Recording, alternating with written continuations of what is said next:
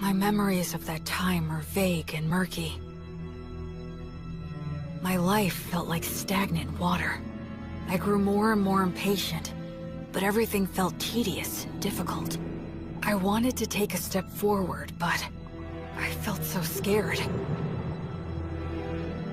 But this pain in my chest, this agony.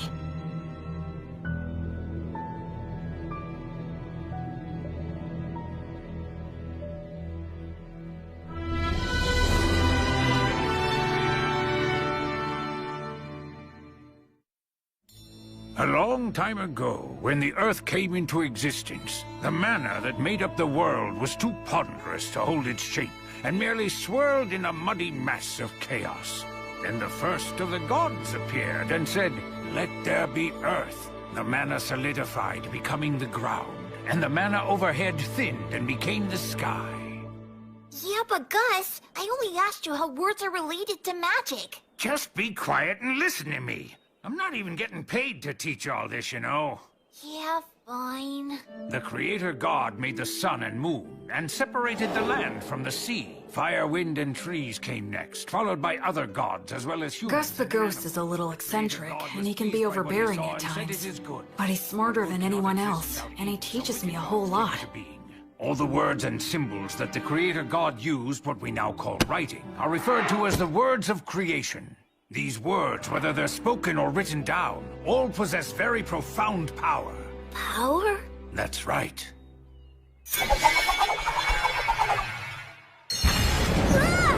If you write the word Ignis, it defines the existence of fire, and then if you speak the word Erasus, that is, the word which means erasure, the fire will be extinguished. And that's what magic is. The power of words. Magic.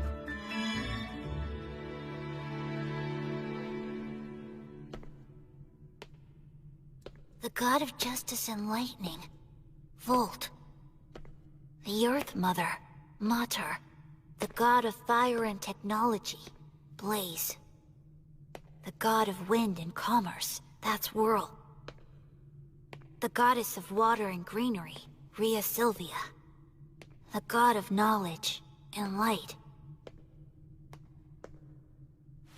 Ancient words of magic offered up to the gods. Words of creation.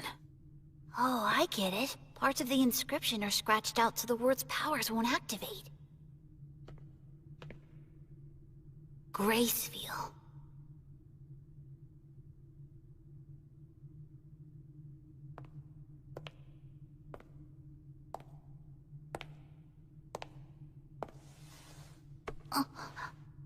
Are you curious about him?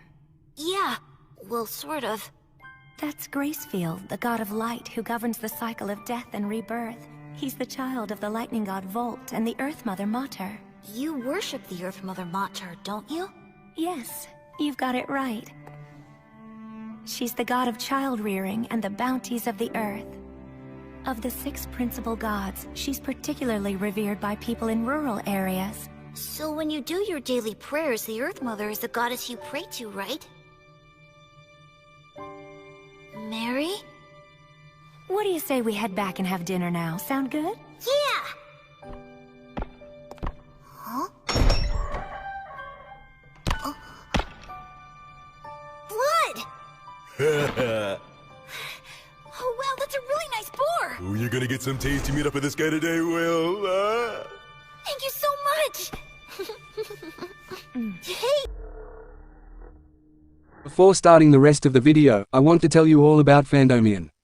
It is a website with items ranging from plushies to shoes, phone cases, backpack, lamps, and some of the most fire anime merch, with animes ranging from Demon Slayer, Jujutsu Kaisen, Dragon Ball, Naruto, and even stuff like hentai, K-pop, Genshin Impact and many more. So what are you waiting for? Go check out the website from the link in the description or pinned comment and get yourself, or your loved ones, some amazing presents, and use code AFS for 10% off of every order. Now back to the video. Wow! Looks tasty! Go on, eat up. Don't worry, I will! It's so good! Thanks so much for the food, Blood! You too, Mary! Yes, gratitude is good. After you grow a little bigger, I'll teach you how to go and hunt for yourself too. What? Hunt? Hunting teaches you all kinds of valuable lessons, although you're gonna have to get used to taking lives. What's wrong? Are you losing your nerve? Stop it! He's still too young for that. She's right. Huh? He needs to learn the basics before that. But I must say I'm impressed. I can't believe he's only 3 and he's already learned to read and write. He just might be as much of a genius as I am. I don't think it could hurt to teach him some magic. Hey, come on, give us a break. What if he becomes an old miser with an oversized brain like... Blood the skeleton looks scary, and he can seem out of control. But he always keeps things lively and friendly. What do you mean? What's with the crack about the oversight? Hey, Mary. What's wrong with strengthening the bud? About this bread, just when do you bake it? That's a secret. Huh? The 3 of them keep a lot of secrets. Like why they live here, and why there are no other humans here except for me.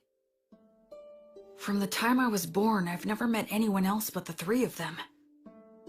But the biggest secret is, why are they undead? There are so many things I want to ask them, but I can't. Because I'm keeping a secret from them myself. That secret is...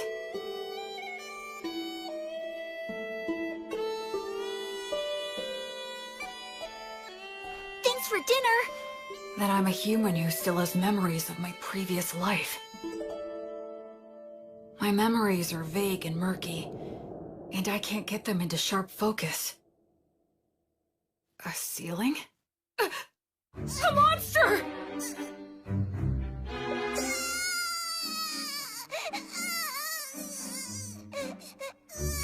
A mummy? A ghost?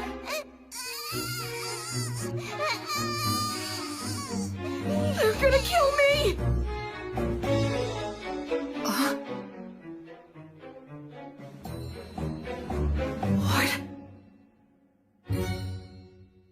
This is the 186th morning after that day. Half a year since I started living with these walking corpses. It's time to eat.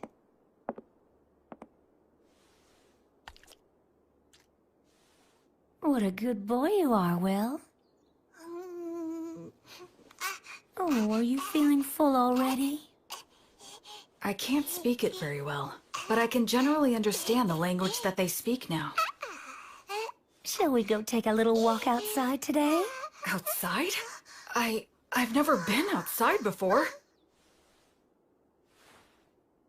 She smells like incense. I wonder what it's like outside the temple.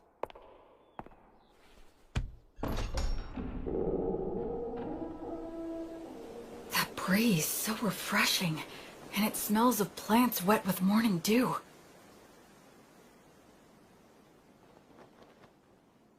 Isn't it beautiful out here, Will? It really is beautiful. There, it's all right. There's nothing to be afraid of. At first, I thought I'd fallen down into hell. After living such a hopelessly vague and empty life, such a punishment wouldn't have been a surprise. No, I'm wrong. This is no punishment. It must be the grace of God. I feel like something that I'd wastefully thrown away without a second thought was given back to me once again. Oh, Will, my sweet, tender little boy. This time, I'm truly going to live. I'm going to live in this world.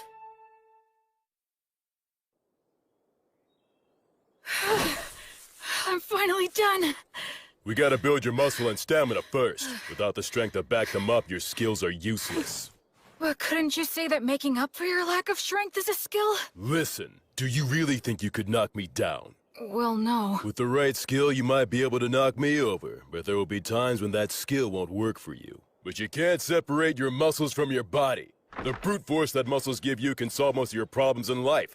Learning skills comes after that. Understand? It seems like muscles are kind of masochistic, huh?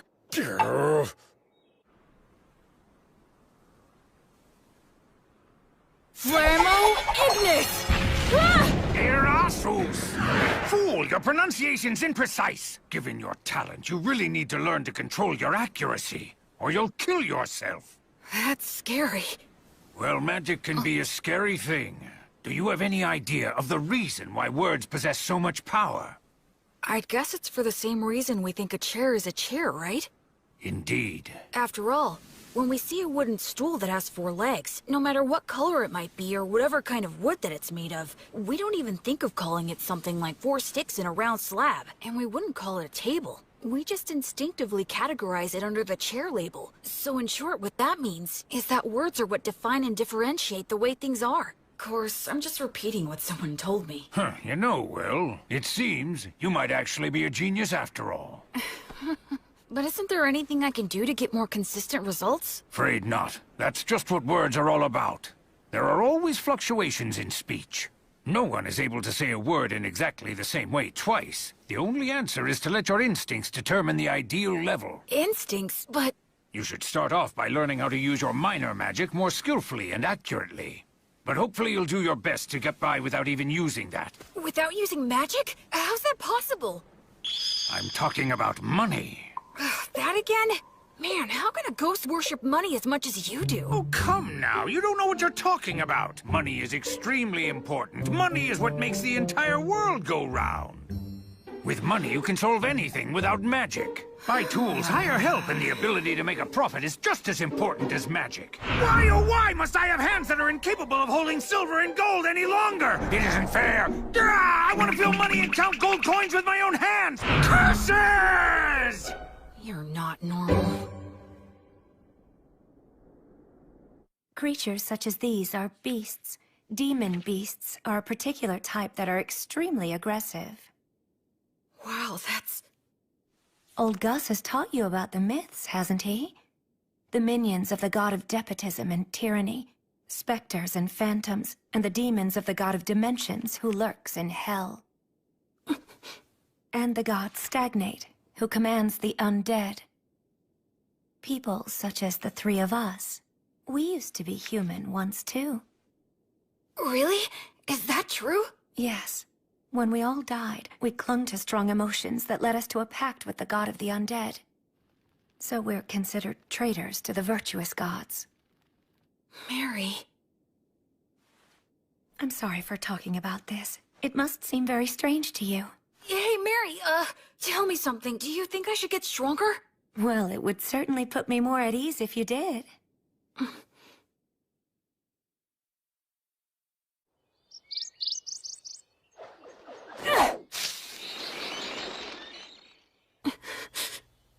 Don't make it suffer. Just snap its neck quickly.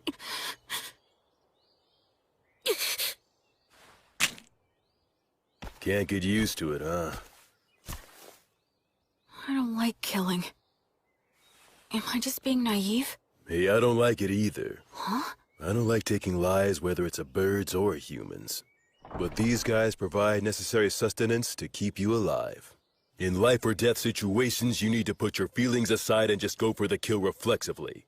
That's what it means to be a warrior. In battle, it determines whether you live or die. Okay, now let's bring down a few more.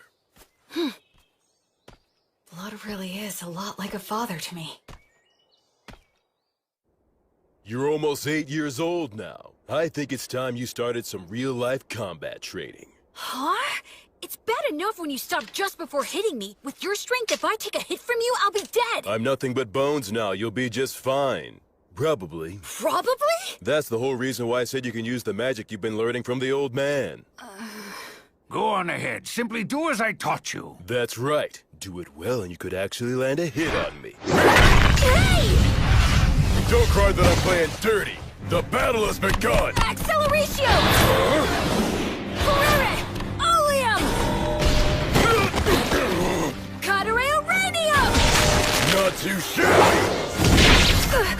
Move, you fool! Distance yourself!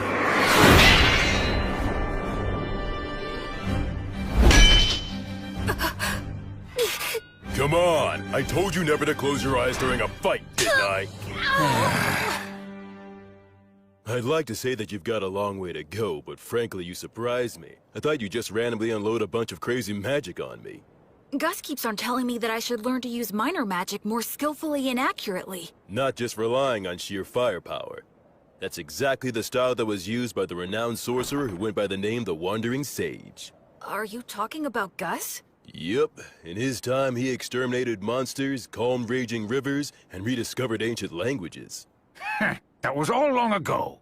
You were once known as the War Ogre yourself. And Mary was known as the Daughter of Mater. At one time, the three of us. Yeah? Never mind. That subject runs a little too deep for right now. You were just a baby not so long ago.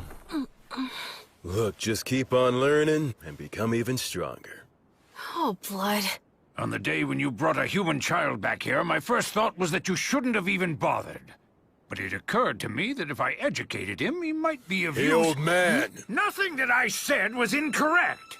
I now recognize his true talent and am teaching him to use it, aren't I? That's not really the point. I know that's just how you are.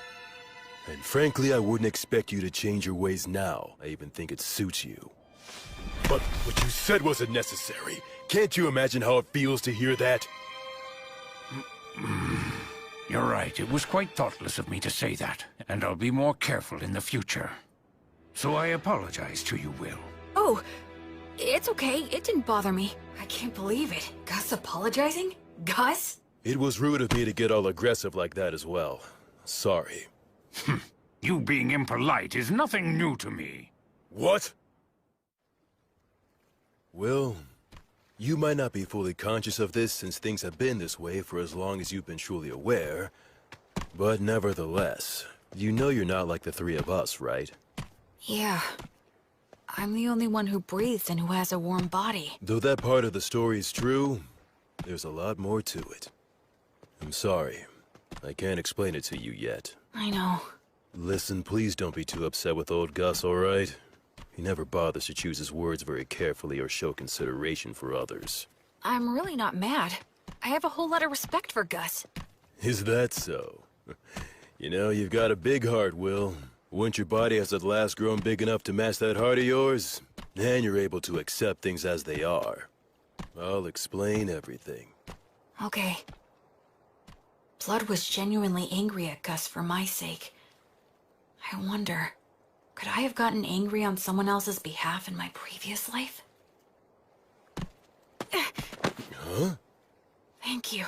Blood, Mary, Gus. All three of them aren't really alive anymore. They're undead. Will? Huh? It'll be 100 years before you can land a hit on me from behind! But right now, they're my precious family. Gus is in charge of my academic education, and Blood teaches me how to fight. But Mary is the one I learn the most from. She may just teach me the little everyday things, but they're important too. Will, Huh? can you take care of things here? Oh, it's almost time for your prayer, isn't it? Yes. A few times a day, Mary sequesters herself inside the temple dome. I've been told that I'm not allowed to go into the dome while she's in there. Alright, it's time for your physical education. I can't even lift my arms. Mary? The bread? Why is she carrying it out of the temple? About this bread, just when do you bake it? That's a secret.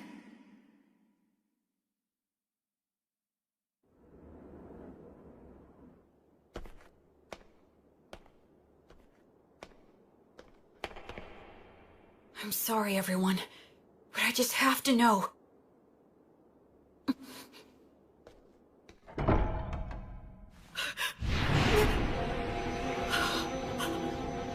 No, I don't want to feel that again. I don't want to lose anyone again. No, Mary! No! Mary! Mary! Mary! Mary! You guys! Blood! Gus! Come in here quick! Help Mary! Help her!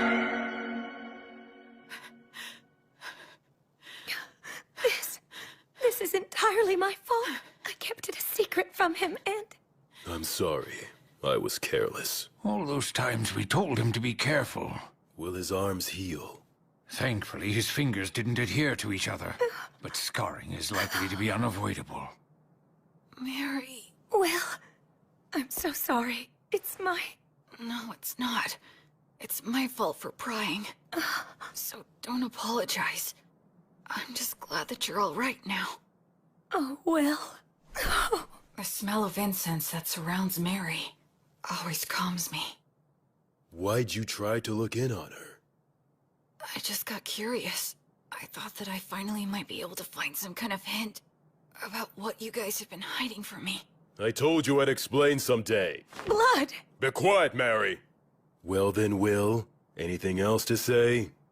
No, I'm sorry. From now on, check with me or Mary before you do anything.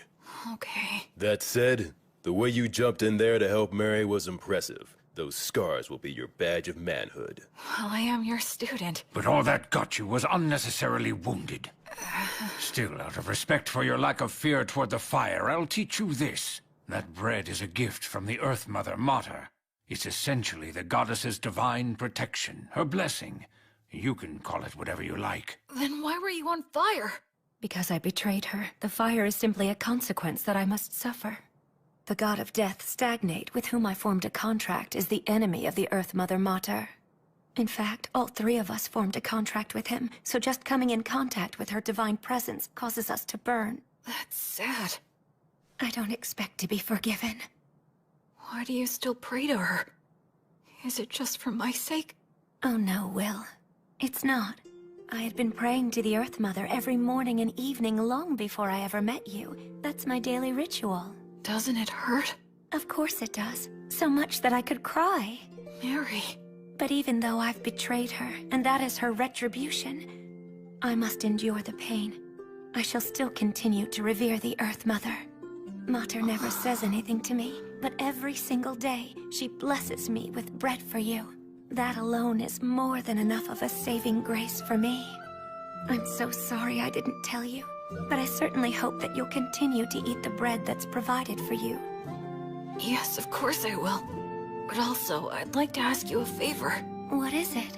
From now on, I wish you'd let me pray with you. Oh. I just wanted to be able to understand what Mary goes through, even if it's only a little bit. That's why I asked her for that favor.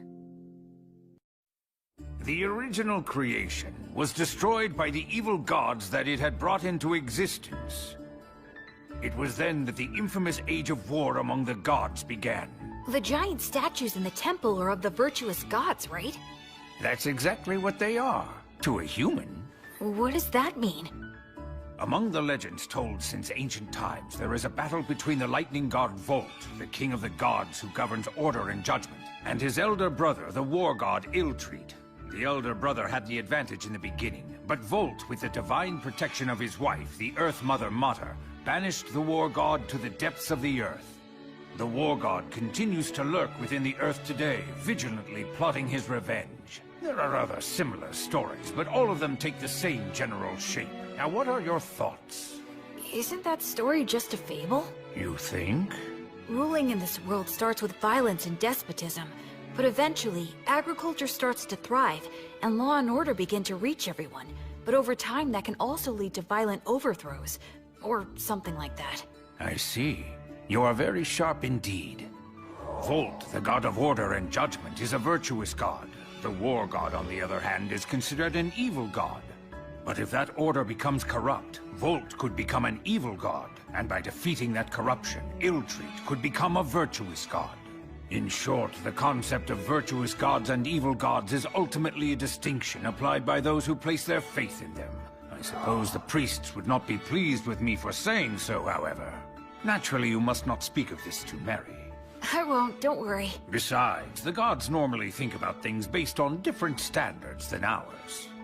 It's impossible for one with a human sense of good and evil to gauge their true intentions.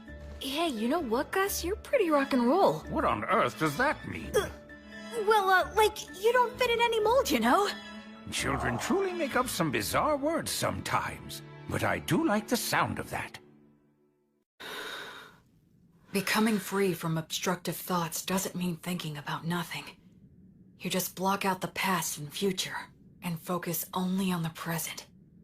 I need to offer up my current insignificant self to the gods. And then dive in deep, as far as I can.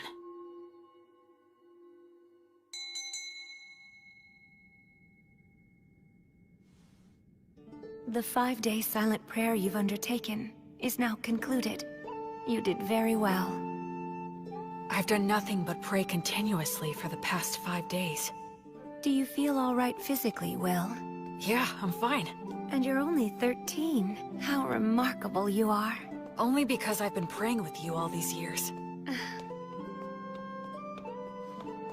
It's been 5 years now since my arms were burned. Mary says she has the ability to heal the scars with her blessing, but I chose to keep them, especially because Blood called them my badge of manhood. I'll prepare all of your favorite foods for dinner tonight. All right! Memorize all of this by tomorrow. Huh?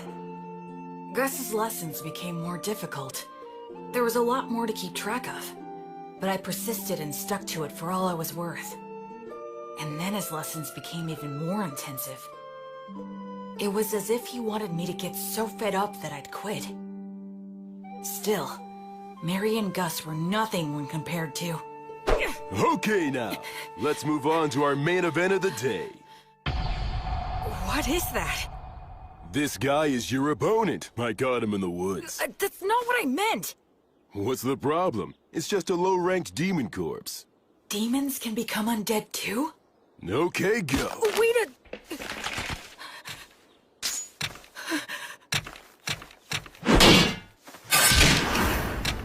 I got him!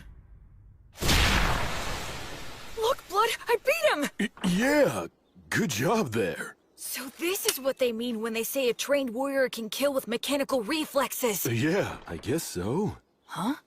What is it, Blood? Well, for your first killing match, that wasn't too bad. Hear me? I said it wasn't all that bad, so don't get a big head. Oh, is that what you meant? Well, I'm more or less a genius, wouldn't you agree? This kid just might be a genius. Come on, aren't you gonna chew me out for that? Okay. How about we speed things up now and try something harder, genius? What?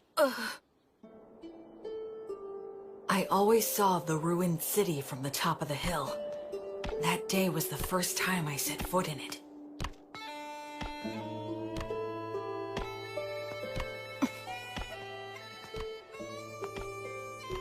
I didn't know there were passages like this underground. Yes, humans and dwarves used to inhabit this place. Their blacksmith helped me out a lot. But now it's solely a danger zone that's filled with mindless wandering undead.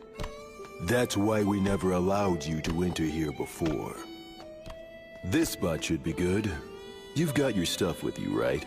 Yeah. The shield, sword, jerky, bread, and water skin. Those things will be everything to you. Okay? Now escape from here. Huh? I'll be waiting for you outside. Don't you die now. Wait a minute, Blood! He can't be serious! Lumen! Blood? The exit is this way, right? But what was it that Blood just said a minute ago? This place is... But of course...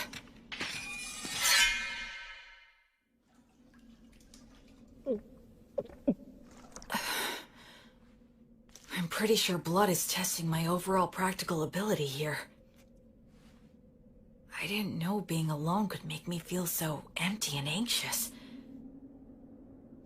I'd forgotten about that fact, even though I'd spent all of my previous life alone. Ever since I came here, I've had either Blood or Mary always there by my side. In this world, people reach adulthood at 15, so I'll be striking out on my own soon. That's probably part of why all of their lessons have gotten so much harder, if that's the case.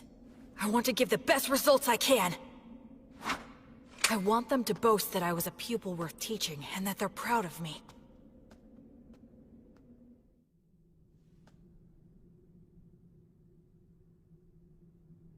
That's probably an undead Vroskus demon wandering around. They can use the words. They're stronger than any opponent I faced. Should I stay hidden and slip past it, or go another route? Think. What would blood do?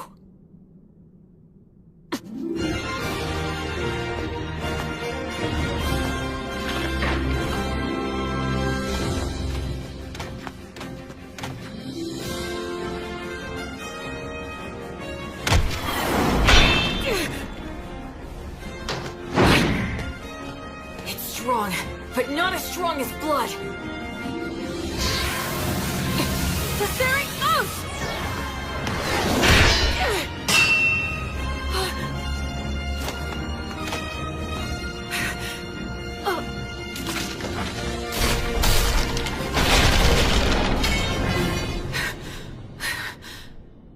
Oh no, this is not the place to be stuck without a weapon.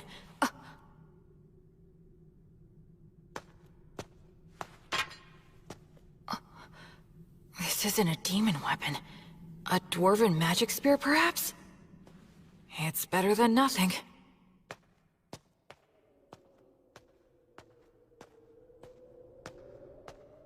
I can feel a big draft in here. Maybe I'm near the exit. I wonder how long this place has been deserted. It sounded like Blood knew it while it was populated. Does that mean that the three of them became undead around the same time, then? From the level of degradation, it's been more than just a decade or two.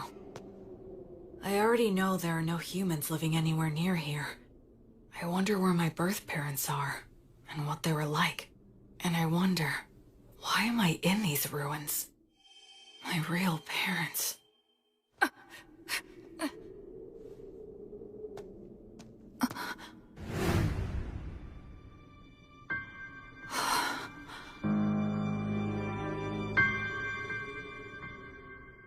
Gus? You're Gus, right? How come you're not saying anything? And also, why are you glaring at me like that? Did Blood tell you that I was here? Or maybe this is another lesson of some kind. It's a lesson, right? With conditions for... Expergiski!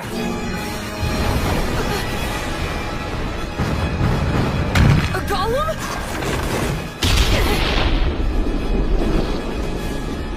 Gus! He's serious. I'm aiming for...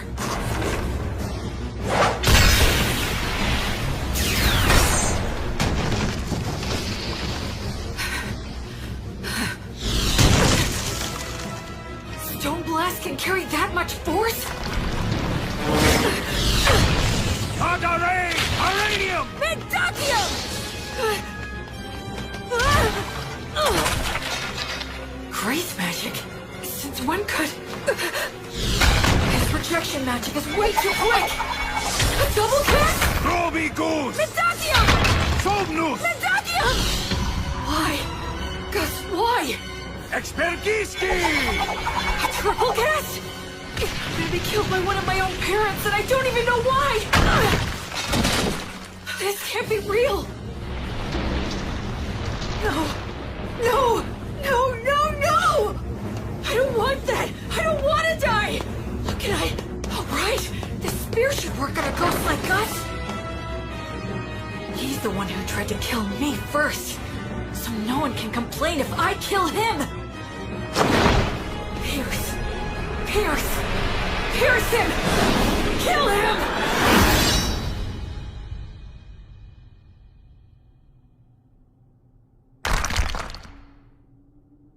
Tell me, Gus.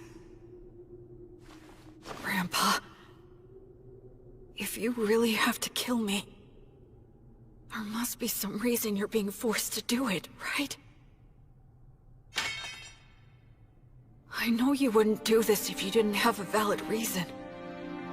I know that. If Gus really was serious, he wouldn't need to play around like this. If he throws around a lot of fire magic, I'll die of oxygen deficiency and toxicity. If he makes the ceiling collapse, his ghost body won't be hurt, but I will get crushed and die. I know that, but I still don't want to do it. I don't want to fight you to the death. Because hurting you would make me feel worse than dying myself. If it's something that really is important to you, then it's fine with me. You can kill me. I'm not afraid. I'm your pupil after all. But if it's okay, I would really appreciate it if you didn't make it hurt too much. Forgive me. I think I took that lesson a little bit too far. I admit this place did give me an advantage, but even so, I did win. Must have been a shock. What shocks to know you me have isn't that combat this was a experience lesson. against a sorcerer, right? Gus. Now don't ask questions. If you manage to defeat Avroscus and take his spear, even Blood will congratulate you heartily. Oh yes, weren't the double and It's triple that Gus is trying to pass all of this off as a lesson. Tricks like that soon. So, please don't be upset, okay? Come, Will. The best thing to do in a gloomy place like this is leave. This city. The three of them. My own history. There's something more to it all. Oh my! Will found a fine spear like this beneath the ruined city? Yeah, the steel is so vivid and bright and shiny. It certainly is a good sharp blade. A short spear made to be highly practical, truly the work of dwarves. In addition, it appears to have several words engraved on it. Perfect for our lesson on appraisal. Yeah, can't wait. Gus hasn't brought up that incident in the ruined city at all since then. There must be a specific reason why he won't talk about it. That's why I decided not to tell Blood or Mary. Later, I appraised the spear with Gus, and we found that it had the name Pale Moon. Words of creation are engraved on both the spearhead and the shaft. The spearhead can emit light magic, so it can serve as a light source or distract enemies. The shaft is imbued with magic that allows one to expand or shorten the spear at will. That should make it easy to carry. Above all, I was excited to finally have a magic weapon of my very own. After that, I return to the city underground every now and then for Blood's lessons. I head down there with only a short sword to collect any weapons and armor that I find. It was tough at first, but I can handle it without any trouble now. Even if I encounter Vroskis or a similarly strong enemy, I don't struggle anymore. Huh? So is this all there is? You have acquired more than enough knowledge right now. I have something new that I would like to teach you. I'm learning something else? You will enter the city underground and collect coins. I am going to teach you something very important. Is this enough? Indeed, it will do. You're finally gonna do that again, old man? Gus? Yes? Isn't this what they call gambling? That's a vulgar description. Think of it as a game of intellect. But it's gambling! Come on, I was all excited when you said you'd teach me something important. Now, there's no need to get angry. Besides, games such as these should not be underestimated. They are most often used in duels between sorcerers. Do I really have to place a bet, though? Where's the fun in it if you don't bet? Oh, I get it. You're scared to play, aren't you? Huh? Oh yes, you should flee at once. You very well should be scared to compete against the one who is hailed as the Wandering Sage. How dare you! 2 sixes! Alright, I'm the winner! Your competitive intuition never fails to astound. Hey, one more time! This time I've got it! Huh? What in the world are you two doing, teaching that to Will? Mary, there's a reason for It was really only Gus! All three of you will go and sit down right over there. Mary's lecture was painfully long and downright scathing, but I learned something very important that day. It's not a good idea to get hooked on gambling. Listen, Will. I have been observing the heavens for the past several years to pass the time, so I know when the winter solstice is. That will be the day you turn 15, and your coming-of-age ritual. I believe that shortly before your coming-of-age ritual, Blood will challenge you to a one-on-one sword fight, an earnest and passionate duel. I get that feeling as well. I know it won't be easy, but I'll do my best to win. I can't make the three of you feel at ease if I don't. I'd like you to do something for me. Sure. Do you think you could find a way to lose the duel in such a manner that Blood would never notice it? Why do that? Because I need you to. No, don't make me do it! Please tell me, why are you always leaving me out of the loop? I know you, and you would never trample on somebody else's feelings without a perfectly good reason! Haven't I said time and time again that I trust you? If you just explain your reasons, then I'd be glad to throw away the duel. I'd even risk my life like last time. So why won't you tell me anything? Don't you trust me at all? Or am I just that utterly useless to you? Forgive me. I can't explain.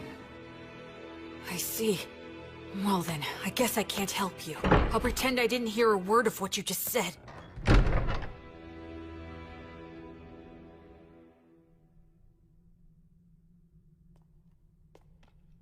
In your coming-of-age ritual, you will need to swear an oath to one of the gods, and decide which one will be your guardian deity.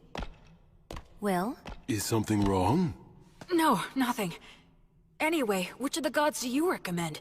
The one that is the most widely followed is the god of justice and order, the lightning god, Volt. But you worship the Earth Mother Mater. Blood worships Blaze, the god of fire and smithing. And Gus worships the wind god Whirl, right? That's right, and what you swear to them is very important. I swore to Blaze that I would train every day and try to grow stronger. I swore to Mater that I would live in such a way that would honor and preserve her will. How about Gus? There is a god of knowledge that exists, but he says he swore to the wind god that he would do as he pleased, that he'd just go out and enjoy life. He hates being bound by anything, frankly. I wonder if he really is enjoying his life. Sometimes being very smart can also make you rather transparent. I'd say that goes for both you and Gus. When you swear an oath to a god, that earns you some divine protection, correct? Yeah, the stronger your vow, the easier it is to earn it. But they also say that you will be destined to experience many hardships in exchange. So don't swear your oath hastily in the heat of the moment. As they say, either you become a hero, or you die. An oath, huh? You'll probably start growing facial hair very soon. In that case, maybe I should have Blood teach me how to shave. I don't think he's shaved in a very long time. Then, what exactly did Blood look like before? Well, he looked very different from the way that you look. He had a thick neck and big arms with broad shoulders, a mane like a lion's, and very keen eyes. He might have looked a bit scary, in fact. I can kind of picture it. He was quite dashing then. There, all done. I think you look very handsome. I wish I looked more like Blood used to look. A strong, intimidating face seems like it would be more useful. Come the next winter solstice, you'll be an adult. Your face has truly begun to look like that of a man.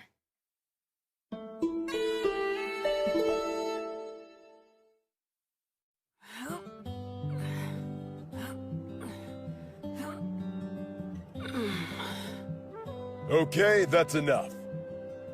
You've gotten a lot stronger. So what are we gonna do today? Can we spar? Nope, today's all about this. What is it? Here you go. Take a sniff. Why do you have this? I thought we could drink it together. I made it myself by mixing honey in with some forest grape juice. That honey wasn't exactly easy to get, you know? Is there something wrong? Nah, just come winter solstice, you'll be an adult. And a man's gotta get used to this stuff. But won't Mary be mad about this? Not if we keep it a secret. In fact, it'll only be between us men. Okay, let's drink.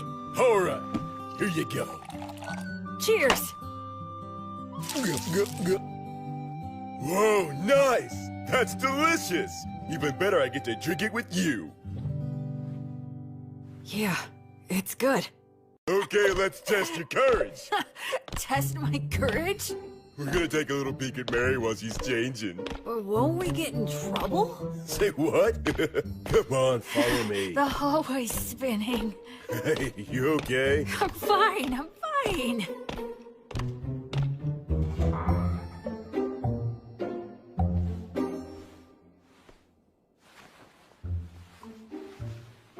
can erase my presence easily. This'll be a piece of cake. Wait, you idiot! Who goes there? Oh, crap! Blood. What's the meaning of... Oh, you really stink. My goodness, what did you make Will drink? Well, it was just... we were just gonna have a little peek while you changed. What? What do you think you're doing, you idiot?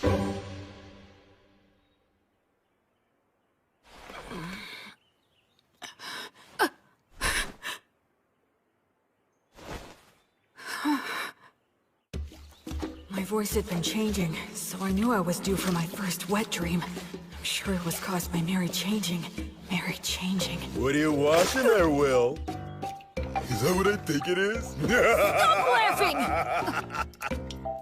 I really gotta be careful not to drink too much. Today's the day of my battle with blood.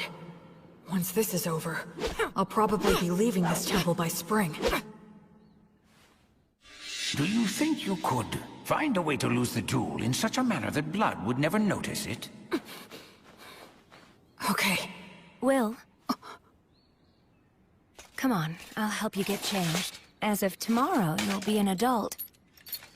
So, have you decided which god you're going to swear your oath to yet?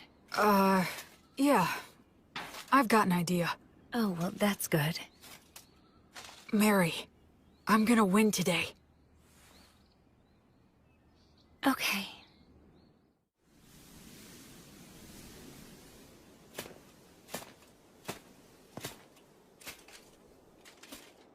Where's Gus? Hiya, Will. Ready to do this? I'm ready anytime. Let's go! Okay, good. Let's review things one more time.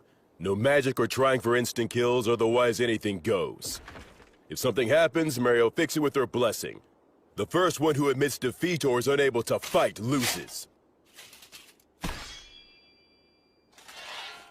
Now try your best. Not to die!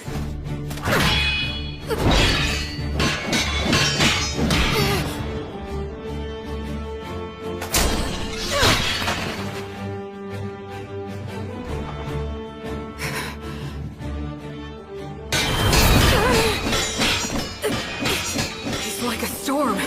If I take just one solid hit, I'll be out of the fight!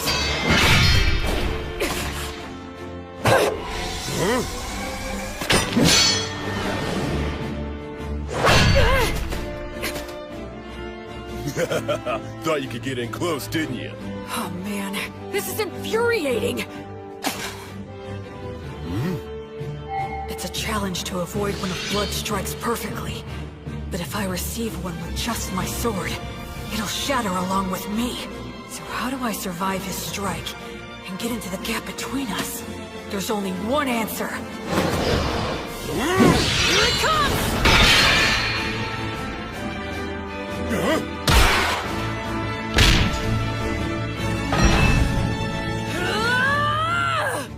Will.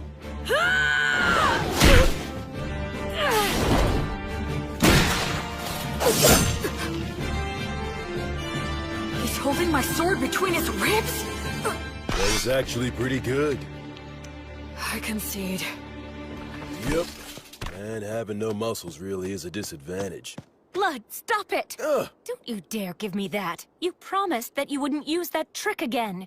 Not sure what you're talking about. The one where you use your ribs to trap an opponent's weapon? Yeah, but I don't have any organs or anything now, so... What? He did that when he was alive? Absolutely he did. Can you believe such a crazy thing? Well, my opponent at the time was really quick, and he was about to stab you, so I just... You didn't just anything. I can't believe he survived. If it hadn't been for my blessing, he wouldn't have stood a chance. Look, I only did it because I trusted that your prayer would work. I was genuinely concerned about you. I thought you had died right then and there. Didn't I ask you never to do that again? Even I know what this is. This is one of those things a dog wouldn't butt in on. Will, even if you couldn't beat me, what you've accomplished is still remarkable. Even if you couldn't beat me. You didn't have to point it out twice. I'll make sure you'll lose next time. Now that's the spirit, little Will. Hey, ow! Don't get carried away. The two of you need to take this much more seriously. If I had a killer slash, or a secret technique, I would have taught it to you hands down. But you don't? Nope, I don't. It's okay that the way I fight and the way you fight aren't the same. My initial goal was never to raise you into an imitation of me. So it's only natural that the moves I rely on won't be the same for you. It's the basics that count. Make sure you can use all the things you've learned in any situation. Both Mary and I have already taught you everything that's important. Okay. Okay, Dad. Okay, Mom. You called me Dad, huh? Yeah, I guess that's pretty much what we are. That's true. I can't teach you any secret techniques, but to mark your new independence, I'd like to give you this. It's the most powerful of all the demon blades that I own. What? But I didn't even win, so... I told you it's to mark your new independence. Go on, Will, try it out.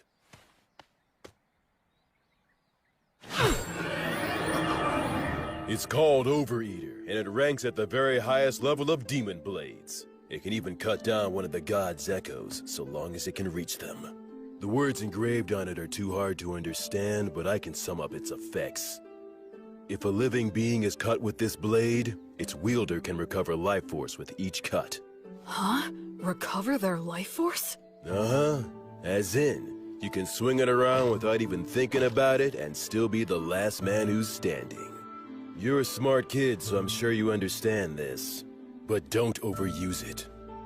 It makes its wielder feel a whole lot stronger than they actually are, but it's not the type of demon blade that benefits one's spirit.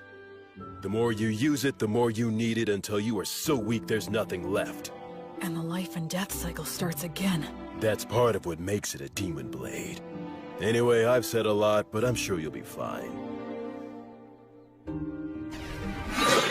Both seem to have faith that I can maintain the ability to use this sword properly. But am I really someone who is worthy of their faith? Well, if I'm gonna give you a demon blade, I guess I gotta tell you about its history, too. And of course, I'll tell you what you've wanted to know all along. What? He's talking about what I've wondered all these years. You are a grown-up now, after all. I promised I'd tell you once you grew up. Your mind and body have become plenty big enough by now. Listen up. It's the tale of the king among demon kings who tried to conquer this continent. He's the one known as the High King of the Eternals. It's also the tale of the defeat and death of many heroes, including our own. It's the tale that explains the reason that you grew up here. The undying Blade Fiend, the king among kings, the purest evil, the inexhaustible darkness, the rider of war storms, all names for the High King of the Eternals. Approximately 200 years ago, all of the demon kings led a great uprising.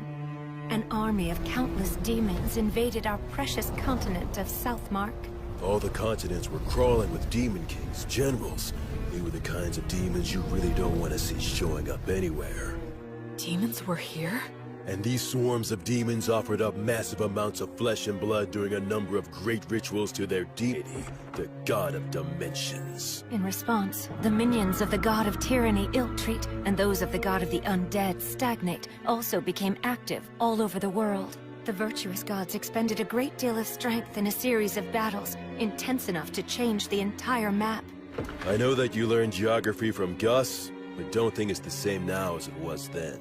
Because of that, even we don't know much about how the other continents were back then. But what we know for certain is that the High King went on a rampage in Southmark. The High King sure has a lot of scary nicknames. Frankly, they don't even come close to the truth. His abilities were absolutely insane. He could turn any blood he shed into soldiers, and any flesh cut from his body into commanders, in unlimited amounts. In other words, he made demons from his own flesh and blood. That's some serious hacks. What does that mean? It means he's a cheater. Blades are the only thing that could harm him. Using arrows and magic wouldn't even leave a mark. His weapon of choice was Overeater. He was a madman who'd roar with laughter, creating armies by cutting down enemies and getting cut himself. Eventually, he came to be called the High King, meaning the King of all Kings. This city was once a vital hub for lake transportation, but it only held out for a matter of days before it fell. The High King made his home in the city and mass-produced demons, who took advantage of the water routes to attack all the surrounding settlements. Nobody could kill the High King. The destruction of the continent of Southmark was assured, and just when everyone had begun to believe that, Gus came. Augustus, the wandering sage, suggested that now was the time to strike down the High King. Why would Gus say that now was the time? Was it even possible to kill the High King? An army of demons, a demon blade, the city underground, Blood's combat techniques, Mary's blessing, Gus's tactics. Gus was... I get it. You understand? Really? You do? Yeah, I think so. Gus was hoping to pinpoint the enemy's location, then invade via the underground with a few elite soldiers and steal his demon blade in battle. It was most likely the only way, since the High King couldn't be killed. The premise was probably that he could heal using the demon blade. However, the demon blade is a weapon that can be stolen, so stealing it would change everything. To do it, Gus would use great magic to wipe out all of his minions and face him one-on-one. As long as Mary kept them both healed with her blessing, no new demons would appear. From there, Blood would do what it took to steal the demon blade. This was certain to be successful. How can you be so sure? Because the proof is that you own the demon blade. And that's how the High King died, I guess. After that, then... Not exactly, Will. It's clear you really are a genius, but you came to the wrong conclusion. You see, I, didn't quite succeed in killing him. Wait a minute. You didn't kill him? That's right. Gus made use of every factor visible to him to draw in any possibility of killing the High King. The thing is, the factors he could see were incomplete. The High King revealed his true nature, taking on the appearance of a hideous, grotesque warrior. And then... well... He was a better swordsman than I was. I couldn't touch him. I fought opponents bigger than me many times before, but he was the first one where nothing I did could reach. Even you were no match for him? Yes, even my buddies who formed a wall outside after entrusting everything to me were crushed one by one. Thankfully, I had the support of Gus's magic and Mary's blessing, and the High King was wounded. Despite all that, I'm pretty sure he made it one level higher, enough to become something I couldn't kill so long as I lived. To this day, I still wonder what I was lacking. But it's too late now. You know why, don't you? The undead can no longer grow. My sword skills can't improve any further. So then, when it became clear that we were bound to lose, Gus and I decided we had to place a seal on the High King. We couldn't kill him, but we could do that. So you mean... they completely gave up on Blood's chance of winning altogether? Thankfully, the technique worked, and the High King was sealed deep beneath this land. In other words... unfortunately, in the very end, we couldn't fully believe in Blood. And then... Mary? And then... an echo of Stagnate descended down on us. What? But an echo is a body double of a god, isn't it? So then why would... The evil gods act individually, each following their own principles. They'll cooperate if it's in all parties' best interests, but the opposite is also true. I guess that Stagnate wasn't too happy with any of it. The High King was a monster that could slay a god's echo using Overeater. He thought it would be better for him if the High King was sealed, so that's the reason he offered us a deal. You three are exceptionally gifted, so become undead and fight on my side, he said. But that is... If we agreed, he would get rid of the demons in this city, and after that, we could just watch over the seal as we pleased in our immortal bodies.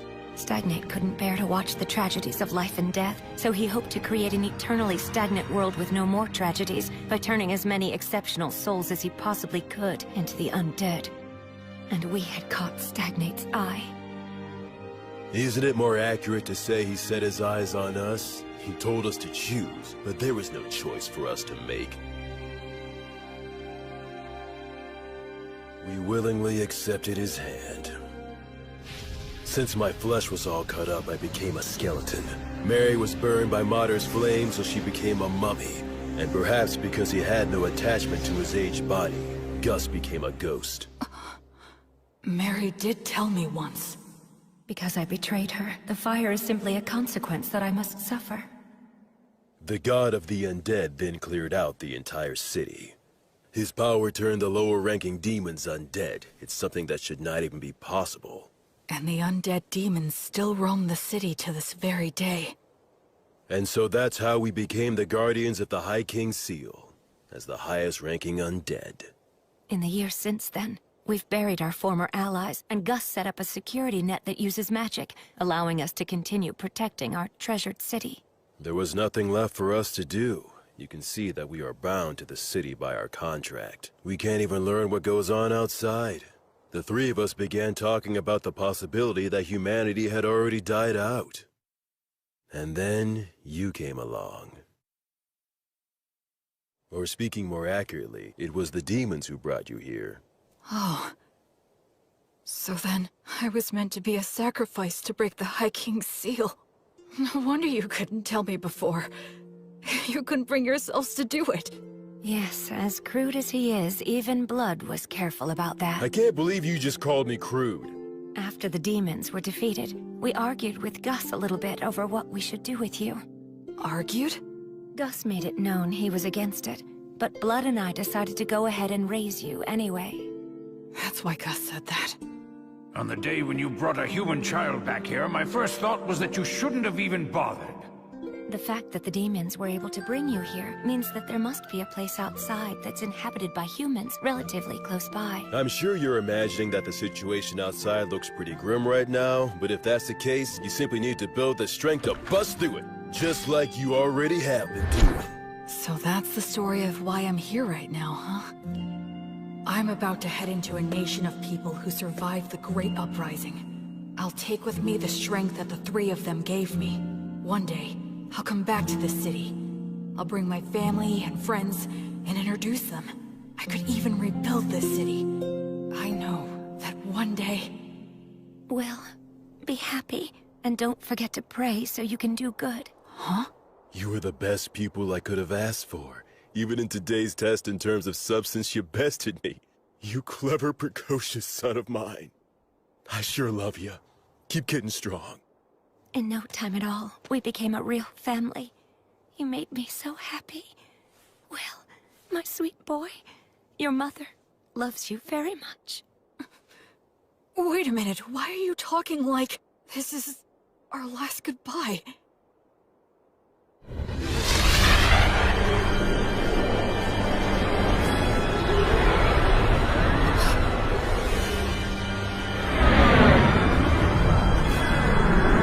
Have you said your farewells, heroes? Yeah. We have. Go ahead. We're ready. At last you have lost your attachment. In accordance with our contract, place your souls in my hands right now. I can't do anything. I can't move. Why? Please, please move. Wastare!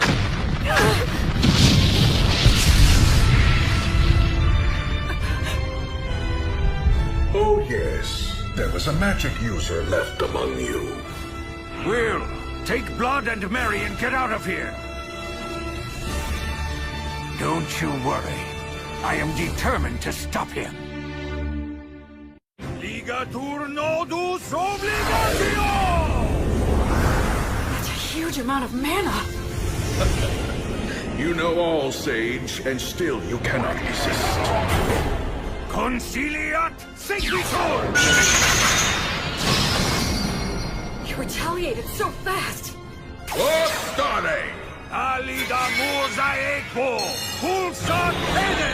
A quadruple cast? That's the ultimate magic. Normally cast by several people together. It'll reduce all to nothing. Aupernum tabernas! Regumque turres! Damnatio memoriae! Curse you, Sage.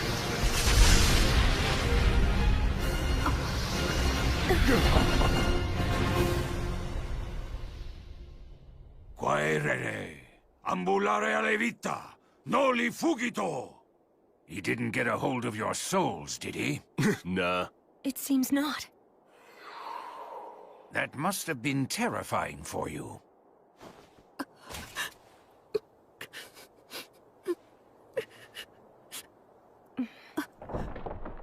Sorry about that. It turned out exactly the way you were thinking it would. I was hoping that we could hold out until Will was ready to leave. Yes, but the two of you made your decision. Now, I'm not so unreasonable that I would demean the intentions behind your choice. I'm just happy that it all worked out in the end, so...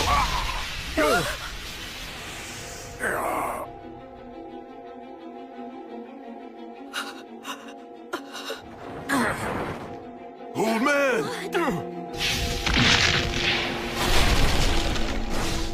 To think you were able to destroy my body all on your own. Had I not initially divided my strength into two bodies, I would have been really hindered for quite some time. I commend you.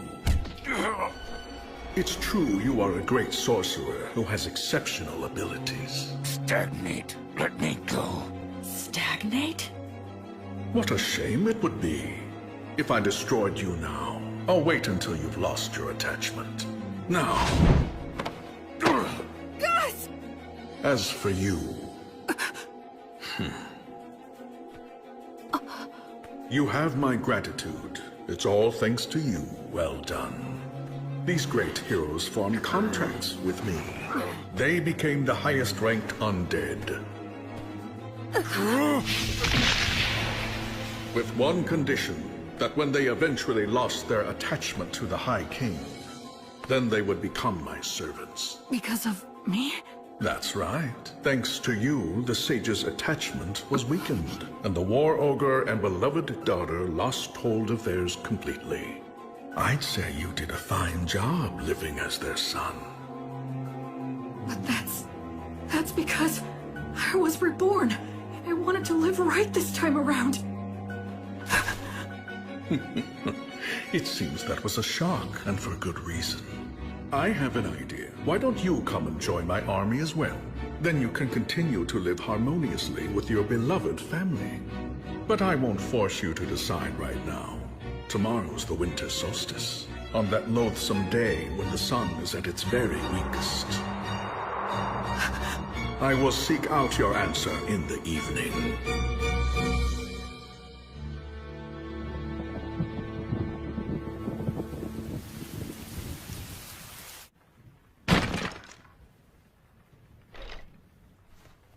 It was me.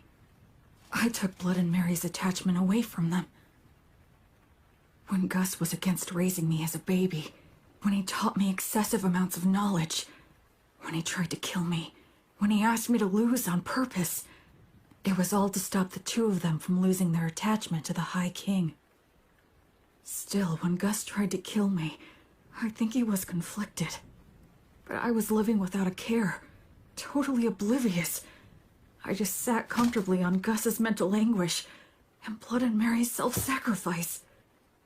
I was so excited to be living my life right this time.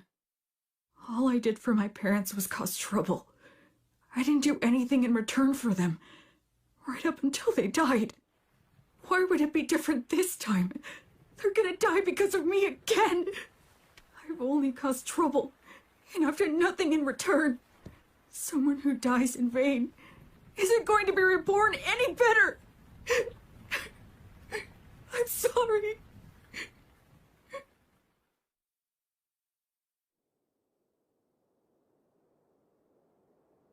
Hey! Damn, your face is a wreck, boy. My goodness, it is. Get up, Will. You shouldn't sleep on the floor in the middle of winter. I'm so sorry. Don't be, Will. We all end up paying off our debt for the dumb stuff we did a long time ago. Though it was old Gus who knocked the debt collector into orbit, blowing off his contract and failing miserably. A contract that's forced on someone by extorting their weakness is no contract at all. He deserved to be knocked into orbit.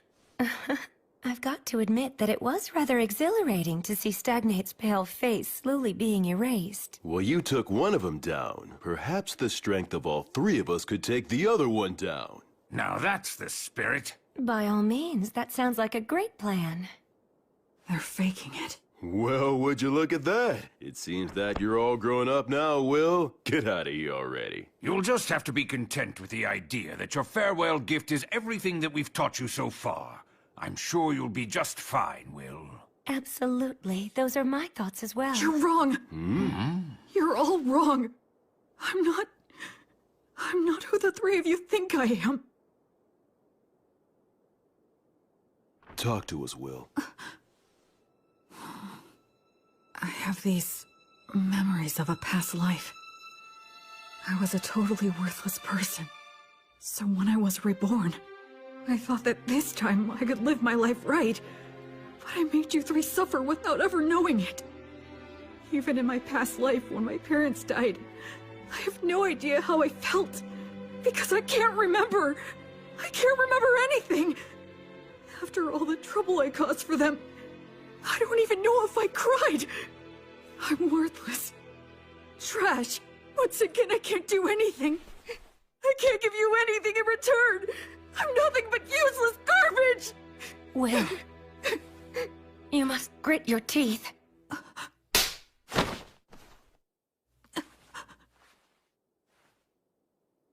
Mary. Speaking as your mother, I will not allow you to go on hurting yourself anymore. You say that you're garbage. You've always been very serious and one of the most earnest people I know. So what about your past life? For goodness sake, why are you so shaken up? Just because Stagnate upset you a little? You're feeling all of this anguish because the memories of your past life are murky and vague? You're crying so much right now just for our sake? Why would someone in your situation not cry? Will, stand up. Stand up. William! Straighten up now! Stop kicking yourself! What's your response? Yes, ma'am. You get chewed up because you're being all mopey. It looks like the little whiner has just disappeared. I'm fine. I'm perfectly fine now. Mary was here to protect me. So, I have a favor to ask. Please allow me to protect all of you. Virtuous gods, I will soon go and fight an evil god for the sake of my beloved mother, father, and grandfather.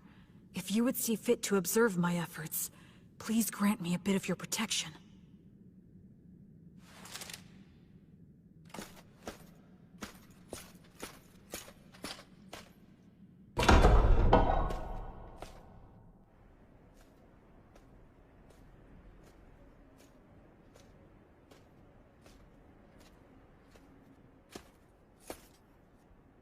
So, have you made up your mind? Yes, I have, Stagnate.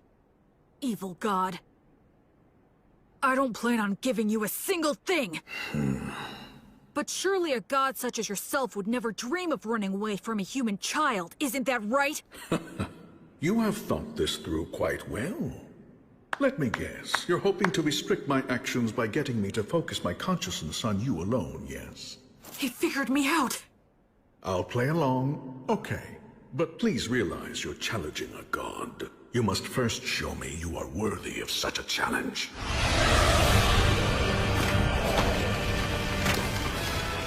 Can this be?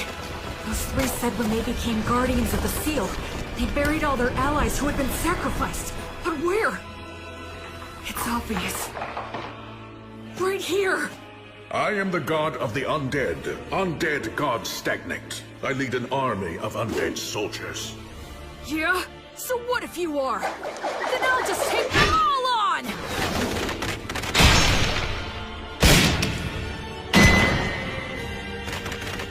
Counter-Ray! Uranium!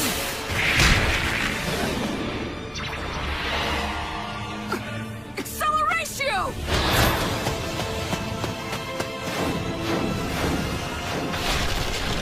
Oh, he is somehow pulling this off against 100 heroes.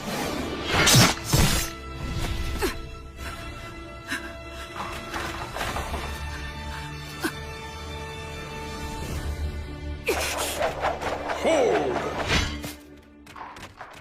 Well, well. I thought I'd be dealing with you and the three heroes. I'm impressed. Tell me, young man, what is your name? I'm Will. I see. I'm asking you again, Will. Won't you join me? I have taken a liking to you. Your strength, your backbone, everything about you is desirable. I would be happy to welcome you as a general in my undead army. What are you? If you make the choice to come with me, I will free your body from an unpleasant death. You will be able to live closely and harmoniously with your three family relations. There will be no goodbyes or sorrows. If we conquer this dimension, your relationship will last for all eternity. Isn't this world unfair? With its endless and absurd tragedies, I wish to overturn this harsh reality, to create an eternally kind world, free from the horrors and threats of death. I don't think he's lying. I can actually detect a sense of warmth in his words. Come over, Will. Enter a contract with me exactly as they did.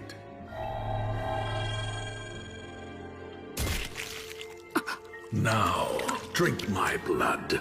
By doing so, you can bid farewell to death.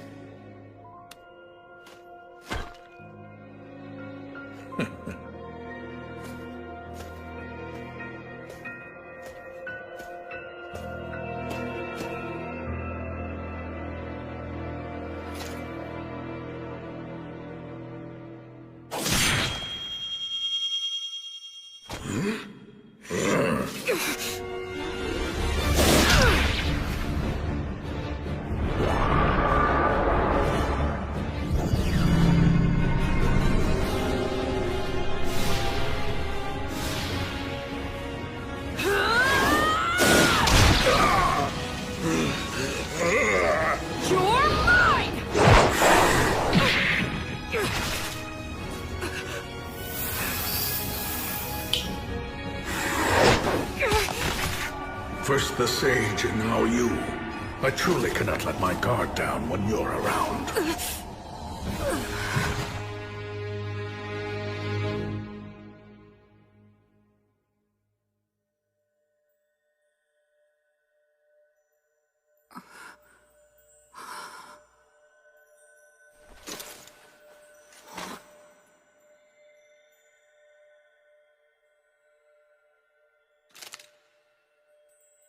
Did I die or something?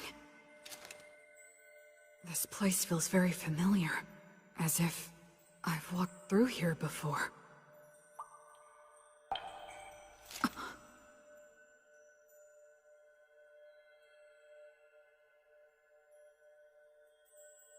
It has been a long time, Goddess of Light.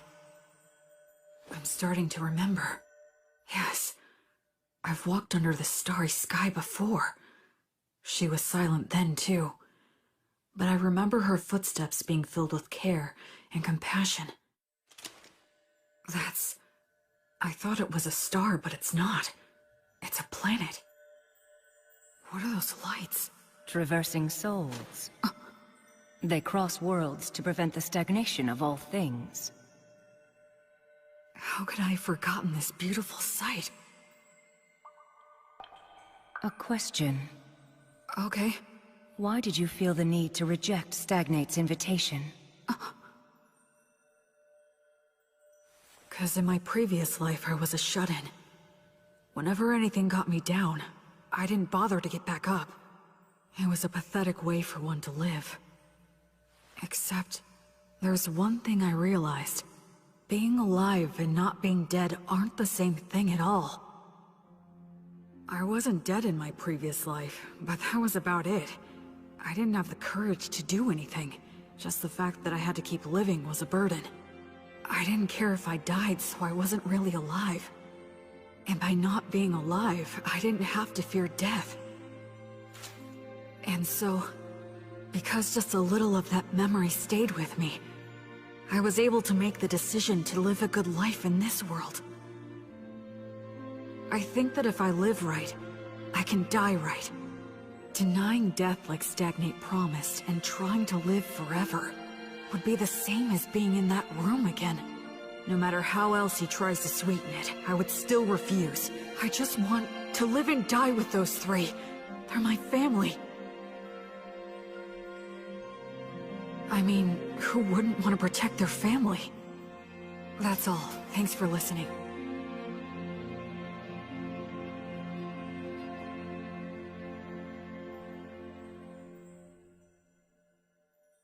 You are William, child of blood and Mary, a soul who has crossed worlds. Yes. You now fully understand the gravity of life? Yes. And you are still prepared to accept death? Yes. You fully understand the despair of death, right? Yes. And you still love all of the lives that will one day burn out? Yes. I finally realized the meaning of it all. Thanks to your grace.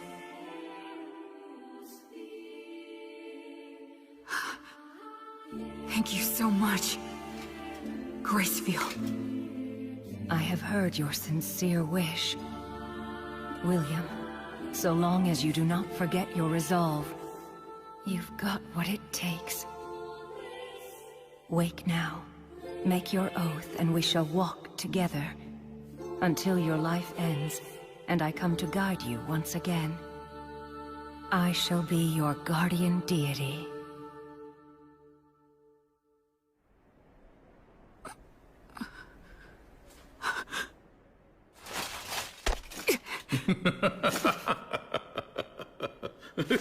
Goddess of the cycle of death and rebirth, Gracefield, please walk by my side.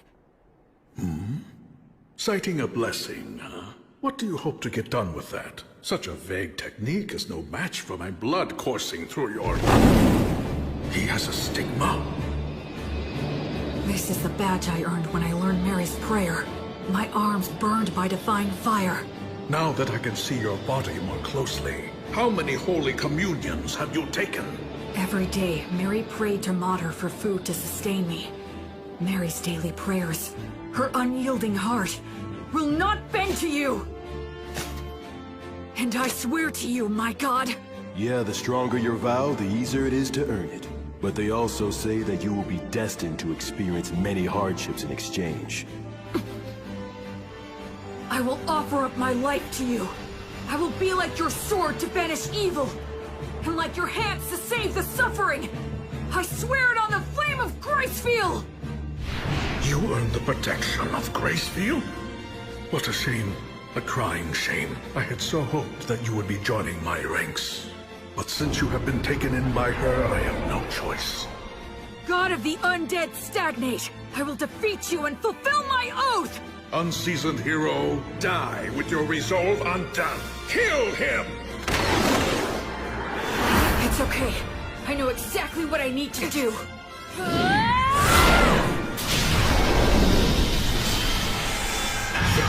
The divine torch?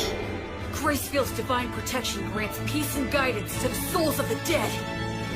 How dare a fledgling priest put on such airs? Acceleratio! War started!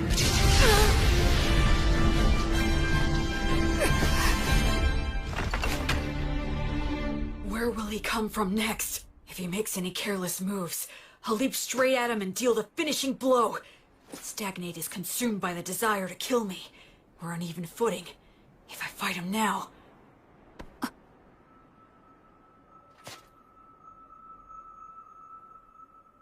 Was that some kind of warning? What about? What if it's possible he's not consumed with me at all?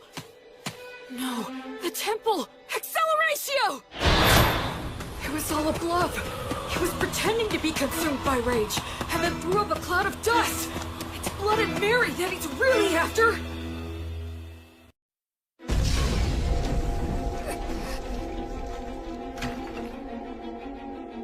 Stagnate is consumed by the desire to kill me. We're on even footing. If I fight him now...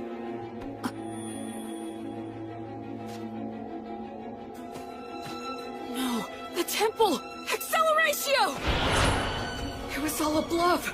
He was pretending to be consumed by rage, and then threw up a cloud of dust. It's Blood and Mary that he's really after. Come on, let me get there in time. Please! Acceleratio!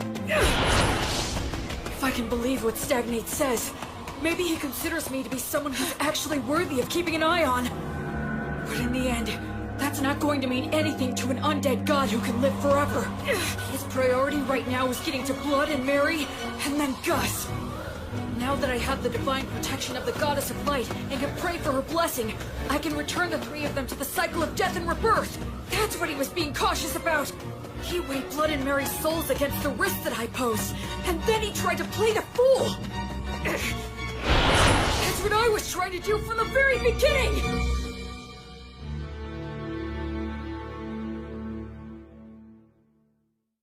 Mary! Blood!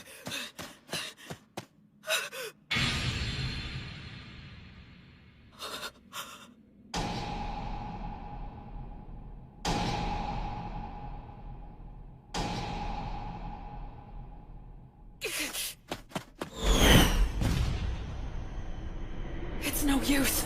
I won't get to him in time. I borrowed the strength of a goddess, and finally managed to stand on even footing with him.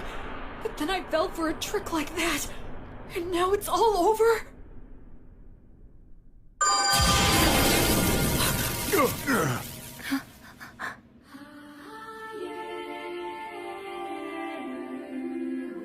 I don't remember seeing her before, but I guess...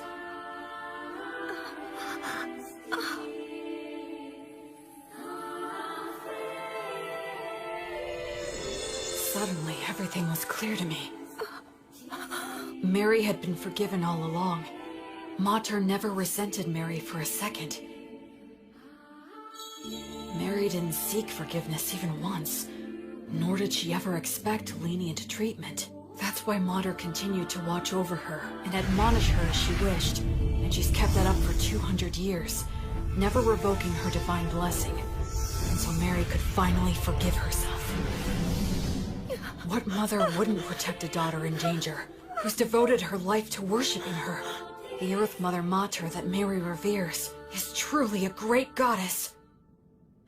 In this moment, Mater has granted me Gracefield, Goddess of Light! Grant this soul peace and guidance! The Divine Torch guides souls into the cycle of death and rebirth, but it still can't completely defeat Stagnate. So what I need to do is... What? That's right. Since these two aren't resisting, the Divine Torch will guide them back to that cycle, which means... I have to protect them! Delay the cycle! Flummox the guidance! And in the moment when he erases my technique...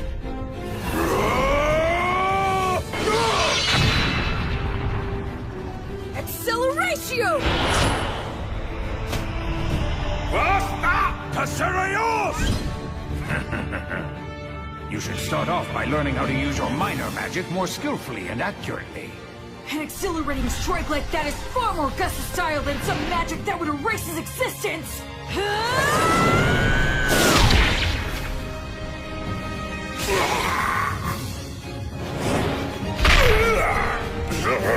Curse you! Curse you! Will, child of Blood and Mary, disciple of Gracefield, I will remember that name. Until you surrender to me, your knights will bring you no rest or repose! That's the kind of thing a third-rate villain would say. God.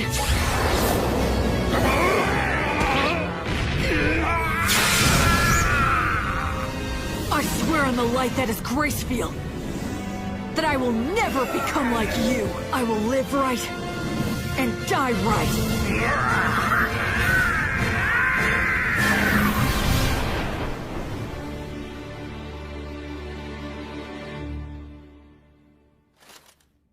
Quaerere, ambulare alivita, noli fugito, etiam sigillum.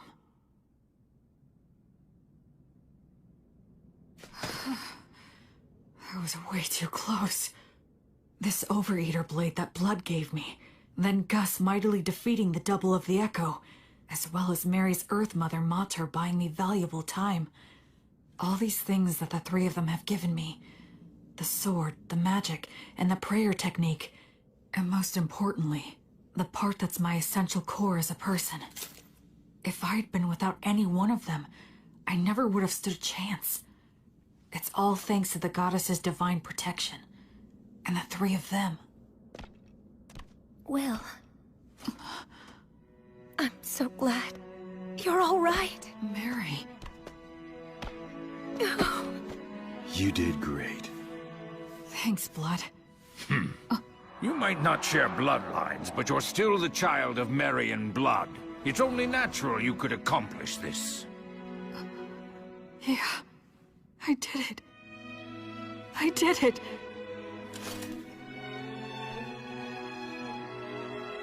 I protected them. I'm here now with the three of them. Alrighty then. Let's have a party. We can celebrate Will's victory and adulthood. Yes, you're right. Cleaning up here can wait until another day. Well then, in that case we'll have to break out the you-know-what from 200 years ago. You mean that good stuff from the dwarves? How long you been hiding that stuff, old Gus? Well, it seemed like a waste to let a child drink it.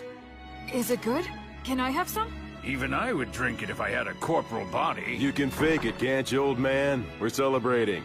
Yeah, drink with us, Gus. Come on. Will. Huh? You must be careful not to drink too much. If you repeat what happened last time, I won't show mercy again. Yes, ma'am. The same for you, Blood. Of course. What on earth are you doing? Anyway, this old man'll go and get it. I guess we should go too. Yeah. No. Huh? Mary and Blood. I guess we can't after all, huh? It certainly seems that way, but that's how it goes. We lost our attachment, denied selling our souls to the god of the undead, and insisted we wanted to remain undead. We knew this could never last. Yeah, that's for sure. I wish we could be spared just one night, but I guess that ain't happening. To be honest, Gracefield has been exceedingly easy on us. Under normal circumstances, we might have vanished instantly. What are you two talking about? Listen here, Will. This is the end for Mary and me. You're joking, right? We're supposed to be celebrating. Don't be mean. Oh, Will. You're a very clever boy, and I'm sure you understand. Sorry about this. We're really sorry.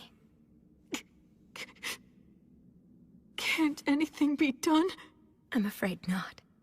Even if something could be done, we mustn't do it. It's like you said, you gotta live right, and then you can die right. We got lost for a couple of centuries, but one could just call that a detour. Besides, parents should always precede their children in death. This concept is one of the fundamental laws of nature. Yeah. You're right. I guess so. But just this once, I'm gonna say something I'm not supposed to. I don't want to see the two of you die because I can't bear the thought of living without you. I want to see both of you again, when I can make it back here someday. I want to duel with Blood, beat him, and have him beat me. I want to say silly things to each other. I want to do chores with Mary, and hear her say that I've gotten better. I want you to meet my children and my grandchildren someday, and I want you to teach them lots of things too. It's just cruel to say that you're going away now. I don't want you to. If you two go away, I have no idea how I'm supposed to go on. Don't go. I can't. Please find a way to stay. Cheat somehow.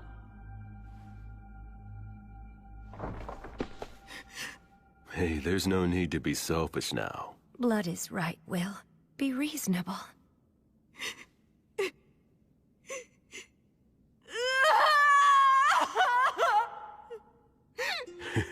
It's the first time I felt like a dad in ages. Will was always such a good boy, ever since he was a baby. Listen, Will. Even though we have to go away, humans can live just fine as long as they eat and sleep. You'll find something else to hold dear. Ultimately, you'll go on living. Once you leave here, you'll make a ton of friends. Go out and bag yourself 2 or 3 pretty girls. You'll have all kinds of fun. Blood! Don't encourage him to be disingenuous. Now, Will, you must be sincere both in love and marriage. Because you swore to the Goddess of Light, as well as the fact you killed a god, the path you'll walk is sure to be filled with a lot of troubles. No doubt you will experience setbacks and be a target for unjustified criticism. You may be betrayed by people you help. Your good deeds may be forgotten. You may lose all that you had gained, and you may end up with nothing but enemies. Even so, love others unconditionally. Always do good things. Do not fear loss. Forgive all sins. Build, don't destroy. Offer hope in despair. And be a source of joy for others in sad times. Most importantly, do all you can to protect the weak from any form of violence.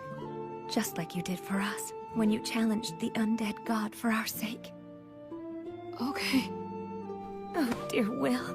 My William. You'll always be our sweet child. May the divine protection of the spirits of courage and the virtuous gods be with you forever. Listen. Move forward with faith in the results you'll achieve. Once a person makes up their mind, they can do anything. You might get lost in your own thoughts sometimes, but don't get so stressed that you freeze in place. I engraved the images of them and the words they said into my heart right then and there. I will never forget them. Just like the light of the goddess, I know they will always be there to light my path. Ahem. Did I get here a bit too soon?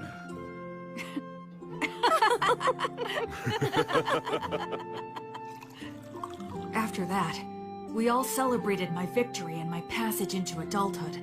The first drink I had with all four of us together left a lasting impression. It had a strong burn and rich aroma.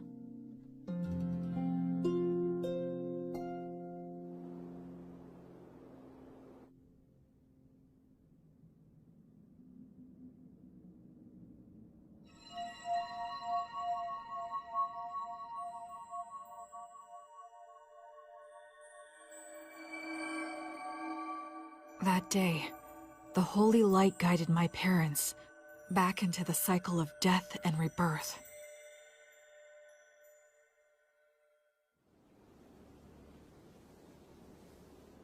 Yep, the view from right here is the very best there is.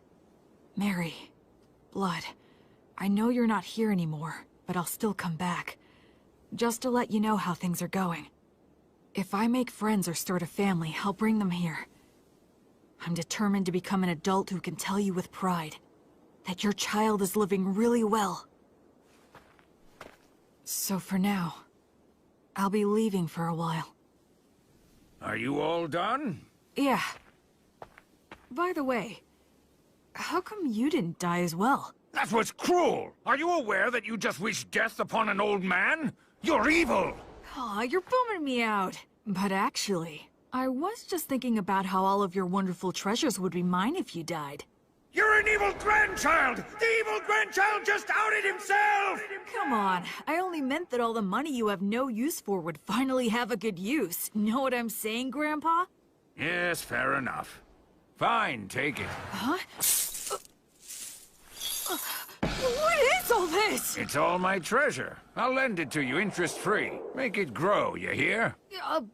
But I mean... Stagnant money that never gets spent might as well be dead. I don't like stagnant money lying around, so you had better make good use of it. Gus. So I guess this is my last gift from Gus.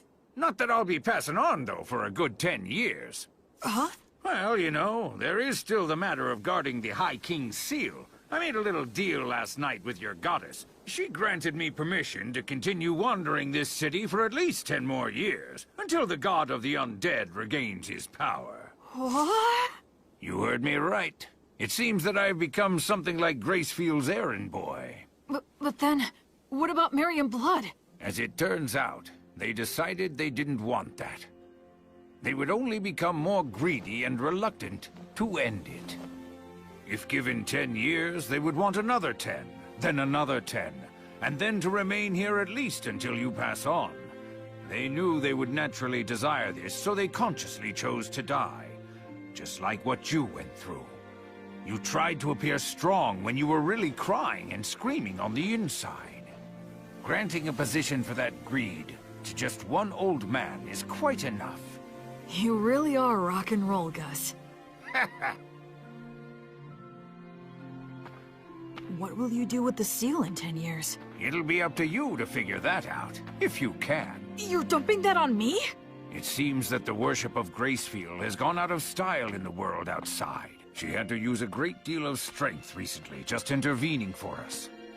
So the future of the Goddess of Light will depend on your efforts for sure. I haven't even left and I have a ton more baggage, physical and mental. One of those hardships I'm destined to suffer. In any case, you're going to need some money. Go on and take it. Yeah, it seems like I'm gonna have a lot to do, so I'll accept it gratefully.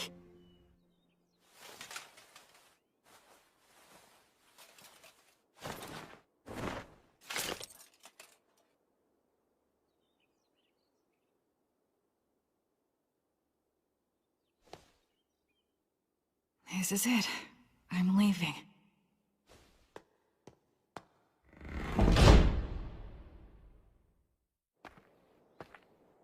Say, Will... Huh? Since you will be going into the outside world, you will need a last name to go by. William is the name those two gave you, so I thought I could be the one to give you a last name. How about it? Okay, sure thing. Then perhaps I'll hijack an old custom used by certain clans of elves and halflings. They put the name of their two parents together to form their last names. Merryblood. You are William Merryblood. William Merryblood. You will always have them with you, wherever you are. Thank you, Gus. I like that name a lot. So cool. You take care now, okay? I will. Oh, and I'll add a G for my middle name. You fool! You don't need my initial! What did you learn in those classes of yours? Well, you are Gus after all. Old Man Augustus is far too much work to spit out. Heh, what a hopeless grandson you are. Well, so long then. Goodbye, William G. Merryblood. See you again sometime, okay, Gus? Goodbye!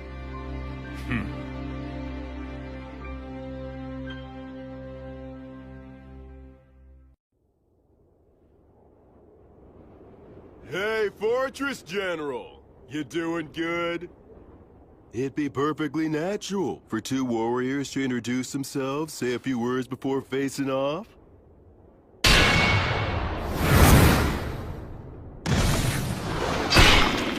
But of course you demons are always so damn rude.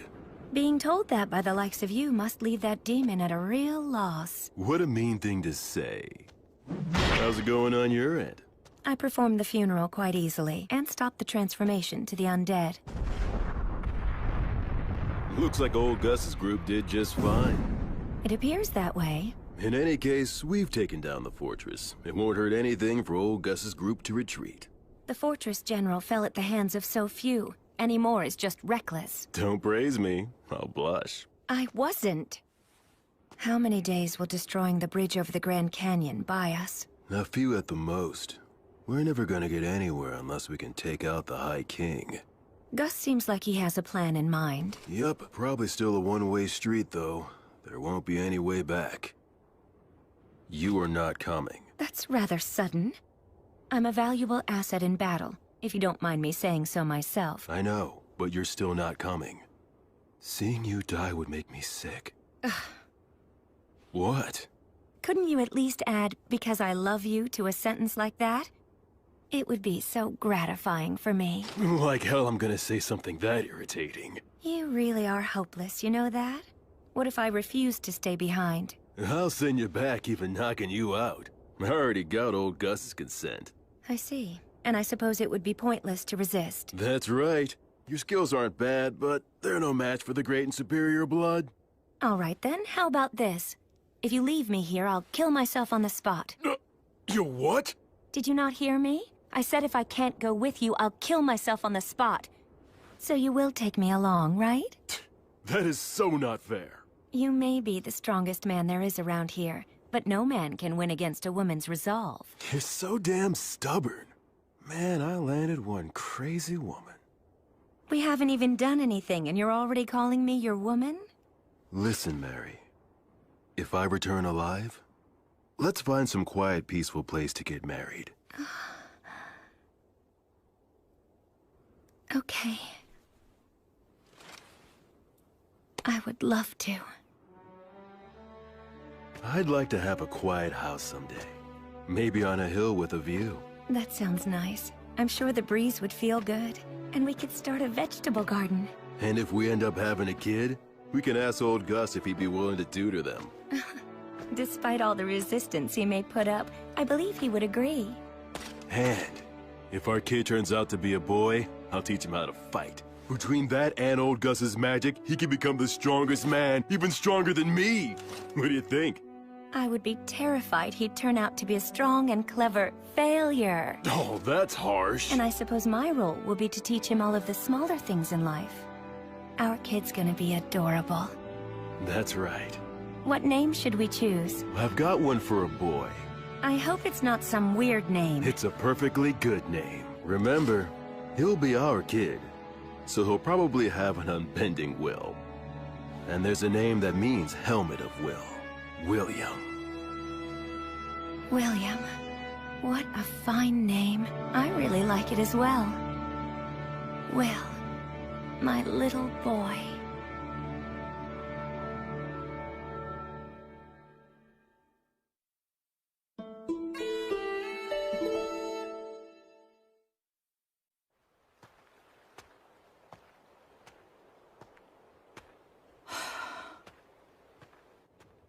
It's been quite a while since I departed, but I still haven't met any humans. All I see is the occasional wild animal and bizarre, distorted demons. It's so cold. It's been 200 years since Blood and the others were alive. Does that mean no humans have returned in 200 years? It's cold, but not cold enough for snow.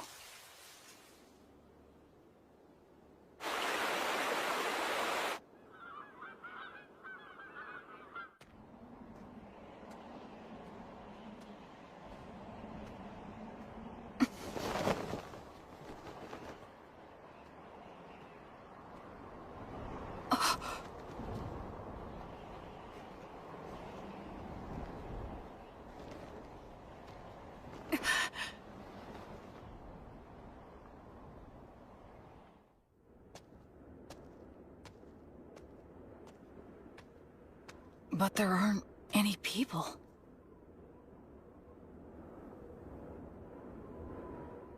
Immense magic left this scar? Gracefeel, goddess of light. Bring guidance and peace to the souls who are wandering this land.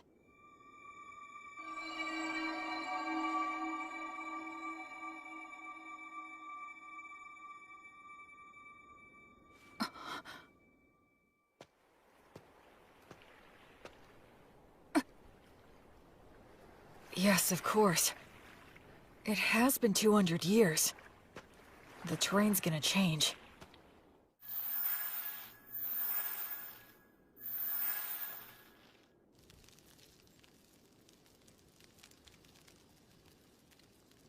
I'm running out of preserved food. But I can get bread by praying for the blessing. And I can purify water so I can survive for a while. I sure hope I reach someplace that's populated soon.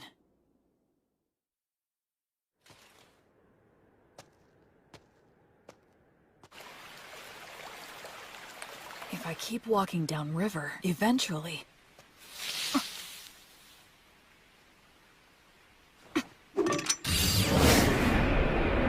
A demon? Wait, no! It's a huge boar!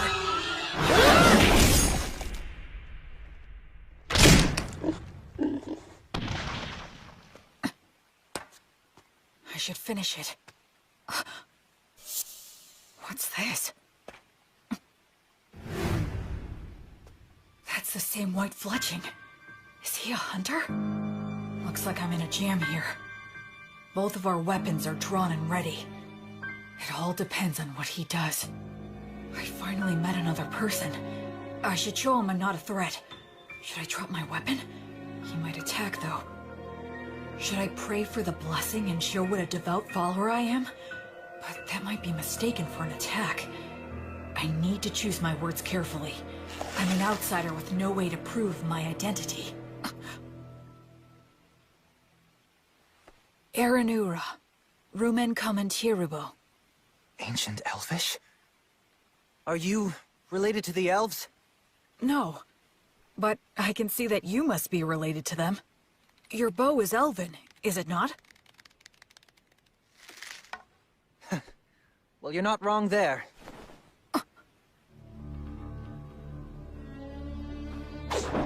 So what? The more important thing is, did you kill the boar?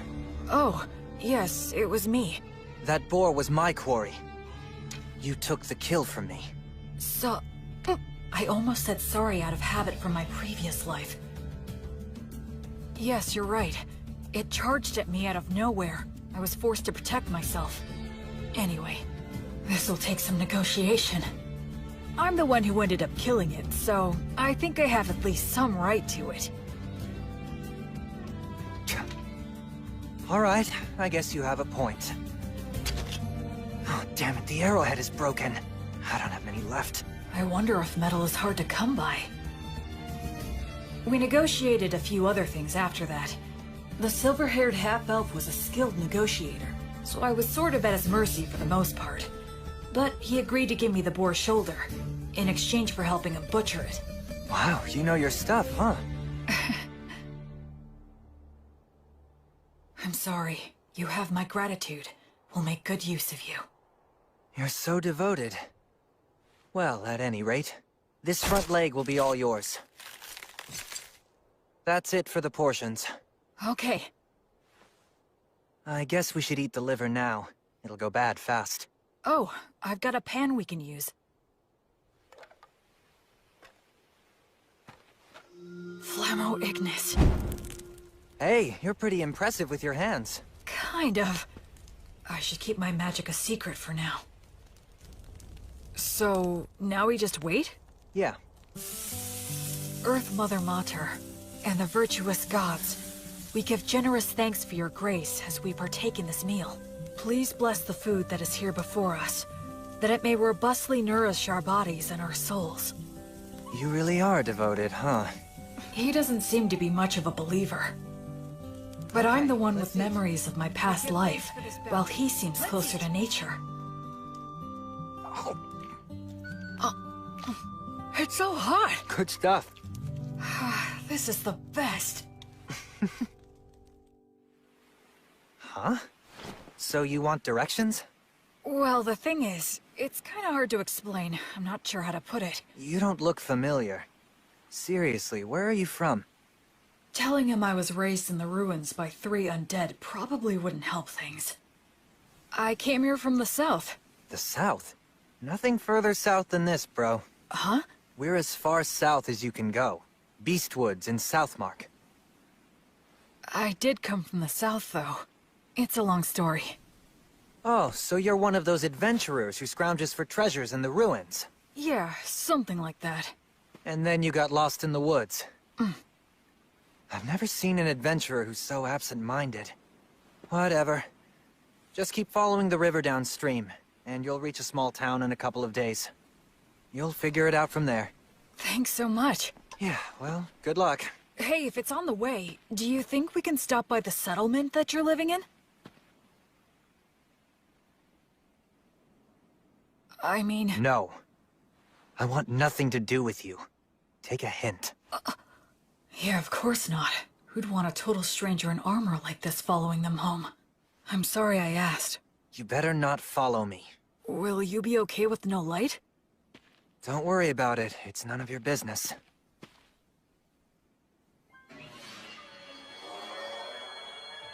What are those? Fairies. I've never seen them. They say elves, as followers of the goddess of Fae, have a strong affinity with other Fae minions. I guess that goes for him, too. Later. My name's Will. William G. Merryblood. What's your name? Menel. Short for Meneldor. Not that we'll ever see each other again. Try not to die on the road. Menaldor. In Elvish, I think that means a very fast-flying eagle. He was a bit abrupt, but it was fun talking to him. He looked around my age, but they say half-elves are long-lived, so in reality, he might be a lot older than me. Oh, right. I should be close to a town. If I'll be getting more soon, I might as well indulge tonight. Tomorrow, I'll start by heading downriver to the town. After that, I'll try to get some information there.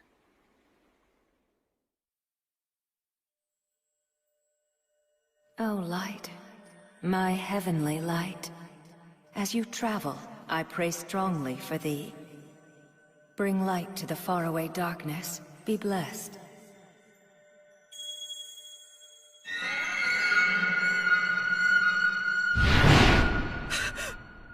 Metal, no! Was that a divine revelation? Lumen! A tragedy is about to befall a nearby village, and Menel is going to be caught up in it. Invenire humanum! That way! There it is! Did I make it in time? Erasus.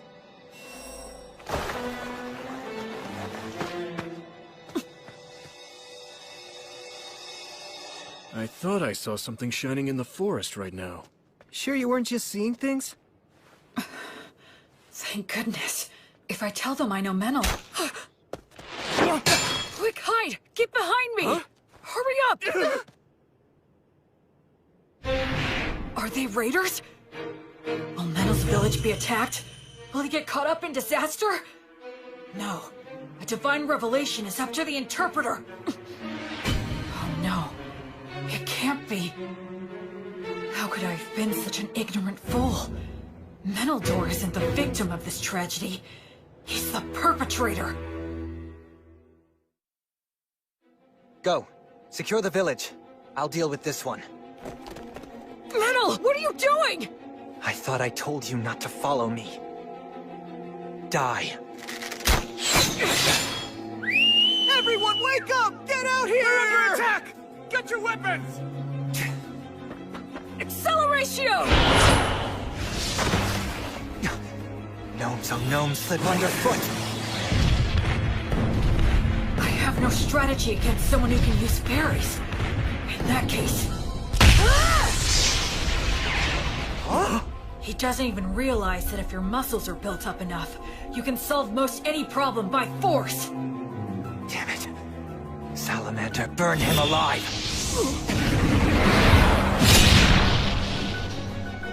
No way! My, you're quite strong, aren't you?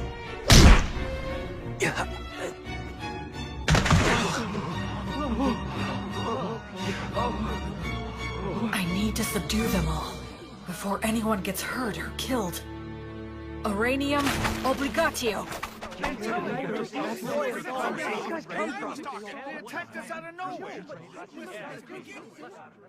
hate to let a warrior priest see us behaving like this. Thank you again. We appreciate all your help from earlier. Pleasure meeting you. I'm John. Likewise, my name is William. People from all over with different ideas about the law drift to this village naturally. It's always like this. This village is in an area of Southmark known as Beast Woods. Apparently, it falls under the rule of the Fertile Kingdom, but the law and authority of the kingdom doesn't reach these dangerous remote regions. So the area is dotted with villages populated by criminals, fugitives with no relatives, adventurers who scavenge the ruins, and other outsiders. Of course, I'm one of those people myself. So, what's going to happen to them? I'm not sure. Your guess is as good as mine. They're all from a neighboring village, which is about a day's travel from where we are right now. Neighboring village? Neither of our villages are all that well off, but I thought they at least had enough stored up for the winter. And we have always gotten along well enough. Also, that silver-haired half-elf is a well-known wandering hunter in these parts. He's helped us get rid of dangerous beasts lots of times, but this... Settle down now. Everyone's worn out from all this chatter. Time to take a break and have some water. This is our chief elder, Tom. Good day, warrior priest. John has told me all about you. Please allow this old man to also offer his gratitude. Oh no, all of this is because of the guidance of the Goddess of Light. Oh, well, in that case, I must express my gratitude to the goddess as well. Now, warrior priest. Is it safe for me to assume that if anything more were to happen here, that you would protect us? Yes. I swear on the light that is Gracefield that I will protect everyone here. All right, then we don't need to worry about our safety if those ruffians attack again. Now listen, everyone, I believe we should wake them all up and ask why they've done this. Do you all agree? We should hang all of them. That'll be hard if you care. Prisoners like these guys ought to go quickly. But it's dangerous to do that before we know anything. Maybe the warrior priest here can help us to decide. It seems like he wants to question them before proceeding with a plan. The demons. Our village was destroyed by them. Many died. Half of our village is gone. Our women, children, and wounded were left with no food or any shelter in wintertime. If we're gonna die with just the shirts on our backs, then... I'm the one who suggested the raid. I knew we'd lose against the demons. We would be better off looting a village and going somewhere else rather than dying. An old lady in that village named Marple helped me out a lot. And this Marple, what became of her? She died. I see. Just hang me. This was all my idea. It was me who deceived these men. Please let them go. I beg you. No way we can do that! Like hell, man. Just hang them all! Stop. We owe a debt to this hunter. And I do sympathize with the people of your village. However, we have no choice but to hang you. Since they have nowhere to go, if they're set free, they'll just loot again. They have to be killed for the safety of the village. That's the smart choice.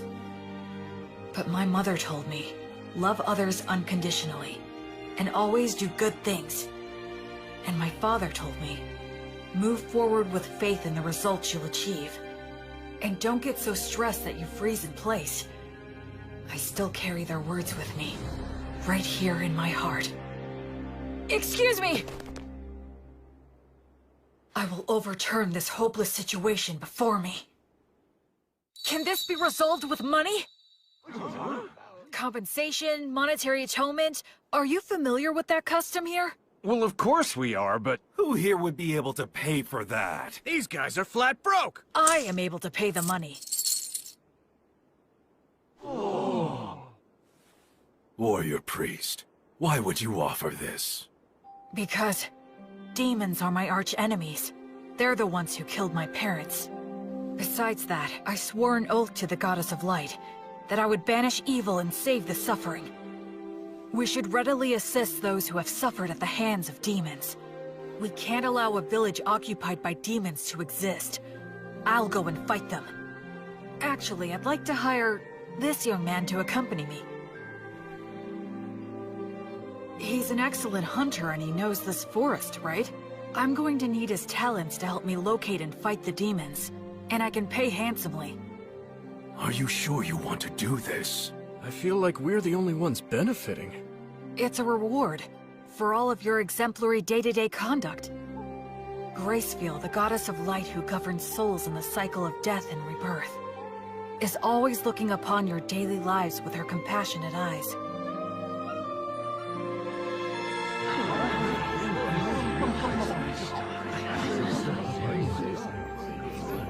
Then let us untie them now. All right. I managed to turn that all around. At least I think. I had a feeling that somewhere, some god was giving me a tiny smile.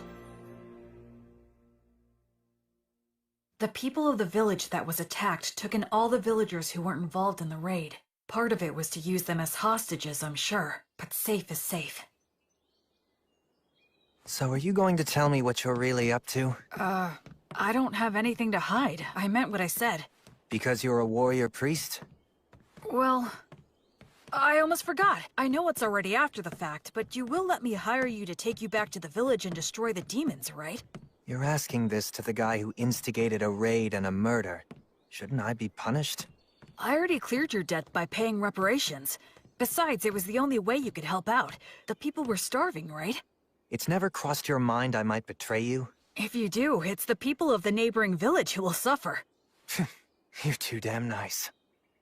One of these days you'll be picked apart and left for dead. Well, I'll be very careful then. Okay, sure, I can work for you. I do need some money, after all. Great, thanks!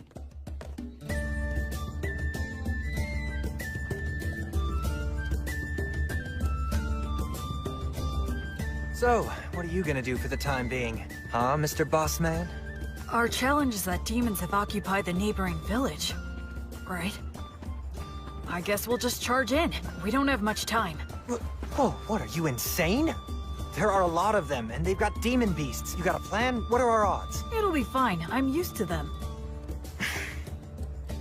Well, you are right that we have to hurry. The people who died might have turned undead by now. If that's true, I need to return them to the cycle before they get lost and end up stuck here.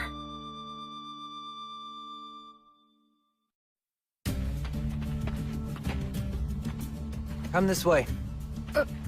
Can we get through here?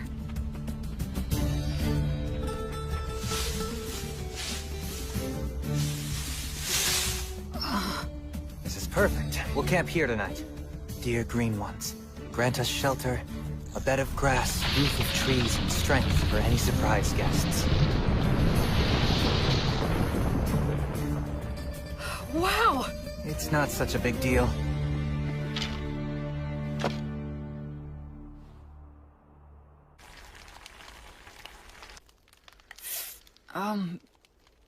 You're awfully quiet. Did I do something wrong?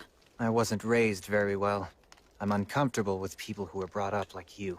But don't worry, I'll do my job and repay my debt to you. I wouldn't say that I was brought up that well. We'll reach the village by morning. Remember, I'm only dropping you off.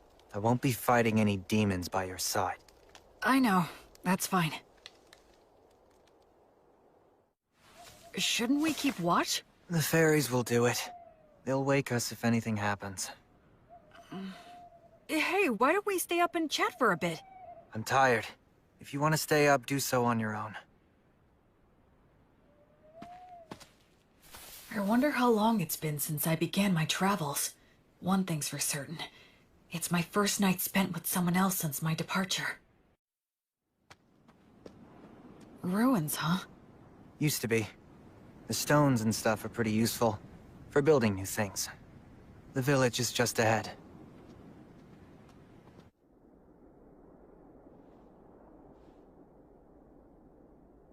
They're here.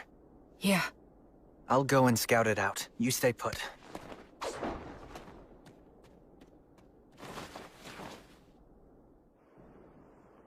A ritual? Yeah, at the ruins of the village temple. Those damn demons. How's the temple laid out and how are they organized? About like this. There's no ceiling, and some of the walls have collapsed. They formed a ring in the center to perform their ritual. There are 2 commanders. They have faces like lizards. I forget the name. Roscus? Yeah, maybe. It's something like that. And what else? They have several soldiers patrolling outside the temple. I know there's at least 1 demon beast inside. What's the demon beast like? Well, it's got a human-like head, the body of a lion, and wings like a bat's. It's a manticore. You already know these guys? I've studied them a fair bit, but still. I'm glad there's not more. Excuse me? Let's just go and head on and crush them.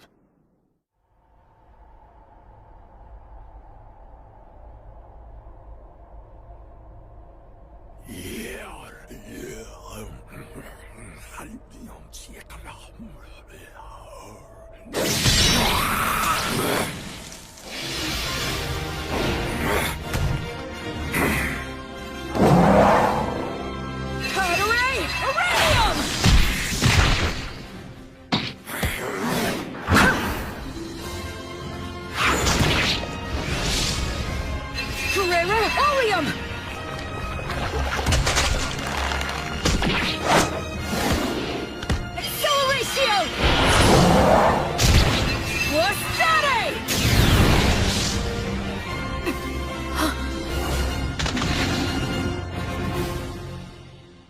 thought you said you weren't going to fight.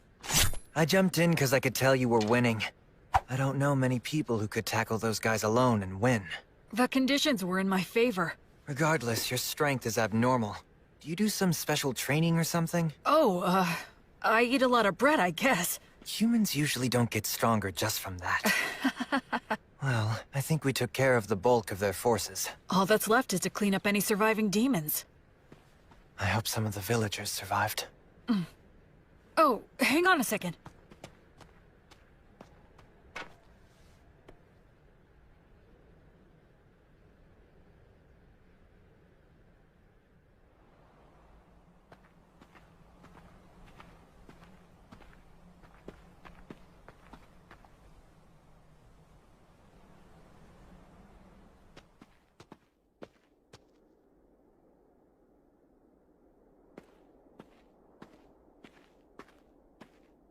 Brother!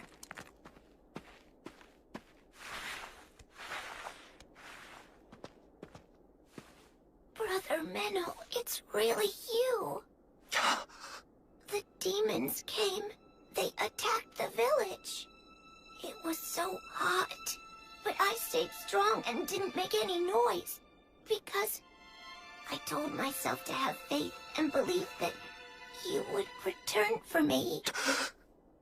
And Brother Menno, you did come back. Thank you.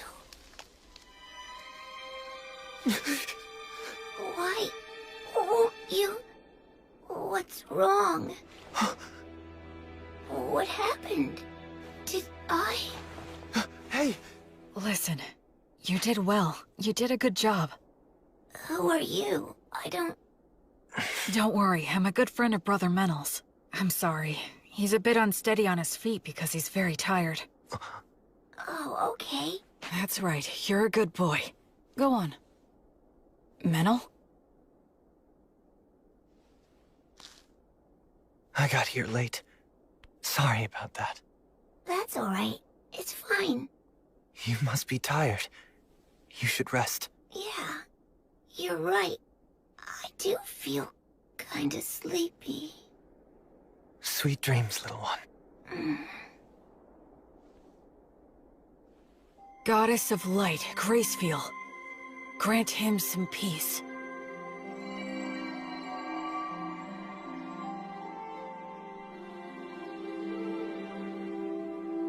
Hey, What's wrong? I'm really sorry. Sorry for what? I underestimated you.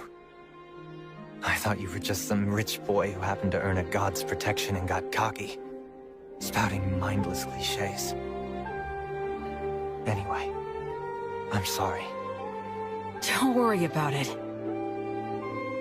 There was still a distinct look of pain on his face, but Menel also had the faintest of smiles. He didn't hesitate anymore after that. He held the hands of the undead and exchanged farewells with them.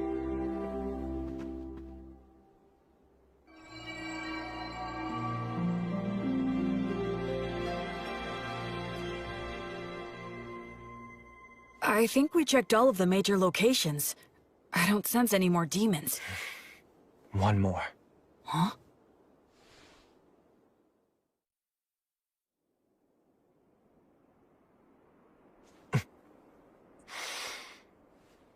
Hey! You in there, old Marple? Huh? Whose voice is that? Oh, look, it's you, Menno. This ghost is close to the highest rank. Her soul must be extremely tough. If she resists, my power might not be enough. If it comes to that, I'll have to use a magic weapon that works on spirits. You really don't need to worry so much, young man. Huh? I'll have you know I haven't gone senile yet. Really? Well, that's a relief to hear. It seems you stayed behind because of some lingering attachment, but this kid here is a genuinely virtuous high priest. Returning lost souls like you to the cycle of death and rebirth, and treating wounded people are what he does best. Oh? Listen, we can take care of the village now, and I think it's high time for you to move on. Unless you still have something to say I can deliver the message for you. Menel, you've been bad again. No, I promise I haven't. And where the hell did that come from anyway? Maybe you are senile. I can read you like a book. What's that supposed to mean? You're lying, that's what. I can always tell when you're lying. You're a little hooligan, but at your core, you're honest and smart. All this killing and stealing isn't for you. My goodness, you know this more than anyone. You see now, don't you? Shut up. What did you say? Shut up! What makes you think you know anything? Just what the hell was I supposed to do, Marple? You died, and everyone else in the village was starving. What else could I have done? You think I should have prayed to the gods or something? The gods. The gods have never helped me out, not even once.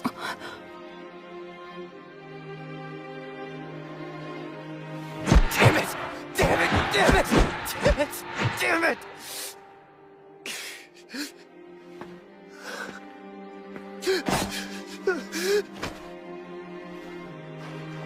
Damn it all.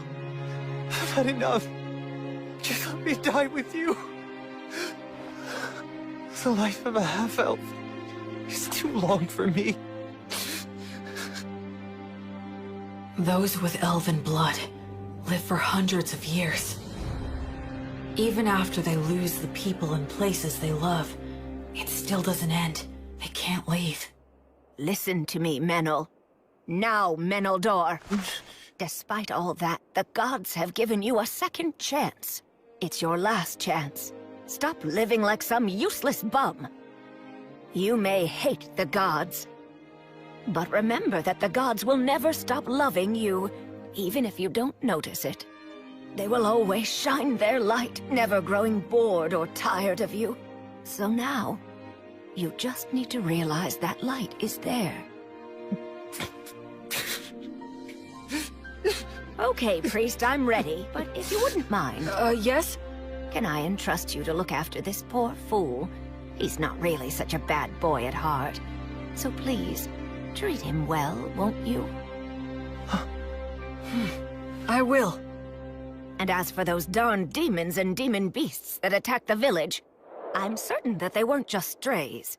The stronghold where their boss dwells is deep in the forest, and he sends his demon minions all over the place from there. He commands the demon beasts to attack people. It seems like they're putting all their effort into one big evil plan. If I may, your lingering attachment... Well, I couldn't pass on without making sure someone knew this. Anyway, I appreciate the offer, but I won't be needing your help. You see, someone's already waiting for me. Oh, she has someone. So it's about time for me to be on my way. Menel, dear, do take care of yourself. So many things happen in this world that can never be taken back again. So stand up and put your best foot forward. There are things you need to do. Damn it. You old woman. You're so selfish. Oh, well, so are you. Oh my goodness. What are we going to do with you?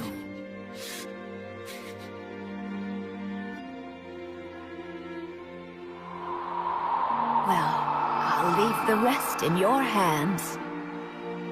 Of course. You can count on me.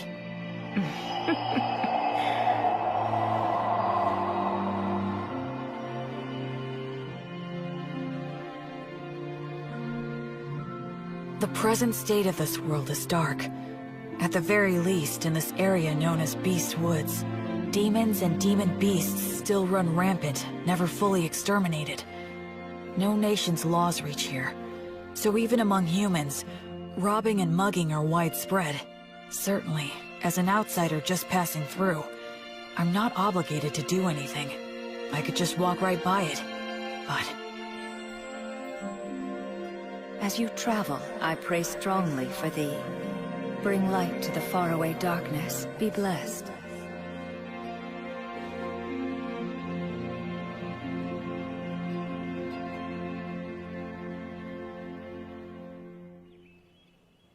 A few days later, the villagers returned.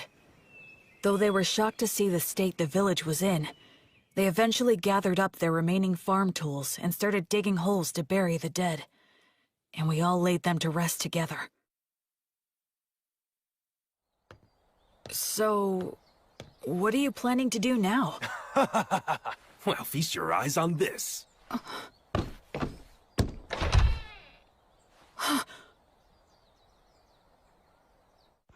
Just for tonight, we're throwing a bit of a party to mark our return to our village and honor our fallen. And since you're the savior who got our village back for us, we would be honored if you could join us this evening.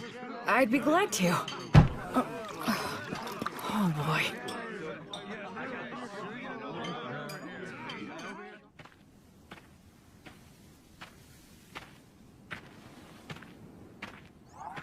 Menno.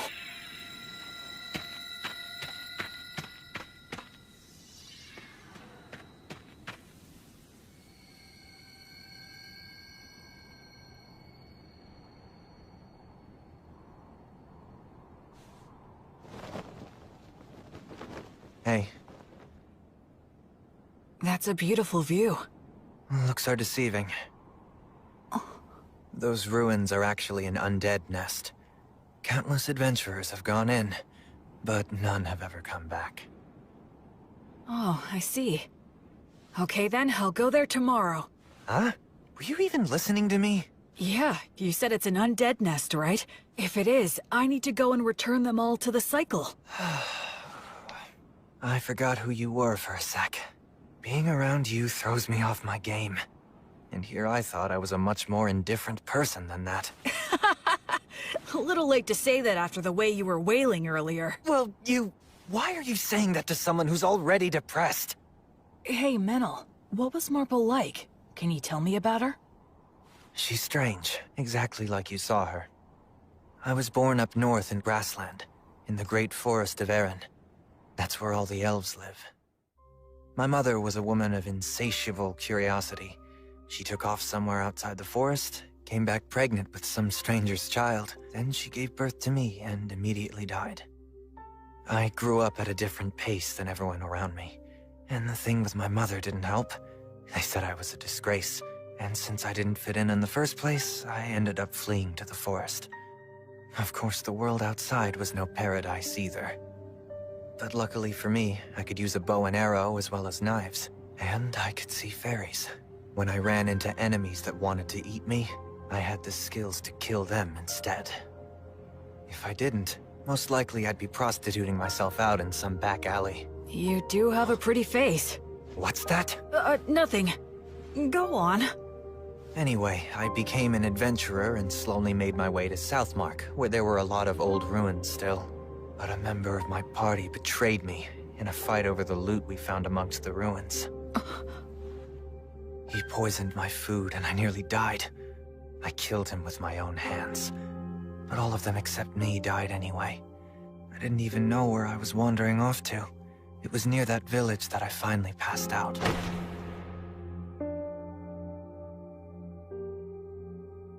Marple was the one who found me and took me in. At the time, she wasn't that old yet, but she was still such a weird woman. She lent her bed to the antisocial kids she'd found lying on the ground. She let me eat her food, and even lectured me about trying to live a decent life. A lot of people ended up at that village after being found by her. What was she exactly? I have no idea, really. Of course, she's dead now, so we'll never know. That happens a lot on this continent. She did take me in and looked after me well. That's when I started pretending I was a hunter. There are a lot of nasty creatures and demon beasts in this area. I was relatively useful, and I had a place to belong. But I lost it all without any warning. I got all the survivors together so we could be the ones doing the stealing. But thanks to you, we failed miserably. It sucks having a longer life than anyone else in a place like that, so... it's depressing. I just want to die sometimes.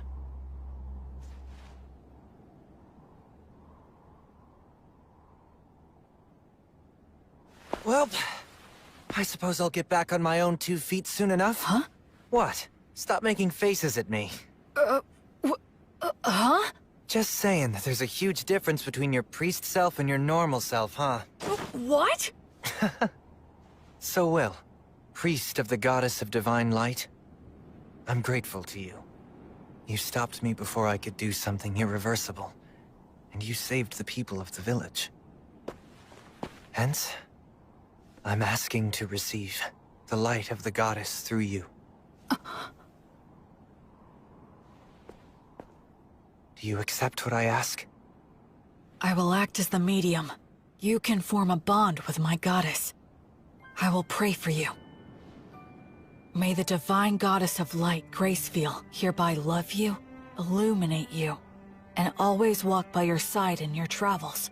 To my guardian deity, I swear to live my life honorably. Please shine your light upon my path. Help me atone for my sins. There'll be tough times ahead, and I might want to die now and then. But I'm not gonna stay down. I'll put my best foot forward, like the old woman said. Menel, you're really strong. It's amazing. I admire you. Come on, stop being gross. Between the two of us, you're the strong one. Where exactly does your power come from? I'm not strong. I just lucked out and happened to get amazing teachers in my life, that's all. Well, I'm not going to meddle. Anyway, ready to head back? Mm-hmm.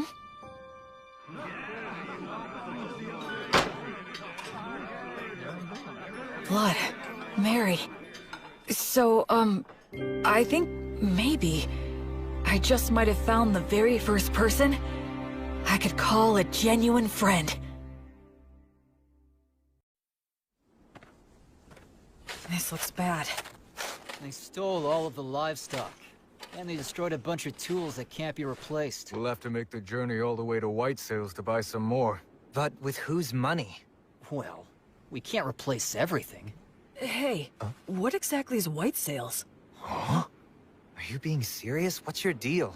You grew up in a cave or something? Sorry. So, White Sails is this... could you tell me about the history of this place too? Yeah. All right, fine. You know we're in the southernmost continent, known as Southmark, right? Yes, that I know. So around 200 years ago, Southmark was engulfed by a horde of demons. The 100 heroes took out the king of the demons, but the humans abandoned this continent, crossing the sea to retreat to grassland in the north. The 100 heroes? That's Blood and his buddies. Since the Fertile Kingdom unified the southwestern region of grassland, they've been cultivating the land with the intention of reclaiming it.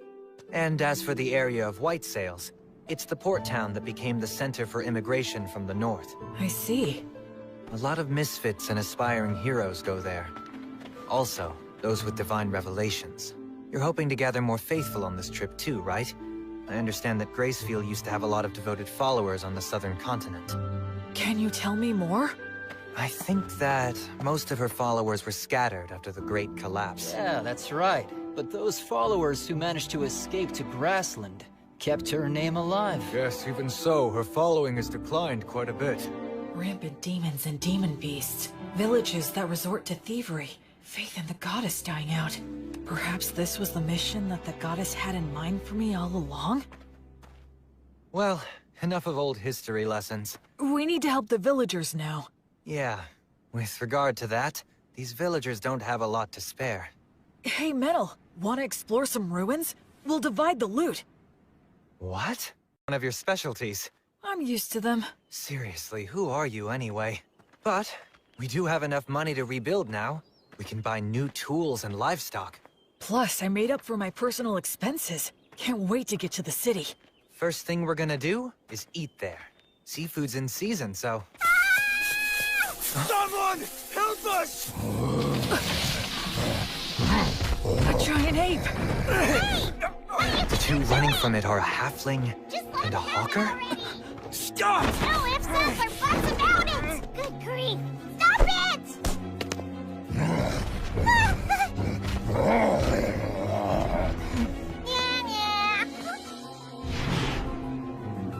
Who are you? What is this dangerous? Blood told me that when facing a wild animal, the moment you break eye contact, you lose. Well then, come at me if you're going to. We can do a little wrestling.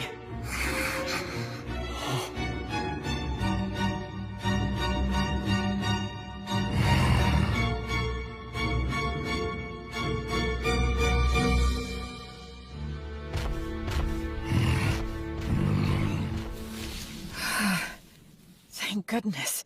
I didn't have to fight him. Are you okay? Wow, mister, who are you? Some kind of adventurer? Not many people can stop an agitated giant ape just by looking at it. You're incredible! Oh, I'm Robina. Robina Goodfellow. I'm a singing, dancing troubadour. I go where the wind takes me. You can call me B for short.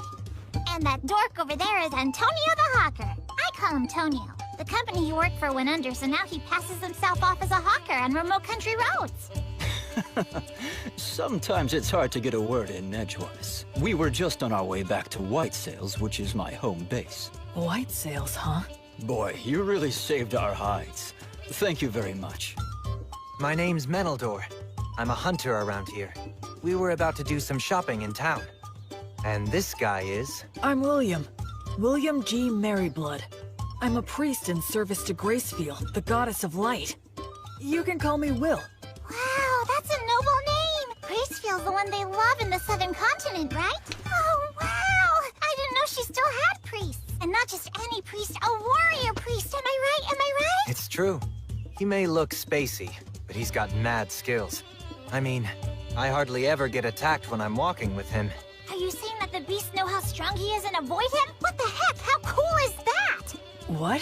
You usually see more of them? Yes, of course. That's why it's called Beastwoods. It feels like their eyes are piercing me. Anyway, is it just the two of you? No guide? Or were they killed? Well, actually, when we came across that giant ape in the forest, I'm embarrassed to say that they ran away. Some guys conned you out of their upfront pay and then bailed? You need to get way more savvy about people, Mr. Peddler Guy. I'm rather ashamed. And they made a big old racket when they ran too. It was really nuts. Giant apes don't even normally attack. They just look scary. They both lost their guides? So now what are you two gonna do? We'd be more than happy to take you with us if you want. We'll just say you owe us one. I'll do the deal-making, not you. So, we'll owe you one of what? We want to buy livestock, and some other stuff in White Sails. Ah, I get it. If that's what you want, then I'd be glad to help. I can introduce you to a dealer that I know. We appreciate it. And sorry for butting in. This guy has no idea how the world works. So were you really born as a true noble? He has that air about him? Like he's pure and untainted? Nah. If I told you about my origins, I suspect you'd have a hard time even believing me. You mean you're of such noble birth that you can't talk about your family? And a priest to an unsung god, too! Wow, that's fantastic! My poetic heart is bursting with inspiration! Wait. No matter what I say next, it'll probably only make it worse. Now what? Okay, it's settled. Let's get moving. Yup, time's a-wasting!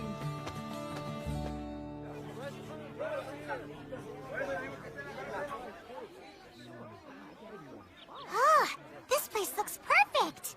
Woohoo! Introducing B! B and Tonio warmed up to me quickly. Tonio has a gentle demeanor, and he's good at getting close with others. As for B, she doesn't seem to have any boundaries when it comes to people. Ahem! It is now time for me to sing you all a song. I'm counting on you to clap along for me, and you collect the donations, Will. Sure! You got it, B!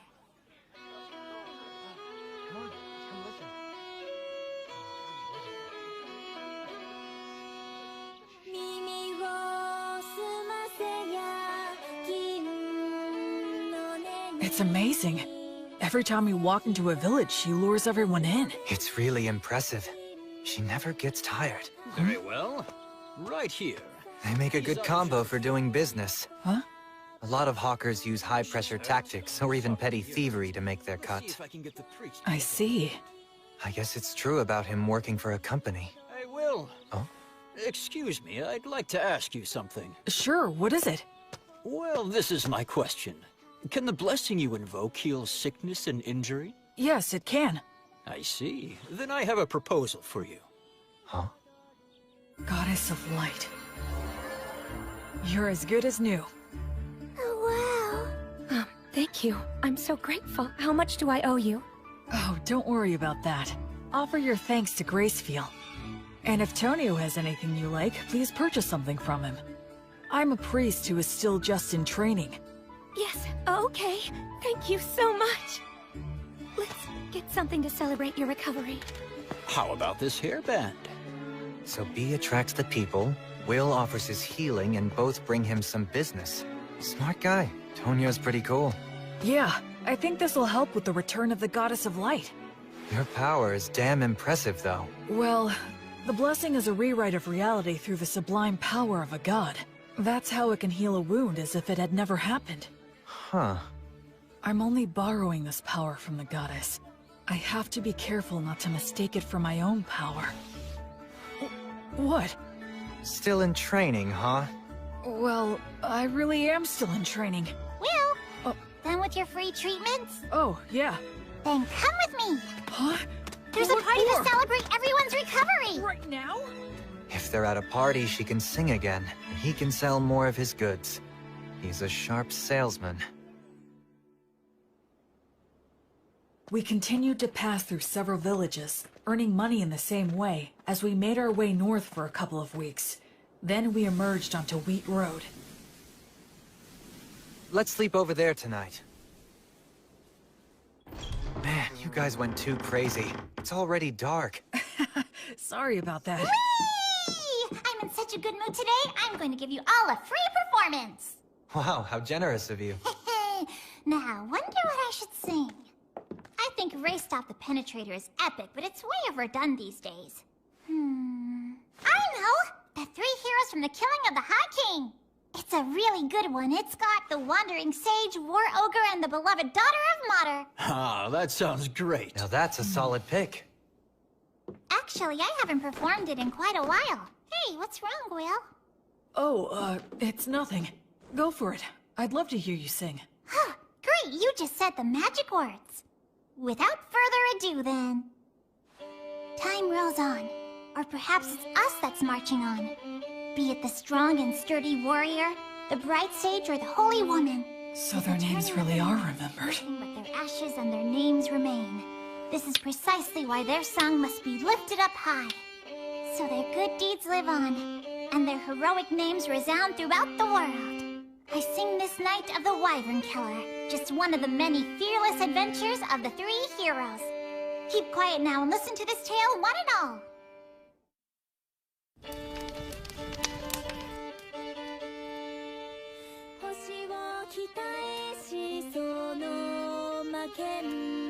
Jeez, Blood.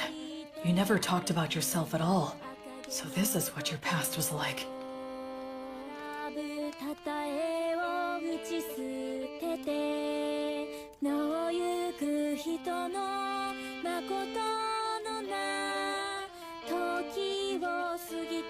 I guess no one knows Gus's real name was Augustus.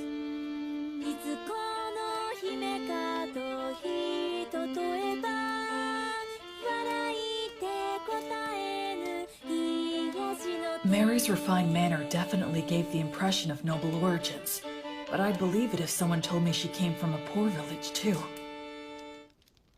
These are bygone days, now far away in the past. Oh, countless wishes now left with no way home. I can only play your melody loudly, to be carried upon the passing winds. The story takes place before they were known as heroes, when the three of them were traveling together. A certain remote village that they visited was attacked by a wyvern, and a beautiful half-elf was chosen as a sacrifice to appease it. Upon hearing of this, Mary said they should save her, but Blood asked where they could possibly get the money, and Gus said nothing.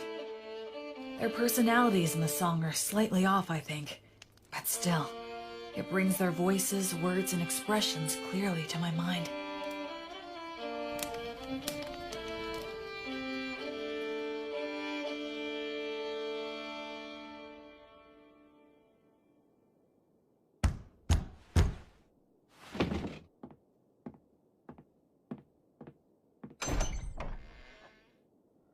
Who might you be?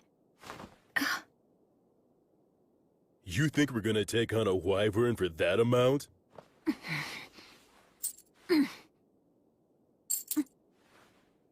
Ah, what fine money. Look how it sparkles and shines. If this will be the payment we're given, then... We have no choice but to do the job. Oh, damn, you're such pushovers. There's no profit here. I'll pay more if it's not enough. You can sell me to a slave trader if you want! You think even that's enough?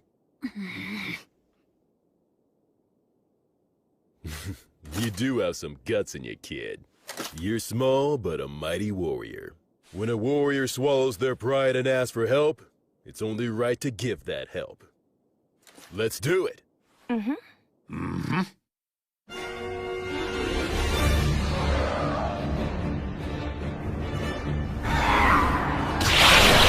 Ligatur! Nodus! Obligatio!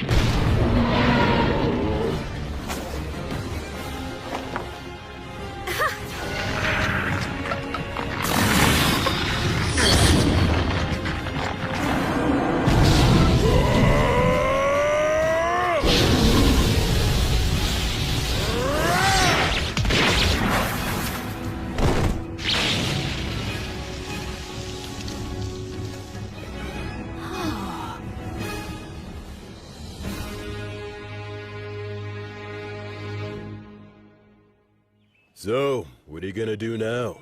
Neither one of you can stay in that village anymore. We'll manage. Then take this with you. Old Gus here carved words on it. It'll serve you better than some cheap good luck charm. You certainly can't be a warrior if you don't have at least one dagger with you. Please, take this as well. Take care of yourselves, and be good to one another. You will face many difficulties, but never forget the value of perseverance. But this is more than what I paid you. We can't accept it. Ha! Who said we're giving it to you? It's an investment, merely a loan. A loan? Listen, you two must live the best you can and build up fame and fortune for yourselves. If your names reach our ears someday, well then, we will come to collect what we've lent you, plus interest. In case that should ever happen, I will leave you with my real name. It'll be our password, too. So listen well. Thus, the boy and girl learned the true name of the Wandering Sage, known to no one else in the world today. Hand in hand, the boy and girl began to make their way to the city, while the three heroes walked back down the road in search of bold and thrilling new adventures. That's the end of this sweet song. But there's a follow-up to the story. Count Dagger of the Fertile Kingdom, his actual surname was Wizard's Dagger. To this day, an elderly half-elf woman still waits at his mansion. Does that mean? She believes someone who knows the sage's true name will hopefully come to her one day, so that she can return what he lent to her, along with what he lent to her husband. She plans to offer her thanks to him when that day comes. That's what this story's about. A story of three great heroes that still echoes to this day. What's wrong? Will, are you crying? No, I'm not! I'm not crying! Aw, come on now. It must have been Bee's great storytelling that moved you to tears, huh? No, it's not that! I promise you! Aw, don't be shy! There are still so many people in this world who fondly remember the three of you. There always were. That makes me happy beyond words.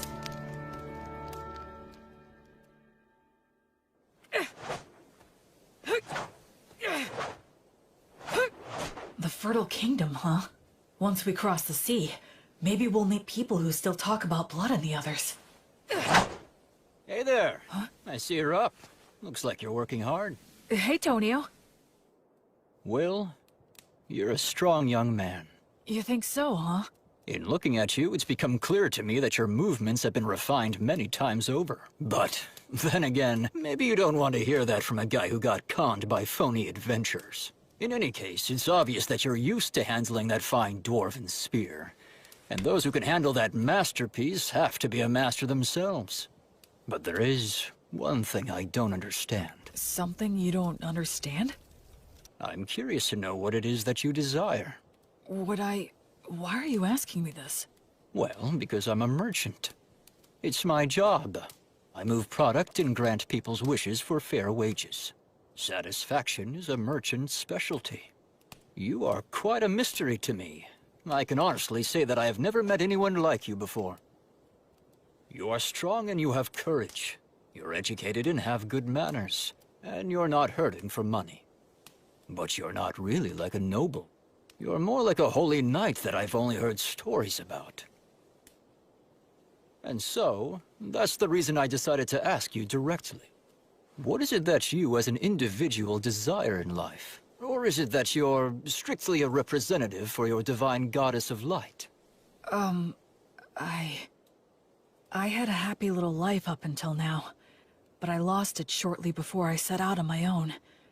I gained the divine protection of the goddess of light in its place. There's still so much stuff that I don't know about in this world. And so, I'd like to start learning about it. I'm sure that in the process of learning, I'll naturally find out what it is I want. Oh, I'd like to have friends and companions, I guess. Is Menel not someone you'd call a friend? Well, actually, I think he and I get along fairly well, but he seems hesitant to acknowledge me as his friend. He only ever calls me priest, like he has to put me on a pedestal or something. Yeah, having friends is important to me. Yes, I understand. Then perhaps I will nominate myself to be in third place position. Huh? Because I'm sure Menel and Robina would be mad if I jumped in line ahead of them. The very thought scares me. Well, shall we get some water and start preparing breakfast for everyone?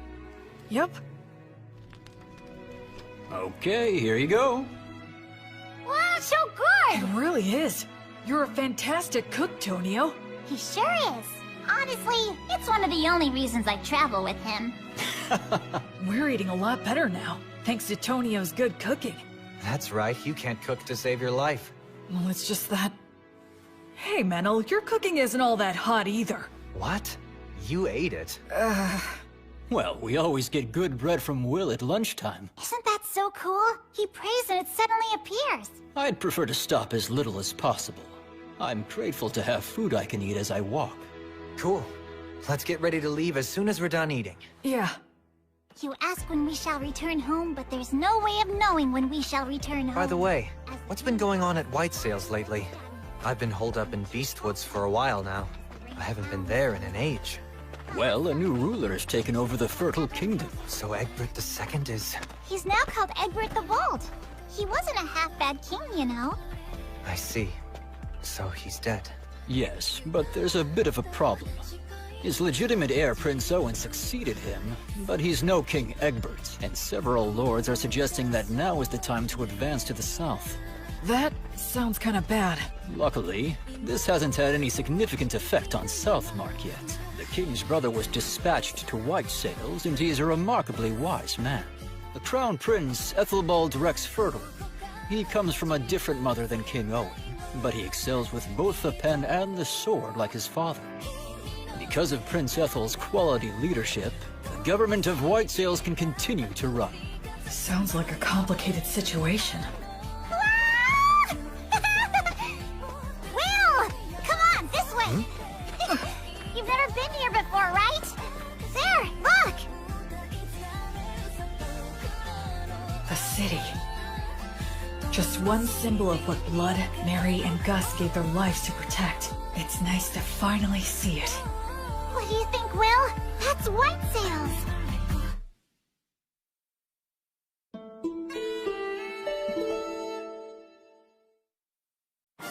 So there's no entry inspection or toll? That's right. It's the policy of the city's ruler, His Highness Ethel.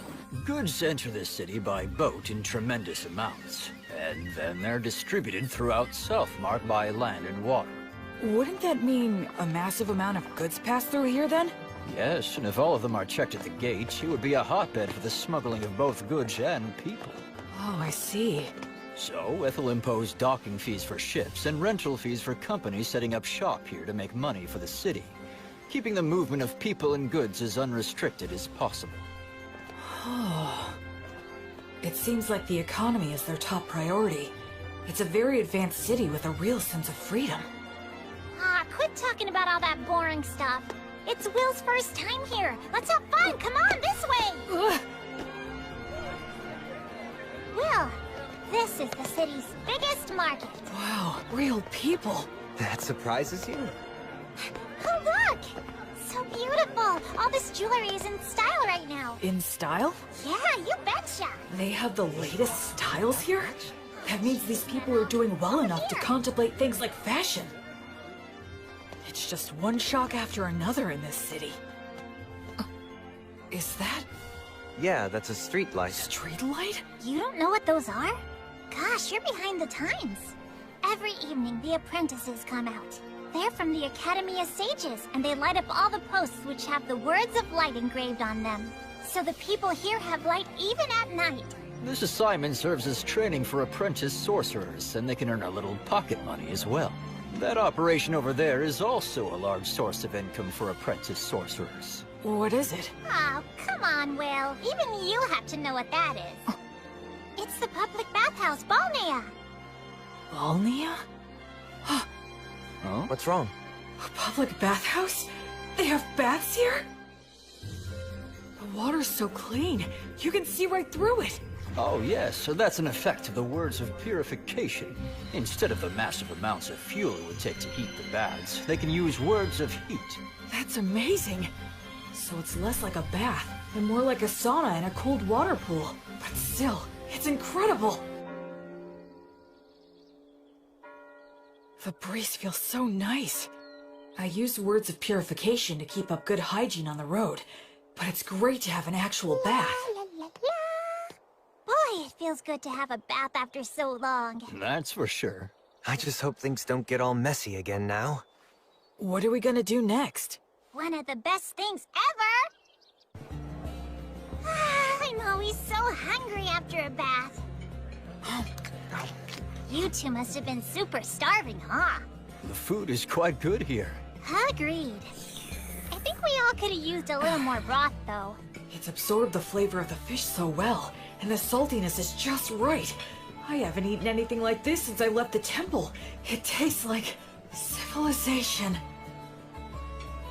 All these dishes are so delicious, I can't remember what we were talking about. This is also delicious. Excuse me, could I get a refill? For me, too. Coming right up. When we're done eating here, we can head over to the temple. Will, since you're a priest, you need to pay your respects, right? Oh, yes, you're right. Wow, that must have cost a fortune. Ah, don't be like that, Menel. I'll be back as soon as I'm done. Please wait here for just a bit. Are temples in cities always this big? It looks like a beautiful work of art. It feels more like a tourist destination. Excuse me. Yes. Can I help you? I was wondering if you could tell me if there's a high-ranking priest here. I've received divine protection and become a priest, so I wanted to pay my respects. Pardon my asking, but which deity do you serve? I serve the goddess of light named Gracefeel. Oh, the goddess of light. That's a problem. Why's that? Priests of the goddess of light are quite uncommon, so our rules compel me to use the prayer of faith detection. Okay, that's fine. I guess that makes sense. It's inevitable that people would be skeptical of a priest to a minor god. I could be a priest to an evil god in disguise. The thing is, all those individuals with the divine protection that qualifies them to determine another's faith are out at the moment. They're all out? Yes. It's because attacks by demon beasts have been on the rise everywhere recently. All but the Vice Bishop are extremely busy right now. Vice? What are you doing in the middle of the aisle? Huh, Bishop Bagley! Answer me, I asked you what you are doing. Well, I just... It's an honor to meet you. My name is William G. Merryblood. I have earned the divine protection of Gracefeel, the goddess of light, and I have come to the Temple of White Sails to pay my respects. I see. I am Bart Bagley. I am in charge of this temple. Gracefield, huh? The deity who has been completely lost as of late? And what if you're a suspicious person using her name, planning a very dangerous plot? You have every right to be suspicious. Is there anything I can bless to prove myself? Ha! You novices are so quick to rely on your divine protection.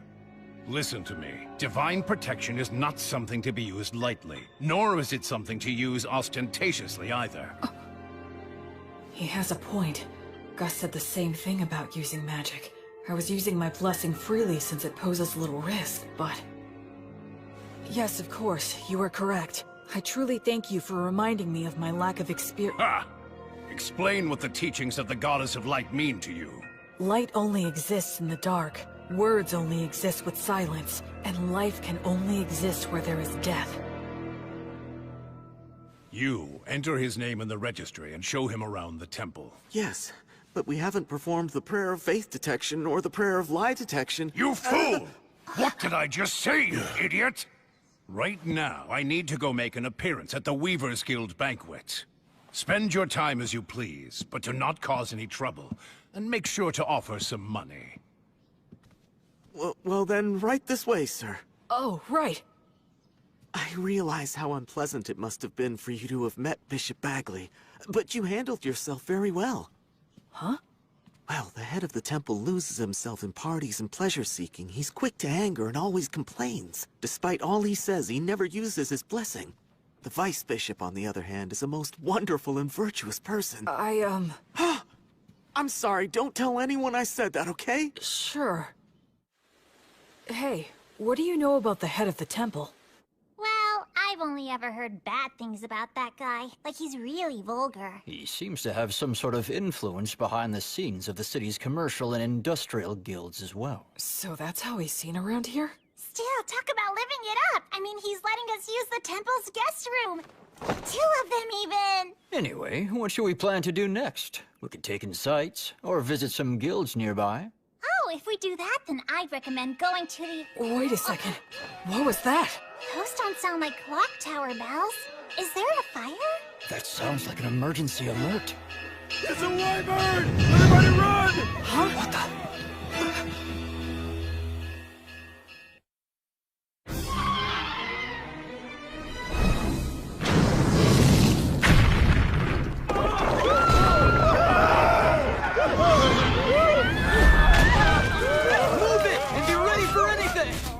Come help us! He's pinned under rubble!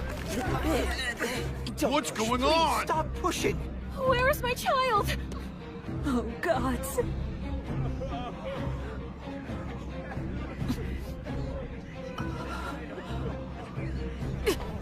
Will, wait!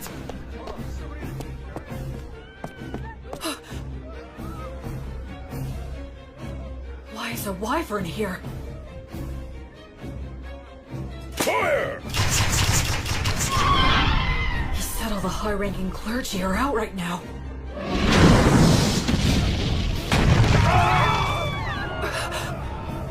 Their civilization, their city, everything the 3 of them protected. The place where people can live freely. Verba! Volanto! Tony Truce! It missed. But among the words I can use, these have the furthest range. I'll just have to keep firing until I hit it. What are you doing, you idiot? Why are you shooting off high magic like that in a blind fury? You'll get yourself killed! But nothing! You're fighting a wyvern. You have to be more efficient than that. You've got smarts. I suggest using them, you moron. Don't just rush in. You should start off by learning how to use your minor magic more skillfully and accurately. I got it. All right, then. Think. What can I do about this wyvern using all that I know? Menel, would you help me? I need you and your fairy magic. Right. B, Tonio! Huh? Please work with the people nearby to get everyone clear of the temple's front garden. I'm going to bring the wyvern there. Your Excellency, you must take shelter below, quickly! How could this happen? Dozens of people, if not hundreds, will die. Now then. Sylphs, maidens of wind. Your steps are the wind's steps. Your song is the wind's song. Sing in chorus, sing in rounds, cheer and applaud. Your sweet harmony shall spread the words of origin in the 10 directions. Verba, Volanto, Conciliat, Sequitur, Tone Truce, Oranium.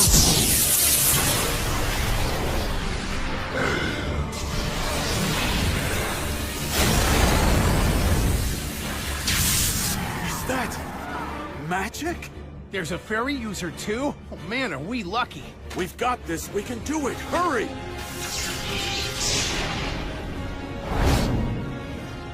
I'm probably not hurting it that much. But that's fine, so long as the wyvern identifies us as its enemies.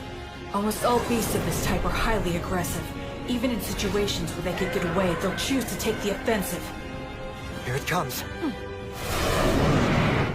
Truth is, the rest of the situation depends on how close my skills have come to theirs. Goddess, I now fight for the sake of my oath. To banish evil and save the suffering. Pray. Pray. Be as unbreakable as a diamond. For eternity. For all eternity. Reject all that is evil! On the flame of Gracefield, goddess of light!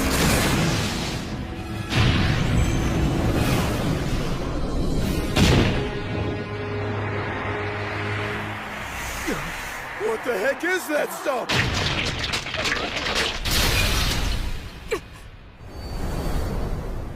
Selfs! Beautiful maidens of wind, dancers in the gale! Show those ones foolish enough to fancy themselves better dancers a bitter taste of earth!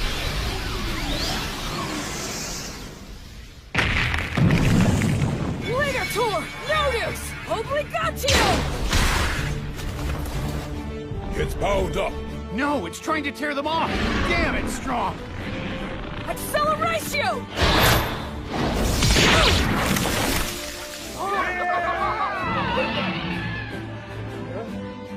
Unbelievable! That didn't finish it off? Run! It's gonna use its breath! There are still people back there. What do I do? What can I do? Go get him! Acceleratio! If you're stuck, use your muscles. Be violent. Take him down.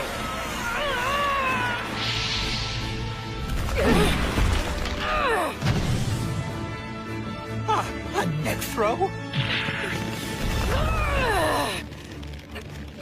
You're not getting away! Oh! I won't let your fangs or claws hurt one single person!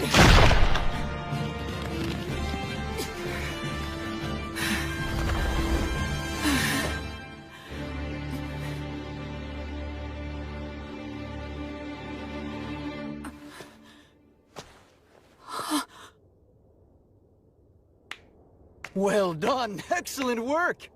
I praise you and give thanks to all the gods for allowing me to serve a great hero such as yourself. It's the birth of a new wyvern killer! A brand new hero! Sing his praises with your applause! Incredible! Thank you so much! That was wonderful!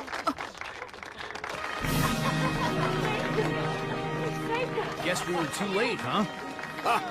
I had no idea so many magic users and a warrior strong enough to kill a wyvern were staying here. It is truly divine providence.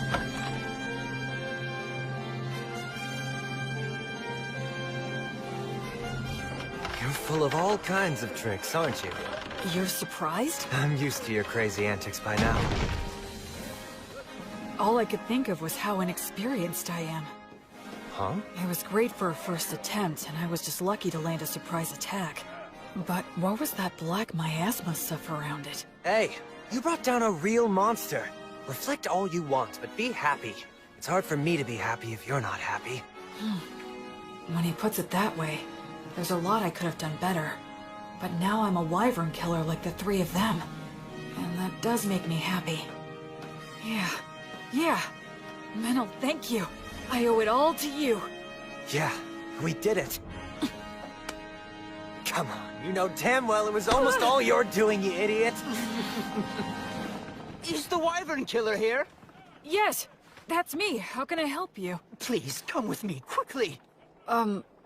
His Excellency, the Crown Prince, wishes to see you right away. Welcome to my mansion. You're a great hero. So, this is the Crown Prince of the Fertile Kingdom, the Lord of White Sails, and the ruler of Southmark.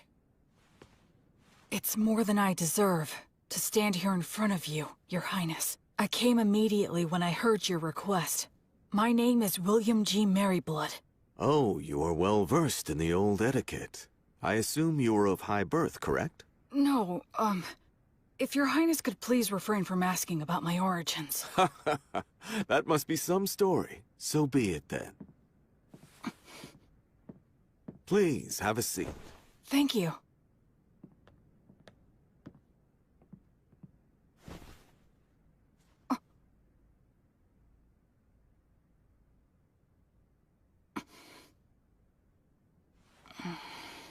William, there are 4 or 5 individuals in your group, are there not? Yes, 4 of us. Which makes you a magic user, a priest, a fairy user, and a warrior. Well? Actually, we are a traveling priest, hunter, merchant, and a bard. One who shot lightning at the wyvern, one who made the light, one who dealt with the air, and one who broke its neck. That is 4. If that makes 4 people, it is indeed correct that we are 2 of them. What are you talking about? I can explain. My friend there, Menildor, called the fairies, spread words, and manipulated the air currents to bring the wyvern down to the ground. So you're saying your friend is the fairy user then? And the rest? The rest was me. I'm sorry, but would you mind telling me what you did back there? I used brute force to break the neck of the wyvern. You killed a wyvern and aren't delighting in it? You really are a valiant warrior. Well, Can I do anything to fix the damage the wyvern caused? Of course, work has already been done, and more is yet to come. But there's something even more important that must be done. And it has to do with offering my thanks to the hero, for example. Oh no, Don't be modest, William. I do not want my people to see me as an ungrateful man. On behalf of the people of White Sails, I, Ethelbald, thank the both of you for your courage.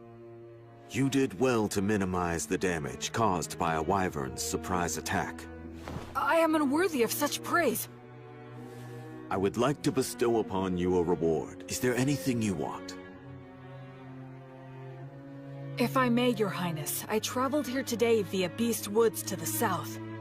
The villages in that area are currently under threat by an army of demons commanding savage demon beasts. I see.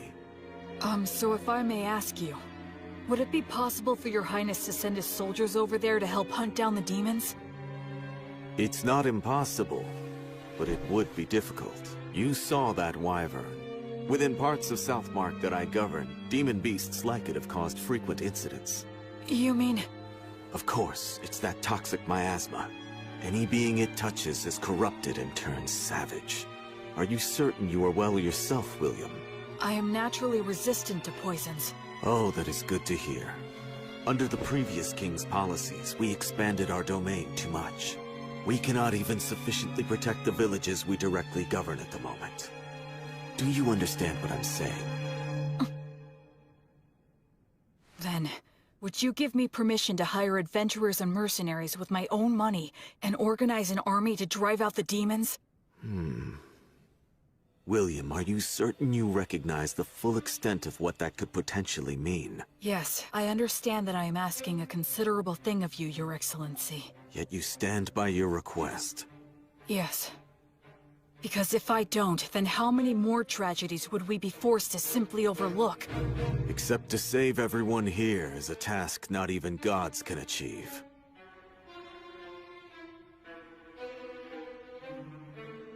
Honestly, if only you were some nameless man making this audacious request of me. You are right. But that being said, had I not killed the wyvern, I would never be speaking with Your Highness. That is also true. But I must also consider the option of having to kill you. I must also consider the option of having to kill you. That's unnerving. And how will you explain my death to everyone? I'd simply say that you were poisoned in a battle with the wyvern, and you started to spit up blood since the treatment was too late. I understand what his disposition is. A hero who can't even prove his identity is asking him for forces to operate in a region he doesn't even govern. Of course he'd see it as dangerous. I can handle those two, but there's still the risk of projectile weapons, and the prince is pretty skilled himself. No, it's pointless to think about that. In any case, I have to get through this somehow. I need to speak from the heart and plead my case as earnestly as I can. Your Highness. Go ahead. If all the saltiness were to disappear from the world, then what would give salt its distinctive salty flavoring?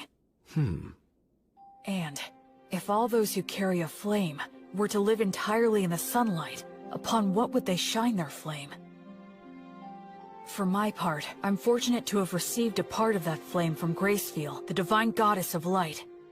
I firmly believe that the ones who carry that flame are the ones who should march first into the darkness. They must shine the light upon those who lament in darkness and light the path for those who follow behind.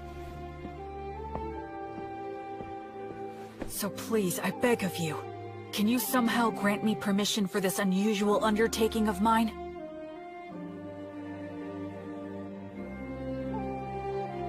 Young William, this path will only lead to despair. It won't work, and even if it does, you will pay the price. But I have some business with that despair you're speaking about. Oh really? And what is that? I don't like how its face looks, so I want to go and kick it in as hard as I can.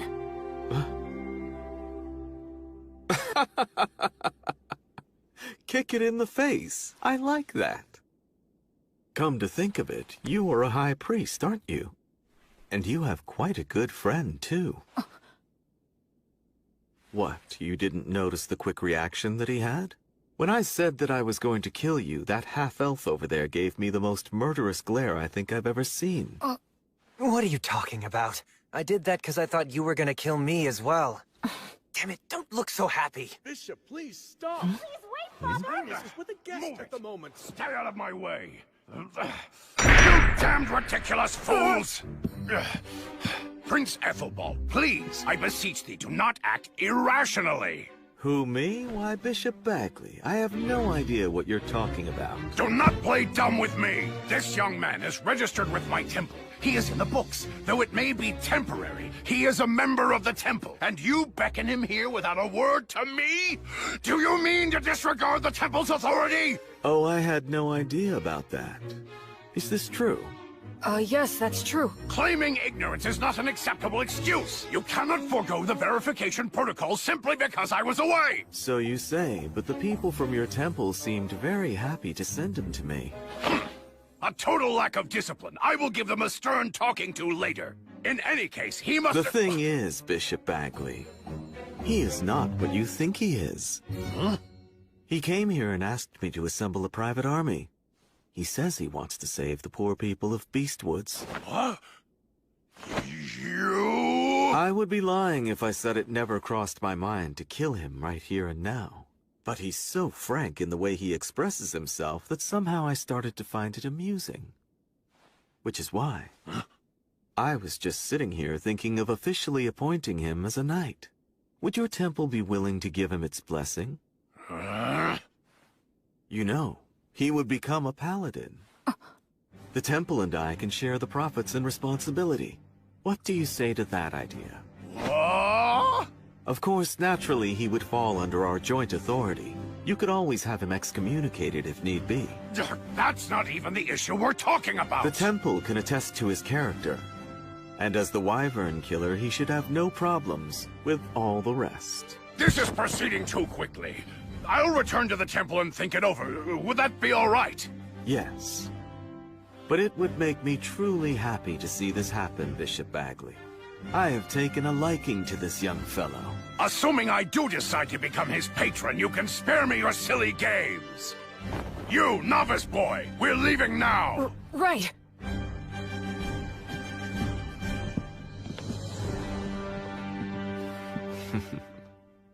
Honestly, what a troublemaker you are. Demanding a private army. What's the old geezer's deal? Menel, actually he's... Especially you. You're a novice. How dare you take matters into your own hands? So what if we did? It's not like you're our boss or something, mister. Excuse me? I'm the head of the temple, in case you forgot. So what? You want to fight over it? How dare you speak to me that I'm sorry. My father's on edge because he's had unresolved issues lately. No, I apologize for my friend's behavior. Anyway, so you're Bishop Bagley's daughter, then? Yes, I am, though we're not related through bloodlines. At one time, the bishop was in charge of a temple in the capital city that accommodated a large orphanage. Ah, yes, I got it. When His Highness Ethelbald asked my father to relocate here, I came to this continent along with a dozen or so other families. So that's what happened. He's in a position where he can throw his weight around. He has connections everywhere, and he has loyal subordinates, too. Bishop Bagley! Thank you for all your help. Your intervention with the Crown Prince saved us. Thank you. I did nothing to warrant your gratitude. I only defended the temple's authority from the Crown Prince's utter selfishness. You just happen to be a part of that. Besides, when he's amused by something, he has a habit of doing absurd things. It's a real problem. But be that as it may, I still must respect his royal stature and worldly authority. I'll take his proposal into consideration. You will remain in the chapel after the evening prayer. All right, I understand. The thing is, What? What's the evening prayer? You unbelievable fool! You know the prayers that are called Vespers and Compline? Those holy practices were revised 200 years ago. Did you serve your apprenticeship with one of such a long-lived race? Sure. I guess that would be a good way to put it. So it seems that you are not entirely ignorant then. Anna, go fetch some books on the revisions to the liturgy, and while you're at it, find a suitable teacher for him as well. Yes, Father. This boy is a novice, and on top of that, an ancient who's come here from 200 years in the past. He'll take a lot of work.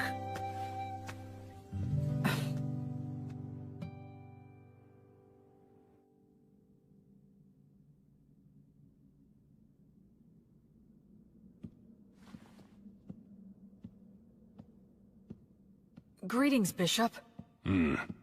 Wait here for a moment. Of course.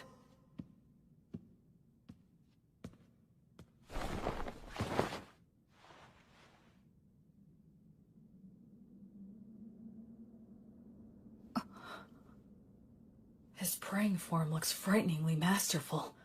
Other than Mary, I've never seen such an expert.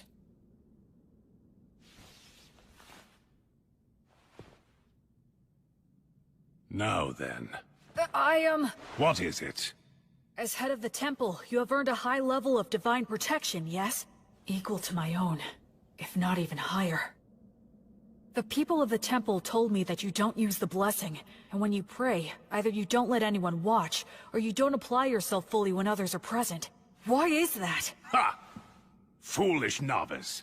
Just what exactly do you think the blessing is? Divine protection from a god.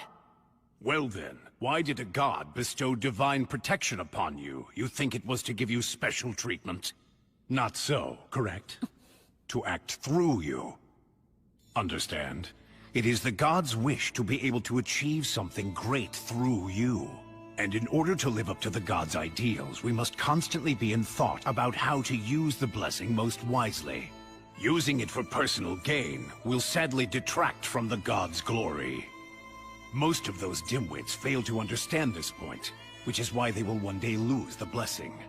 I am the head of the temple. This land is wild, and development on it has barely begun. To secure funding and rights, I must yell and intimidate. To lay the groundwork, I must do favors and use bribery. If I were to use such a high blessing in these circumstances, the people would question why a man like me received divine protection in the first place. Now, youngster, do you think this kind of behavior would contribute to the glory of my guardian deity, Volt? No. Precisely. The correct course of action for blessings and prayers is to store them inside. Therefore, I have entrusted the Vice Bishop with the glorification of the gods through such sacred blessings. He's a very capable man, skilled at winning the hearts of the people to the extent we need it. I trust him with the stressful role of being the face of the temple.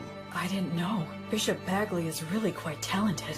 He's rude, and he looks like a greedy monk who's always complaining. But he's an amazing man. And what about you? Making a novice who has yet to fully comprehend what the blessing means into a paladin? The Crown Prince always falls in love with his own stupid jokes. Listen, nothing good will come of a novice attempting this, so don't do it.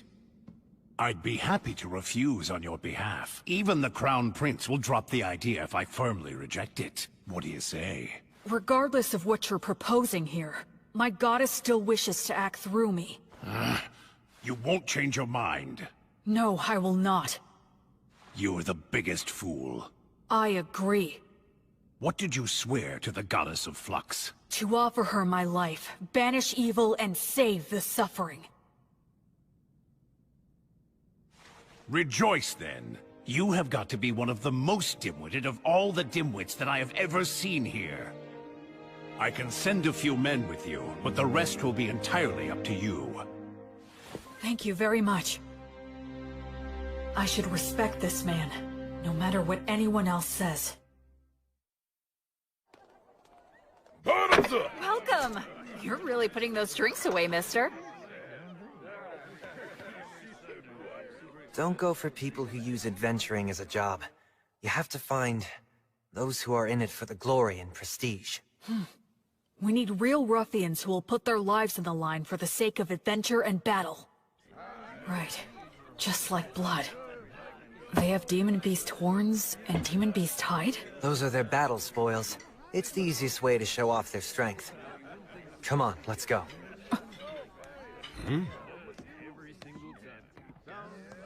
A red-headed boy with a friend who looks to be half-elf? There's no doubt. His training must have been extensive. Hey, man, what's the famous wyvern killer doing walking into some pub out of the middle of nowhere? I'm looking for help. Exploring Beastwoods? Low pay, your reward is glory and praise, and there's no guarantee you'll survive. We're doing this for a living, you know? We're not taking this quest, right, guys? Yeah, man, don't be so stingy. Shut up, you blowhards.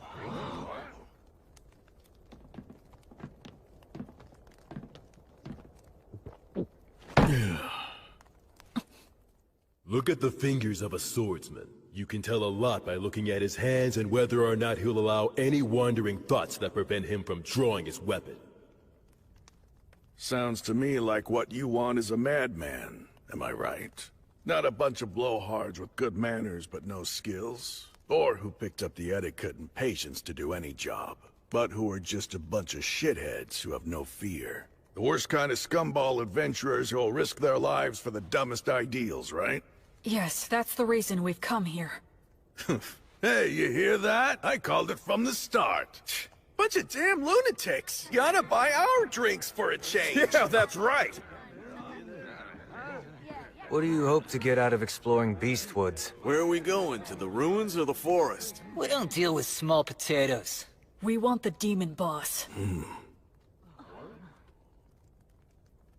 The leader of the demons running amok in Western Beast Woods. The subordinate demons are thought to command demon beasts. That's a big fish. It is. The location is unclear. Just finding him there will be hell.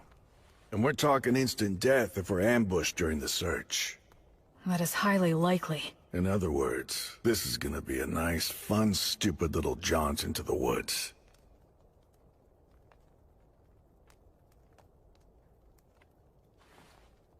Count me in on it. All I need is food and a bed.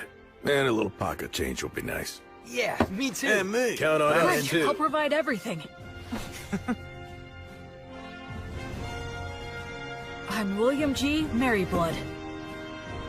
I'm Raystov.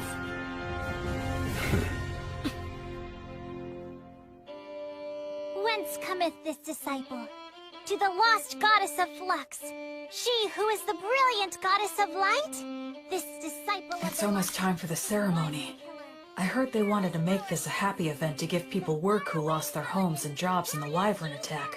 But Now know the name of the new hero who has appeared in the city of White Sails! That should just about do it. B, could you please not write an epic about my story right in front of me? What? Why shouldn't I? Well, you actually did do all that, so what were you expecting? You're gonna love it because I'm gonna create something grand! I'm afraid to say that this many cows and horses will indeed come at a hefty price.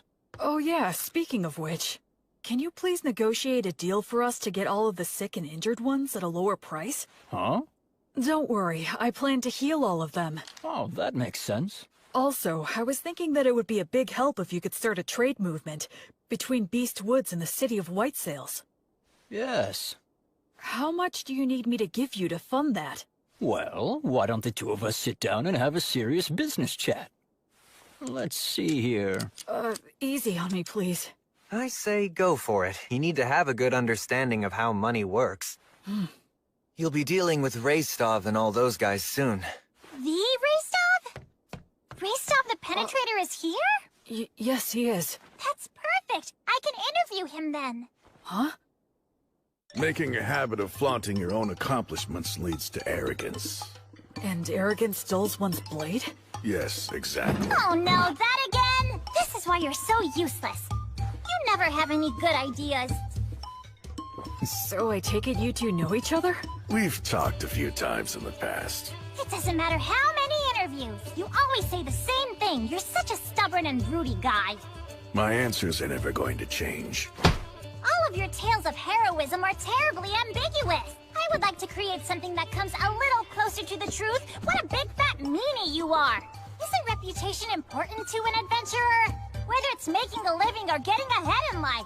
As long as you've got skills, those things come naturally. But surely you realize that even people with skills can be utterly ruined by a bad reputation. Even the greatest warriors can never tell what their downfall is gonna be. Right, Will? So you're saying Raystov's tales of heroism are ambiguous? That is exactly right. This guy will accept the job to take down a huge threat, and he'll just wander off and kill it with one fatal stab, and then he'll saunter right back. He rarely works with anyone else, and he works so fast, there's no one who can actually say what happened. And the guy never says no to any job. So the stories get more elaborate? Yep. I try to interview people, but they just fill in the gaps to their own liking.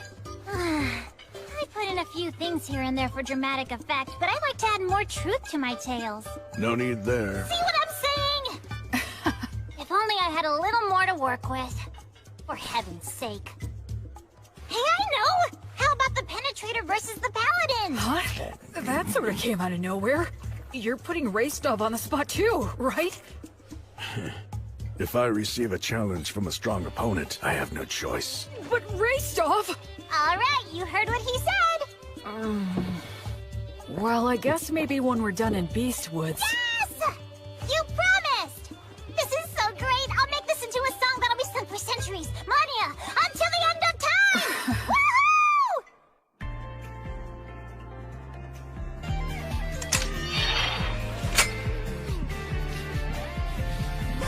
Woohoo! Thank you for blessing me. Please think nothing of it. It was an honor to receive such an important duty from the bishop. Ordinarily, of course, this would be his job, but... I asked him, but he said he finds it bothersome to show people his pious side. It's too bad. I agree, for a man of his caliber to be so unknown to the public. So this is where you've been hiding. Oh? We're having a few grappling matches over there. Come on and join us for a round. Okay. Come with us, Metal. No way, man. Hey, it's the Paladin's servant. Huh? He's not my servant. He's my friend. I'm not your friend. Huh? Will! We're making a fortune now, and guess what? It's all thanks to your song! Goddess of Light, are you watching? I'm getting by somehow, and I'll continue to. And that's how I became the faraway Paladin.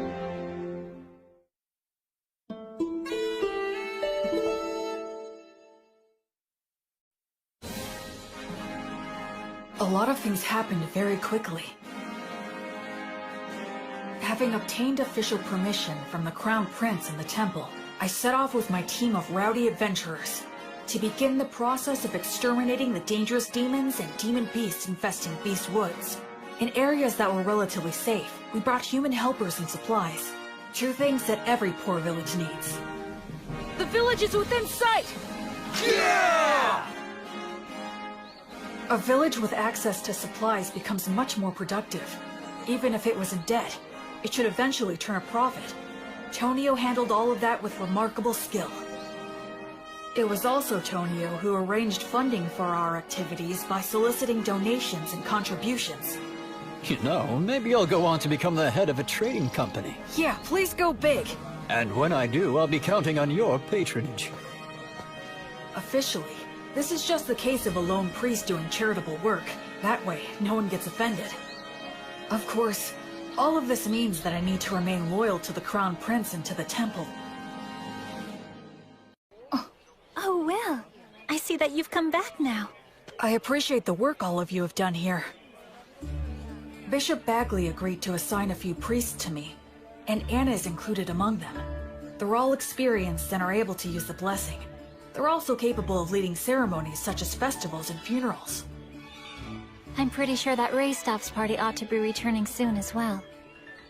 Whenever we received reports about demons or demon beasts appearing, Raystov and the other adventurers would head out in a hunting party to pursue them. Incredible! They were all killed with a single fatal blow! No wonder they call him the Penetrator. Can you do this to wyverns too? If one's within my sword's reach. I would intervene in any disputes between villagers and try to help them settle things peacefully. You know, I wasn't really planning on doing all of this. Well, the thing is, once you've done it the first time, then you're kinda stuck. Word of my intervention spread, and I was called to intervene in other villages' disputes. My unexpected role as an arbitrator suddenly gave me a lot more to do. Whenever I had to visit other villages for benevolent purposes like that, or I had a message that I wanted to get out, B proved to be a really big help.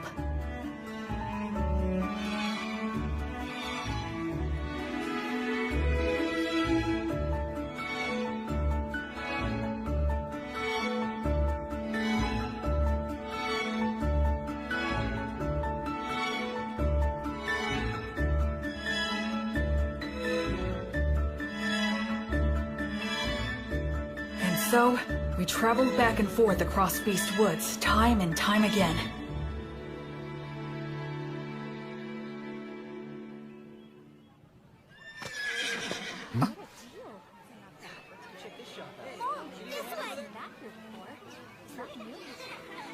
The atmosphere's so different now. This whole area has become relatively safe, so it's getting a lot more merchant traffic. A village that once had a dark cloud hanging over it, now full of life and smiles. Gus, I finally understand now. Money is extremely important. Money is what makes the entire world go round. With money, you can solve anything without magic. Buy tools, hire help, and the ability to make a profit is just as important as magic. Everything you taught me was exactly right. Making people smile and giving them hope is more magical than actual magic.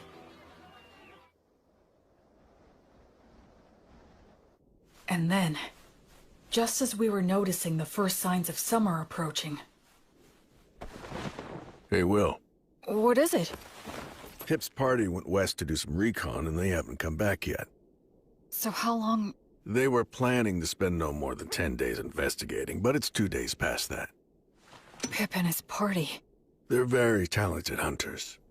All right then. We'll go and search for them. You, Menel, and I are definitely going to go. And do you think you could put together 2 parties? They need to excel in forest exploration skills. I'll gather them right away.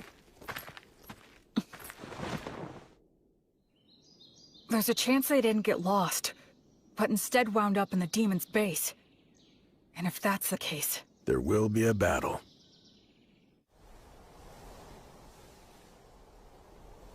What do you think? Frankly, given the skills Pip and his buddies have, it's hard to believe that they could have just gotten lost.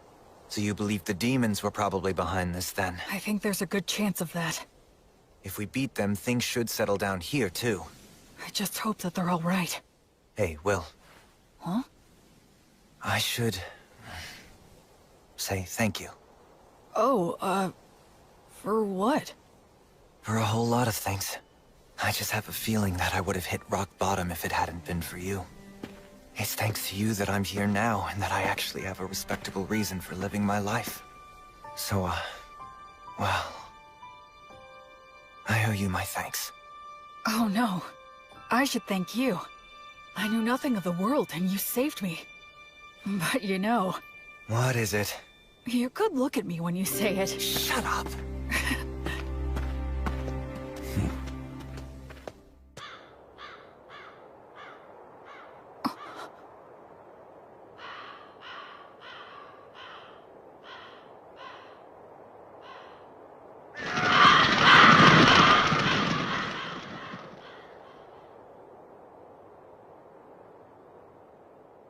Hey. It's huge. So what made this? I don't know. It looks even bigger than a manticore. Maybe a stray living in the valley? Or, Well, at least they died fighting a big one. Pip, Harvey, and Brennan must have been pretty happy about that, although I guess they had a good reason to be pissed off, too. Yeah, like, we didn't get to kill it. They died a good death, worthy of adventurers. Go on, drink up. Virtuous gods, please grant rest to their weary souls. Gracefield, goddess of light, I beg you, please, grant them peace and guidance. Will, there's a head missing. The damage is so bad it's hard to tell, but it was probably just eaten up. Yeah, I'd bet on it. No, wait. Huh? Did he toss aside his gear as he ran? Why go deeper into the valley, though? If the path to the forest was blocked, that's the only way. He had no choice but to run deeper down. Yeah, I guess that's true.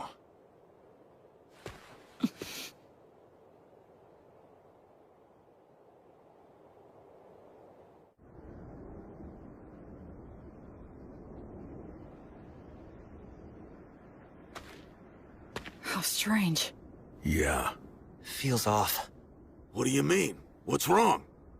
The footing here. It's very poor in this valley. Even if they fled, getting this far would be... It's a trap! Retreat!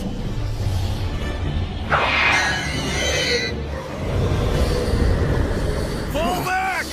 No use. Coming toward us! Stay calm! Keep your backs to the rocks! Don't panic! Form a shield wall!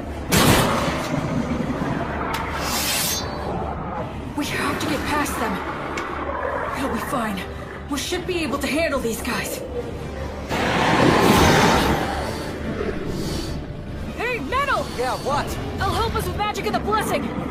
Goddess of Flux, repel the poisons that rain down upon us. Fortis, Vita, Ut, Omnis. Appreciate it. Yeah, thank you. Gnomes, oh gnomes, guardians of treasure, guard us against our foes. Sylphs, maidens of the winds, send a gale of protection for these warriors. Nice! All right. These beasts may think they've trapped us, but now let's show them which one of us is truly the prey that's going to be hunted down.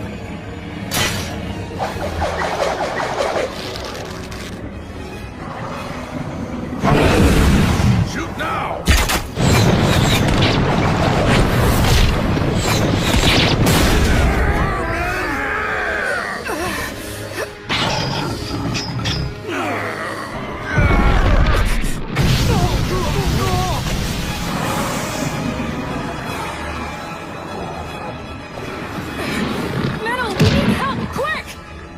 Gnomes, gather to us, build a fortress, surround us with fences! If you can just buy me some time!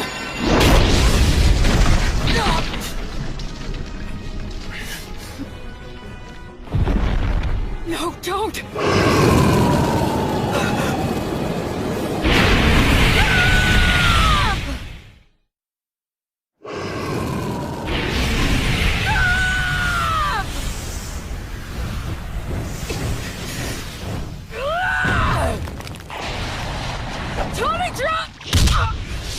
It stopped me from finishing my words! What happened? Misfire? Why? Everything was going so well up till now. And yet, where did I... What did I do wrong?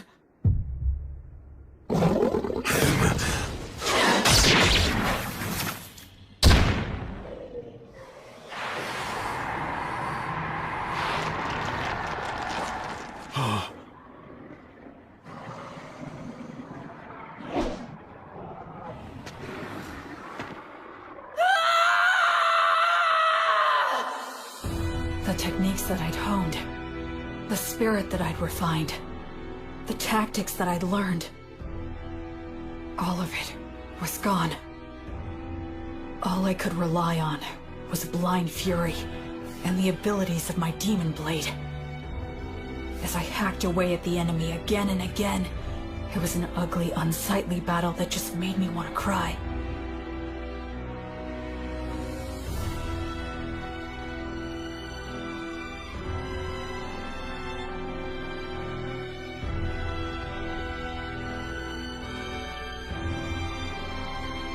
It felt like I'd wronged the three of them. I felt pathetic. That's enough! Stop it!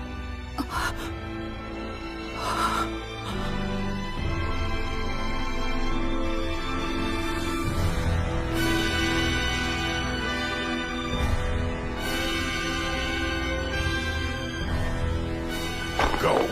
Quick! He'll Menildor! He'll die! Menel!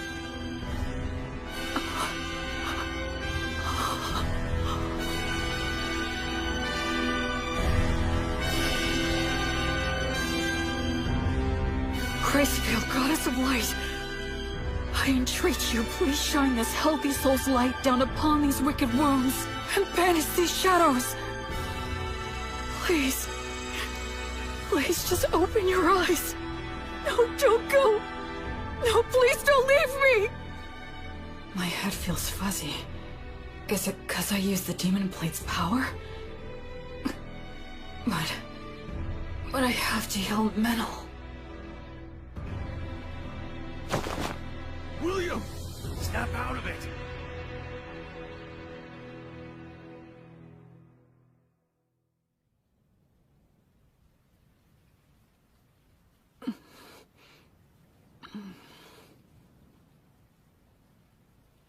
So you're awake, huh? Where am I? A village not far from the valley. After that battle ended, we retreated, bearing you and Menildor here upon our backs. The Chimera fled. I see. Where's Menel? He remains alive. Between the magic and protection you put on him before the fight, and Menildor's own quick reaction, it seems your blessing came just in time. Thank goodness. Although he still hasn't woken up yet. Then I have to go to him. You still need to rest a bit longer. But if I... Menildor's condition is stable now. He's already had all the care that he needs. You burned up far too much of your strength. So rest.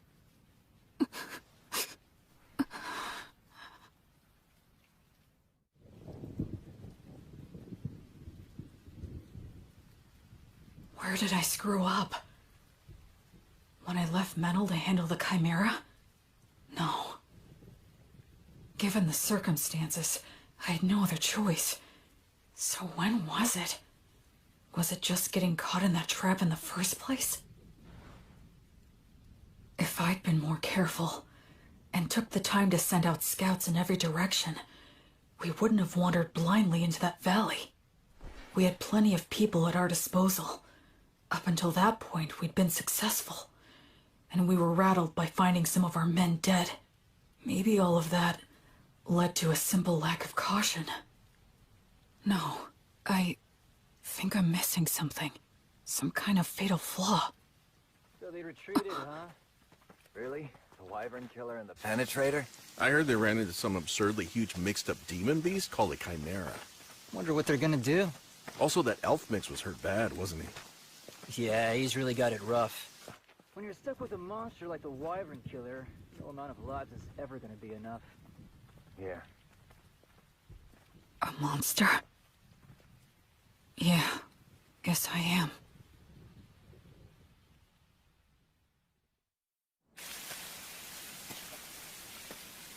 It wasn't my battle tactics that were wrong. It was my estimation of our strength. I put my trust in Menel. I just believed that he'd always have my back. That he could keep any enemy in check for me, no matter what. I thought he could handle that much, but... I ended up coming extremely close to getting Menel killed out there. I just decided on my own that he was my friend. And in my innocent naivete, without even thinking, I set him up to face dangers that he wasn't ready for. Hey, Will, over here! B. Antonio. We got your message and rushed right over. And also, Anna will be coming and is due to arrive here with the priests later on. I see. Hey, Will, know what? We heard you save Menel's life earlier. I can't believe it! You ran into a beast as impossibly tough as a chimera, but you still beat an insane number of magic beasts and even saved Menel's life! You really are absolutely incredible! I doubt that Menel and the others who have been stuck with me would agree with that opinion. Huh? I'm going to see him. But Will... Wait, Will, shouldn't you keep resting at least a bit longer? I'm fine. I'm very strong after all.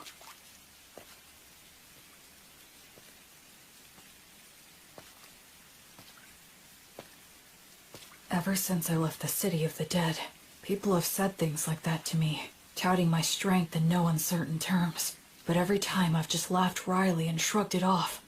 I believe that subconsciously, I was trying not to think about it. But the fact is, I can't avoid it anymore. Because in this world, my strength is simply far outside the norm.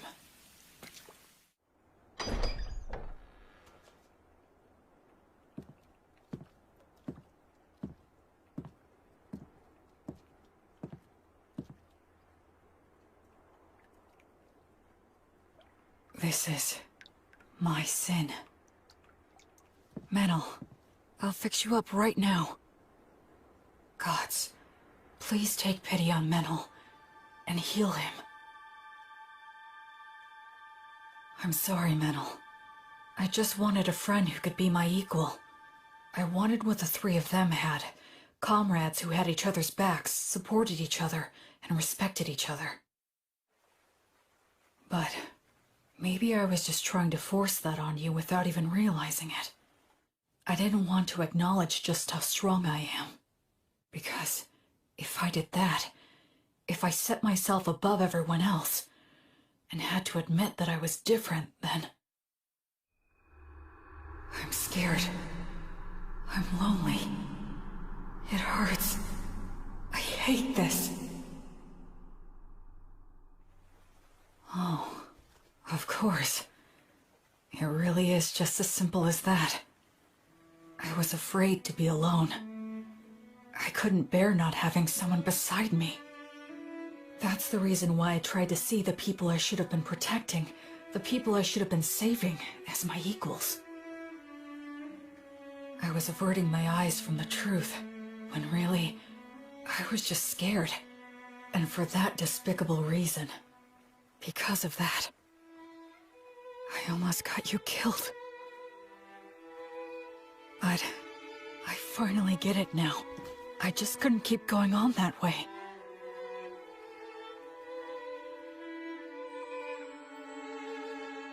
Oh, Goddess. Are you here because you're worried about me?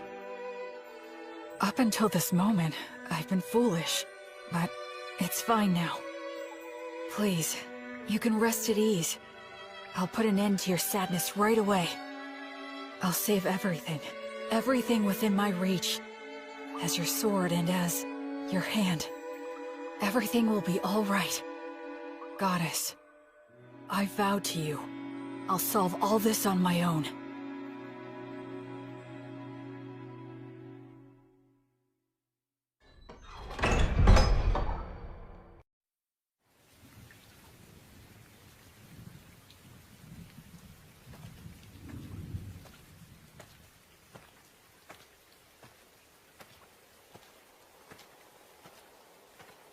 Hey!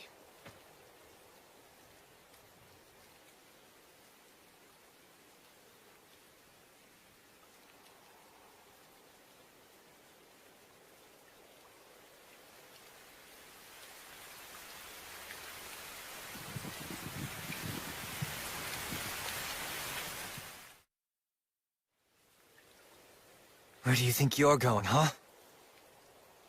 Where am I? To kill the demon beasts, of course. Alone? Yeah, that's right. I doubt you can keep up with me. Which is exactly why I need to protect him. Look, don't worry. It's okay. I'll take care of everything. I'll kill the Chimera and the whole herd of demon beasts. And if there are demons controlling them, I'll kill them too. You see, That's just the kind of monster I am, apparently. Look, Will. Stop screwing around! Wake the hell up, idiot! Oh. So this is how it's gonna have to be, huh? Is that all you've got, Meneldor?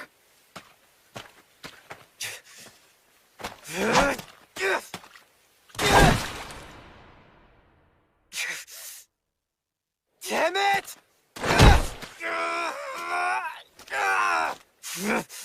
I can't have him following me. Damn it! Damn it! Damn it! Damn it! Damn it! I guess I could just break one of his arms.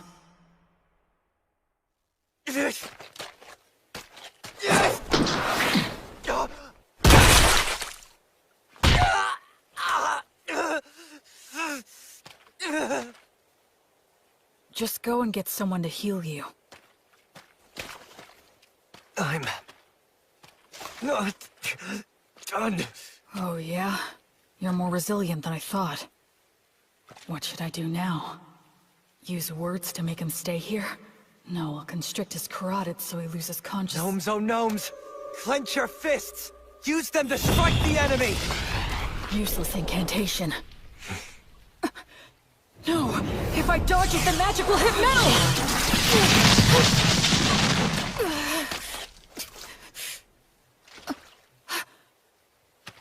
What's this crap about fixing everything alone? You're only being a coward!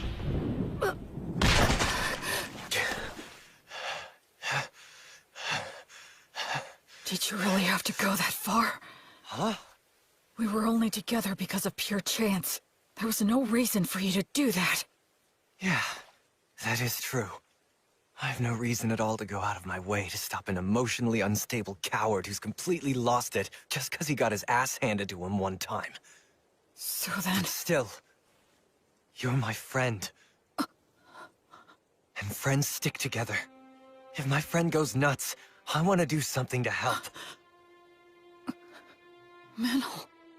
You don't know much about your own origins, and you're clueless about the world overall. At times I've thought you seemed suspicious. But still, you're a nice person. I know you're trying to do things right and do your best. After all, you did save my life, and you saved that whole village. We traveled together, and we fought together too. I enjoyed spending time by your side. I'm grateful to you from the bottom of my heart for sending off those villagers. Look, Will, the fact is you're my friend, and I don't abandon friends.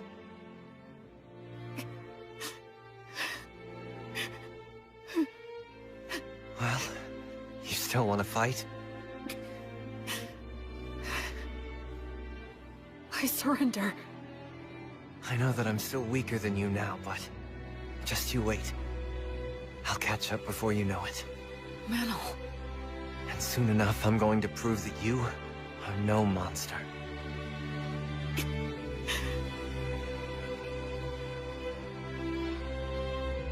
Okay.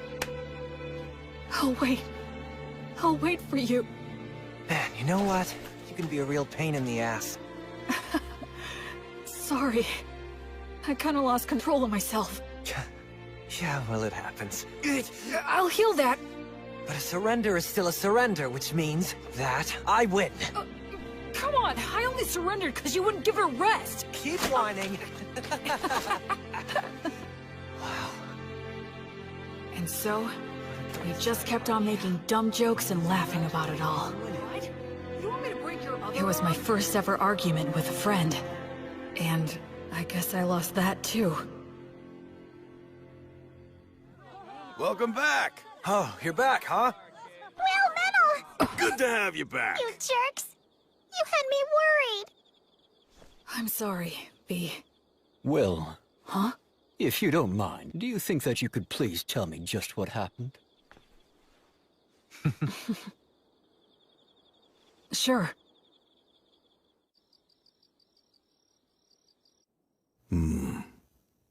It's an illness of the strong. And the stronger that you are, the harder that it can hit you. Depending on the severity of the case, it can even kill you. I'm so sorry. I really didn't mean to make all of you worry. Anyway, I'm all right now.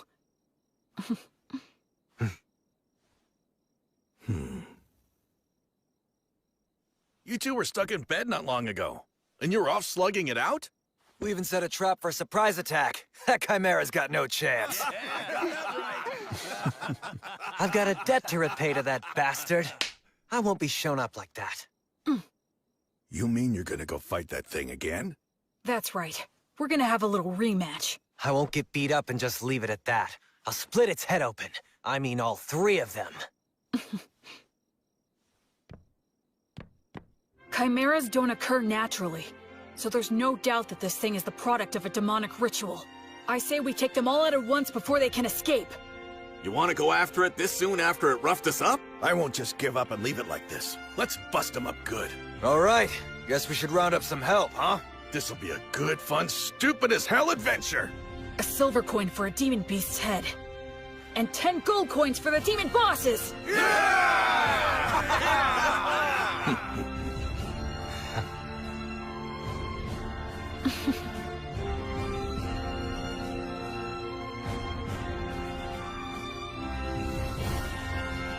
After that, we spent a few days putting a force together, sent out several rounds of scouts, and made our preparations. We didn't arrange any special tricks. We decided just to get enough people together, make preparations beforehand, and face our enemy head-on.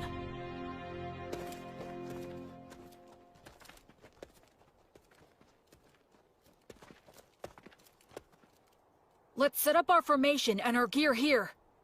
Anna and all of you other priests, please support us from here. Yes, sir! When we're all ready, we'll send our front line to the battle zone!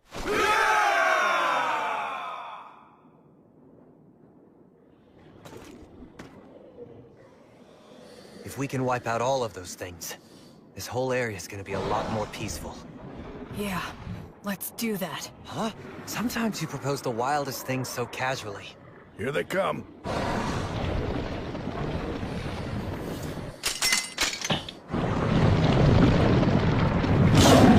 I've got your back. Thanks. I'm counting on you, Menel. We'll break through head-on! By Volt's blade of lightning, let us triumph! Burn bright, blazes flames of courage! World, send us a tailwind of good fortune! Virtuous gods, righteous protection! Shoot! Sagitta Flavium!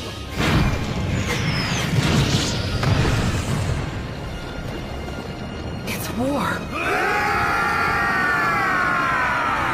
Ready! Oh goddess of flux! Repel the poisons that rain down upon us! Let's go, Fortress Vita!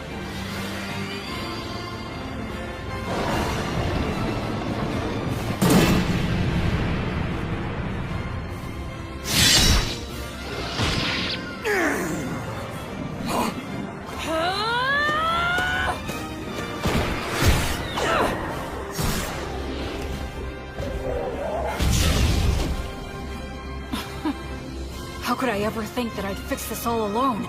I was never any more than one factor in this battle. The battlefield's not so easy that only one person is enough, no matter how strong they are. By the flame of Gracefield!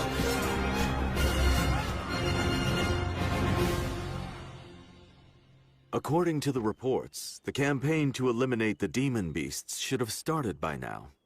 I wonder, will these great wyvern killers actually be able to succeed in a new heroic feat for the bards to sing about?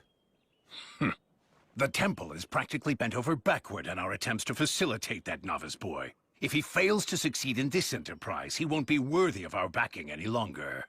Oh, by the way, Bishop, I understand that you entrusted your daughter Anna and many other brilliant priests to the Paladin to support him on this endeavor, or so I've heard. Losing valuable talent to the philanthropic exploits of a novice has been causing nothing but trouble for me.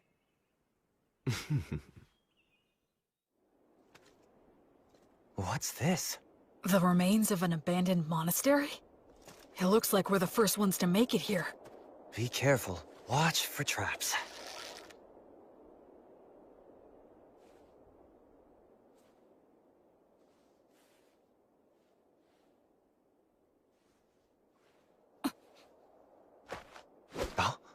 Omnia, Vanitas, Erasus.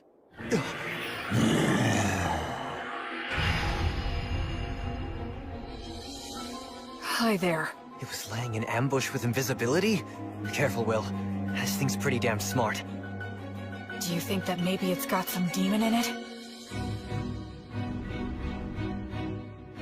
You're after the High King?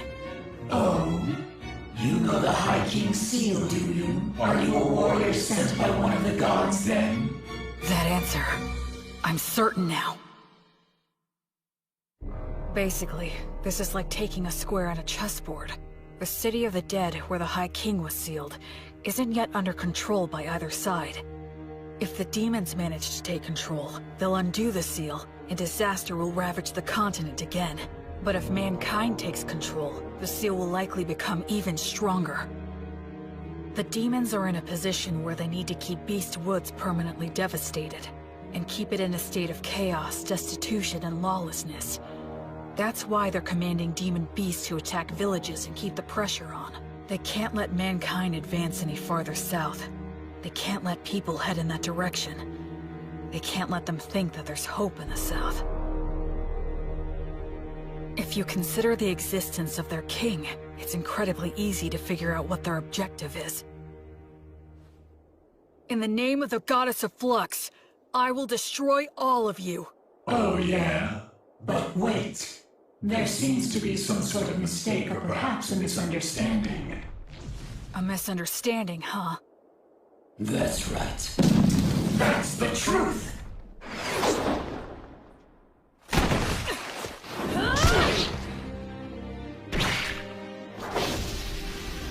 And their surprise attacks!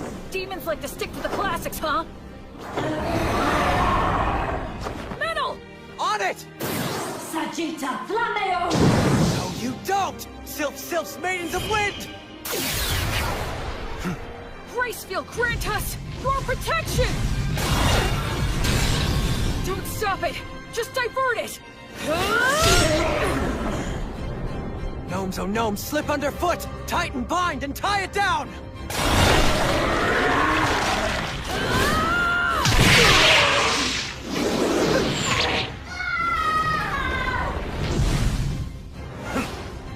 It has 3 separate heads. If each one reacts differently, they're bound to end up becoming confused. This demon beast is unnatural. It shouldn't exist! I don't need to score a clean victory in one strike. I just need to fight it the right way and win by being better. I don't need to use a flashy secret technique. I'll just use all 3 of their teachings and do what it takes to win! That's the fighting style that works best for me! Maidens of Wind! Bless this arrow with your kiss!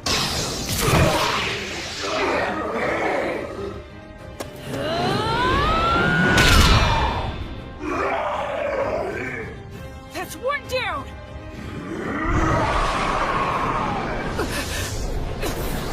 You give me no choice. Although I detest this dragon's power, I must use it!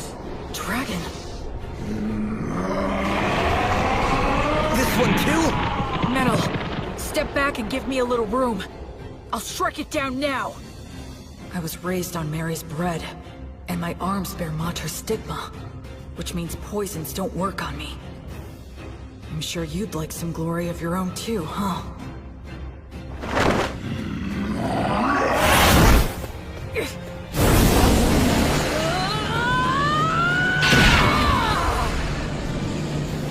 Gnomes, oh gnomes, clench your fists!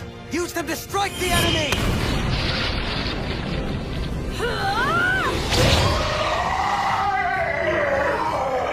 Nowhere to run now! Acceleration!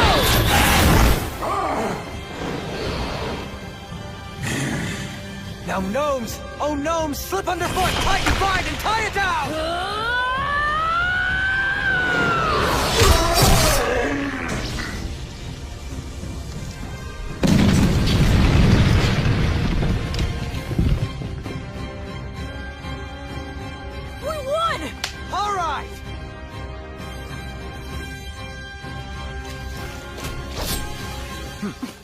on to the next one.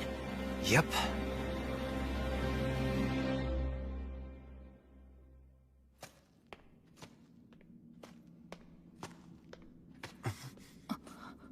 Took you long enough. Rastov?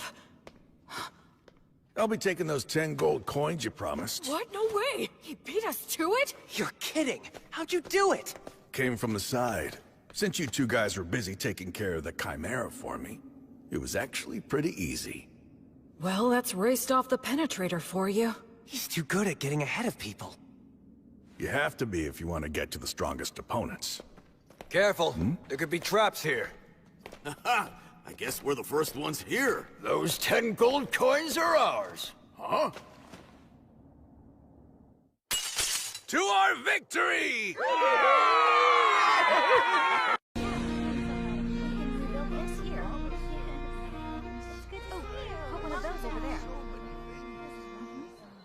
Like it? Well, I'm happy, but kind of embarrassed too. I feel like you embellished it too much. Oh, come on. This kind of song is supposed to be a little embellished. You see? He gets it. So next, I'll write a song about you, Menel. Ah? Who I know? Maybe I'll give you the nickname Meneldor the Beautiful. The one who walks the hero's path alongside the faraway paladin. Hey, wait. Isn't that gonna make people think I'm actually a woman? And you could be Will's girlfriend. No, don't! It's fine. It's not! After his vehement objections, Menel's nickname was revised from Meneldor the Beautiful to Meneldor of Swift Wings.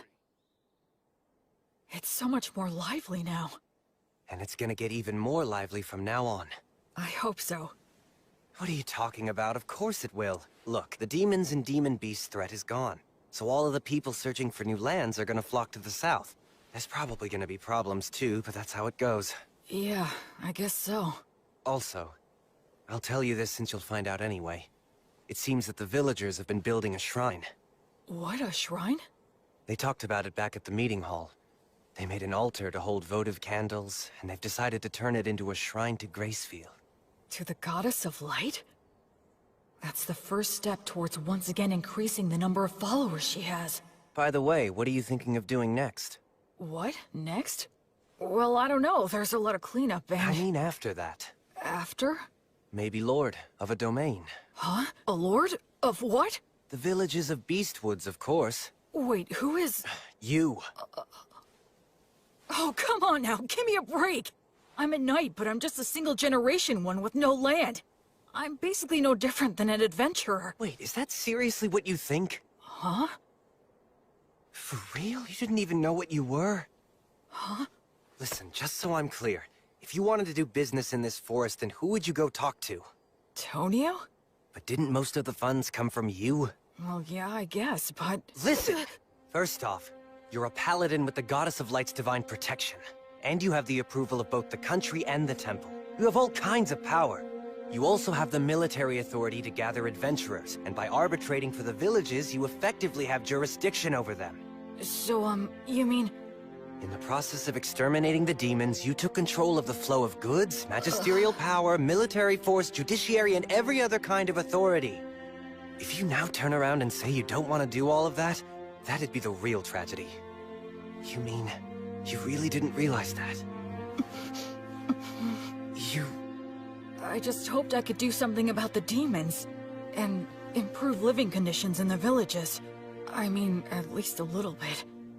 After that, I guess I just thought I'd make a slick exit like Blood and the other two. Menel? Hmm? So, what do I do now? Should I start by gathering people? You've already got a merchant and priests who know the law. If you need more, just have the Crown Prince set you up with somebody. Oh. How the heck did I ever end up in this situation? Please tell me, Goddess. Although... Hmm? Actually, that sounds like it might be a goal worth pursuing. Maybe I should. But you know, it's gonna be hard work.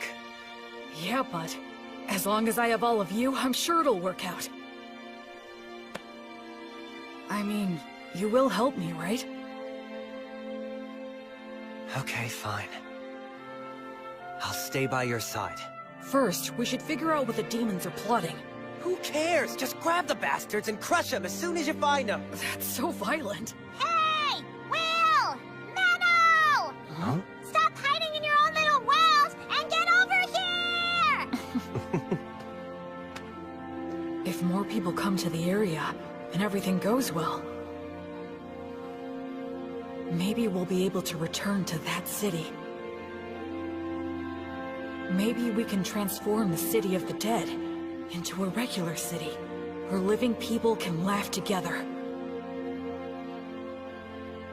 Up on the hill where Mary and Blood's graves are, the laughter of children will fill the air, and the sounds of people working to make a living will return. And the thought of that seems like such a wonderful thing to me.